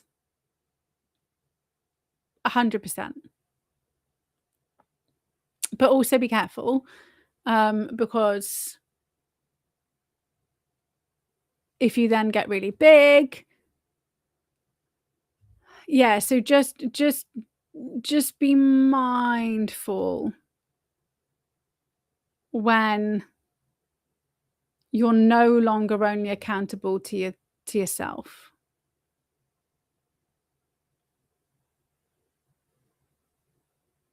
So if you enjoy doing it, do it. And it may lead to, you know, an income stream, right? It might do. Because the people enjoy what you're doing and want more of it. So I don't charge for this, but I do charge for therapy, right? I don't give that for free, right? I mean, that's hard work. Like it's like I have like a job, 2 jobs, because I'm still rebuilding my therapy business after they'd like destroyed it. So, yeah, be careful. I mean, you know, people will pay. Like, and I mean, so I always think you be careful as well about paywalls. I don't do anything behind a paywall. Like even like the Happiness Hacks Lab, like you get 7 days free. Because I have integrity. Like, let's go with I have integrity.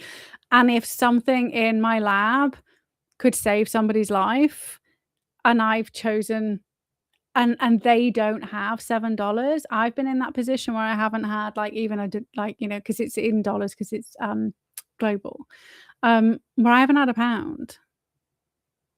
But I've lots of times. I mean, I've been homeless. Like I've been in that situation, and so if I have something in my lab that's going to save somebody's life, and I fucking say the only way you can have this if you fucking give me money, like obviously I want to eat. and I hope you stay, get some use out of it, right? I mean, that's the plan. But actually, if this saves your life, I'd rather it just fucking saved your life. That means more to me than $7. I'm not gonna lie. Your life means more to me than $7. So, yeah, I would just say be careful. So I do this completely for free, right? And my Telegram channel and my X feeds, fucking like 63,000 X's. Now, I just don't like it. What is it called? It's not called a tweet anymore. Like posts. I don't know. I've never really got around that. How many we've got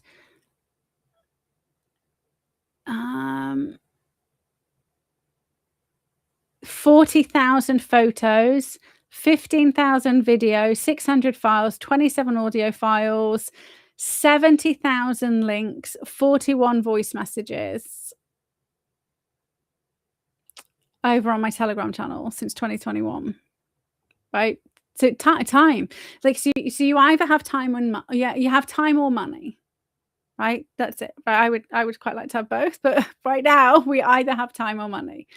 So I do things with my time to support other people. I also do things with my money to support other people. And I know that other people will also then, like, I believe in like karma, and what goes around comes around. But again, right, I'm quite happy to do this for free if I can save people's lives. I just that's my moral flaw, as in floor, like, rather than ceiling, right? If what I know can save somebody's life, then I'm gonna give that information freely. And in 2018, I had a plan to help, what was it? I think I'd planned to help 5,000 people for free, like through, joint ventures, podcasts. And I'd helped 10,500 people in the first month because I was just determined to share literal information I've just given you guys now with regards to your like mental well-being and physical health. Right? That will save a life, because it does save lives. Save my life, but also save my clients. So yeah, the distinction between no strings attached crowdfunding versus answering some boredom investor strings attached is crucial. Yeah, so do the thing that you love, and do it for love, and love will be returned, right? Because everything's energy, quantum physics, all of that shit, which we do not have time to go into now because it's 4 hours and 20 minutes in. Do it for the love of humanity. Like that should be everybody's benchmark. I do this for the love of humanity. That's it. And I don't care color, religion. At some point, like, it's not up to me to judge people. I know, because of my background, my personal background, my personal experiences, what I choose to do for money, for a living, that people are not born evil. They experience events that cause trauma. Trauma makes people act in very horrific ways.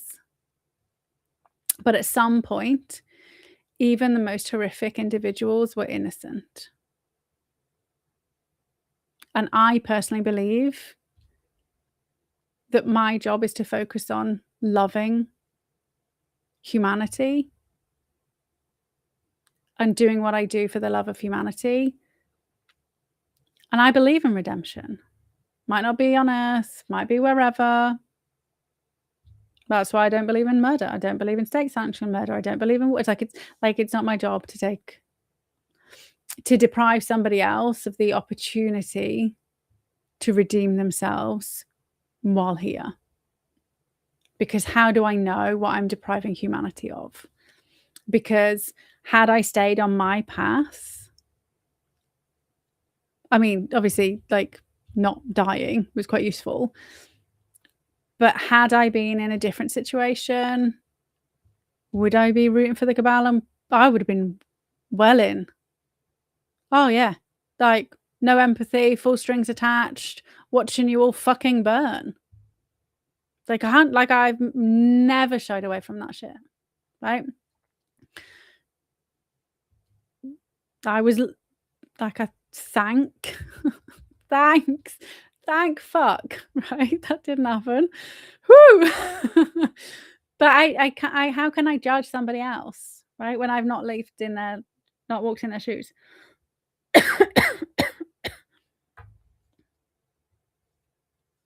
I won't be a hypocrite.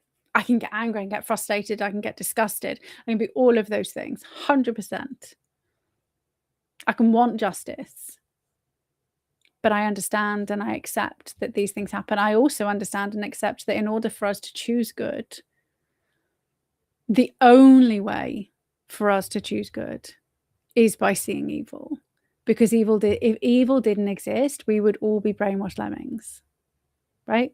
Because you just have everything. Everything's good. Everything's gravy. I can just be this big fat blob thing on that like Wally program. I don't need to strive for anything. I'm not growing. Humanity's not like leveling up or whatever you want to kind of call it. Like the evil has to exist in order for us to know what good is. Like I've been an awful person. I wouldn't say evil person. I've been an awful person in my past and been somebody's evil catalyst. I've had people do awful things and me be on the receiving end, which has been my catalyst, right? The look at all the actual real warriors in this whole fight. They're the people who have survived unspeakable horrors, and that's what drives them.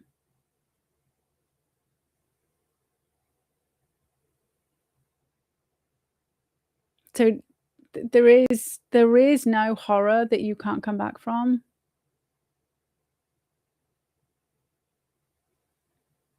And I just think everybody deserves, like, it's not my place to judge.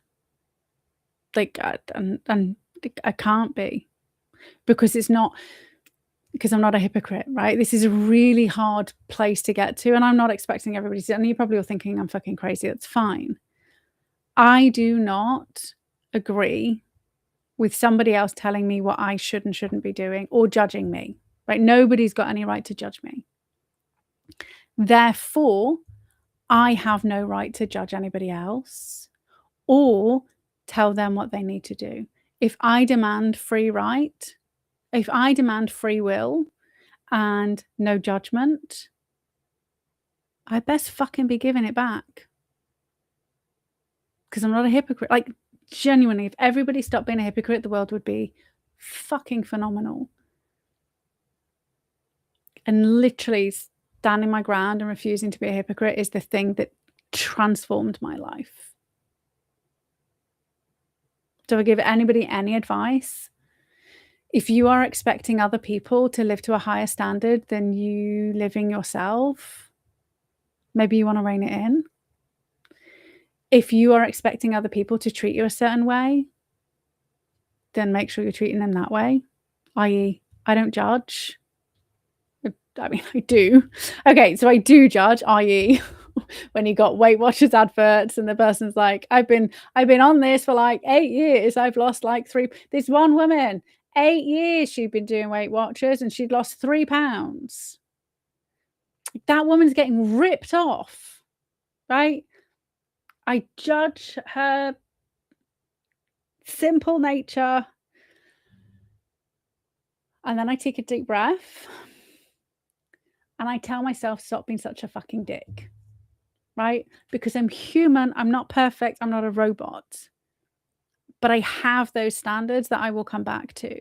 And I will call myself on it. And if I say it out loud, Matt will fucking call me on it, which he should, right? He absolutely should. 100% pen, bus stop. Bus stop story. But if you believe in freedom of speech, that means all speech. If you believe in freedom of choice, that means all choice. If you believe in free will, that means all will. Yes, we can have a moral ideology. We can have ethical, we can decide to live in a peaceful based society within that 100%. But should somebody want to go around raping and pillaging people, that's in their free will choice. That is their free will choice to do so. Can we rein them in if they are doing it in our peaceful society where we've decided these rules? 100%. If they want to go do that, go and live somewhere where it's okay, or live somewhere else on your own, right? Either way. Or you want to do that here, these are our rules, right? We can do rules, we can do boxes, that's fine. But you mustn't take somebody's choice away from them, because that is why we're here. That is small individuals and groups of people deciding they know what's best and deciding everybody's fate on their terms. So the only real way to counter all this is by actually genuinely accepting every single person has the right to behave in the way that they want to behave. We have a right to decide how we want to collectively live, and they either play our game or they face the consequences. Like those two things can coexist, but you must not do this whole thing of fucking implanting criminals with brain chips, by chemically castrating criminals without their choice. Like that is horrific. That is a slippery slope where your ideology does not match my ideology. Therefore, I am going to use chemicals or technology to rein you the fuck in, right? You've got to start thinking about the boomerangs. So this has been a very long show, and that was not the plan in any way, shape, or form. So thank you so much for joining, for everybody who's been here. Enjoy whatever you do for the next 6 days, 7 days. I don't know. Next week. Let's just do next week. It must be 6 days because 7 day we're here again. So I will find some other fuckery to unpick. If you have some fuckery that you would like me to kind of dive into, I'm more than excited to kind of look at stuff. Also, I will tell you next week which FOI requests I've done next week. So remember, there's like FOI requests going out on a Sunday, and I will kind of tell you what we're up to, where we're going on with all of those things every single week. I will keep you in the loop. With that, anybody doing those fucking art and comic books and stuff, like, oh my God, I really want, oh my God, like we give jigsaws and shit like that, and we play like our family's like a game playing family, right? Because we're old. So we grew up without computer. I mean, computer games kind of came along when I was like late kid, right? But before then, I mean, we had like Atari, like that's like Spectrum and stuff, but it wasn't the same for anybody who doesn't know what those are. It wasn't the same. So for board games, right? If anybody creates like an anti-global Monopoly or a fucking like any of those like really like well-known game, like Game of Life, like reversion, like let me know, because I would absolutely fucking love to turn up this Christmas. I mean, I'm putting the pressure on you, right? You've got 9 months 10 months to get it off the ground. Oh my God, I would wrap the fuck out of that thing, stick it under the Christmas tree, be there Christmas Day, and just my mum and sister, they would just go fucking apeshit, and I would fucking love it. I would be sitting there with some champagne, watching it, like, just staring sharp, right? Um Oh my God, please make my dream come true. Like, this is like that ultimate, like, dream. And obviously Matt would have to drive me home because I'd probably be very drunk from a glass of champagne because 'cause I'm a lightweight. So, but yeah, comic books the lot. Like, do it. Do it, do it, do it, do it. And we just share it. Like, we share it between each other. We support each other. Like, that's cohesive society. Is everybody using you using your skills to better humanity and everybody using their skills, right? Not everybody conforming to the one fucking ideal. That's where everything went wrong. So thank you so much. Have yourselves an amazing rest of your evening or afternoon or whatever the time is where you are. I shall see you at 7 o'clock UK time, 7 o'clock in the evening UK time next Monday. Bye for now.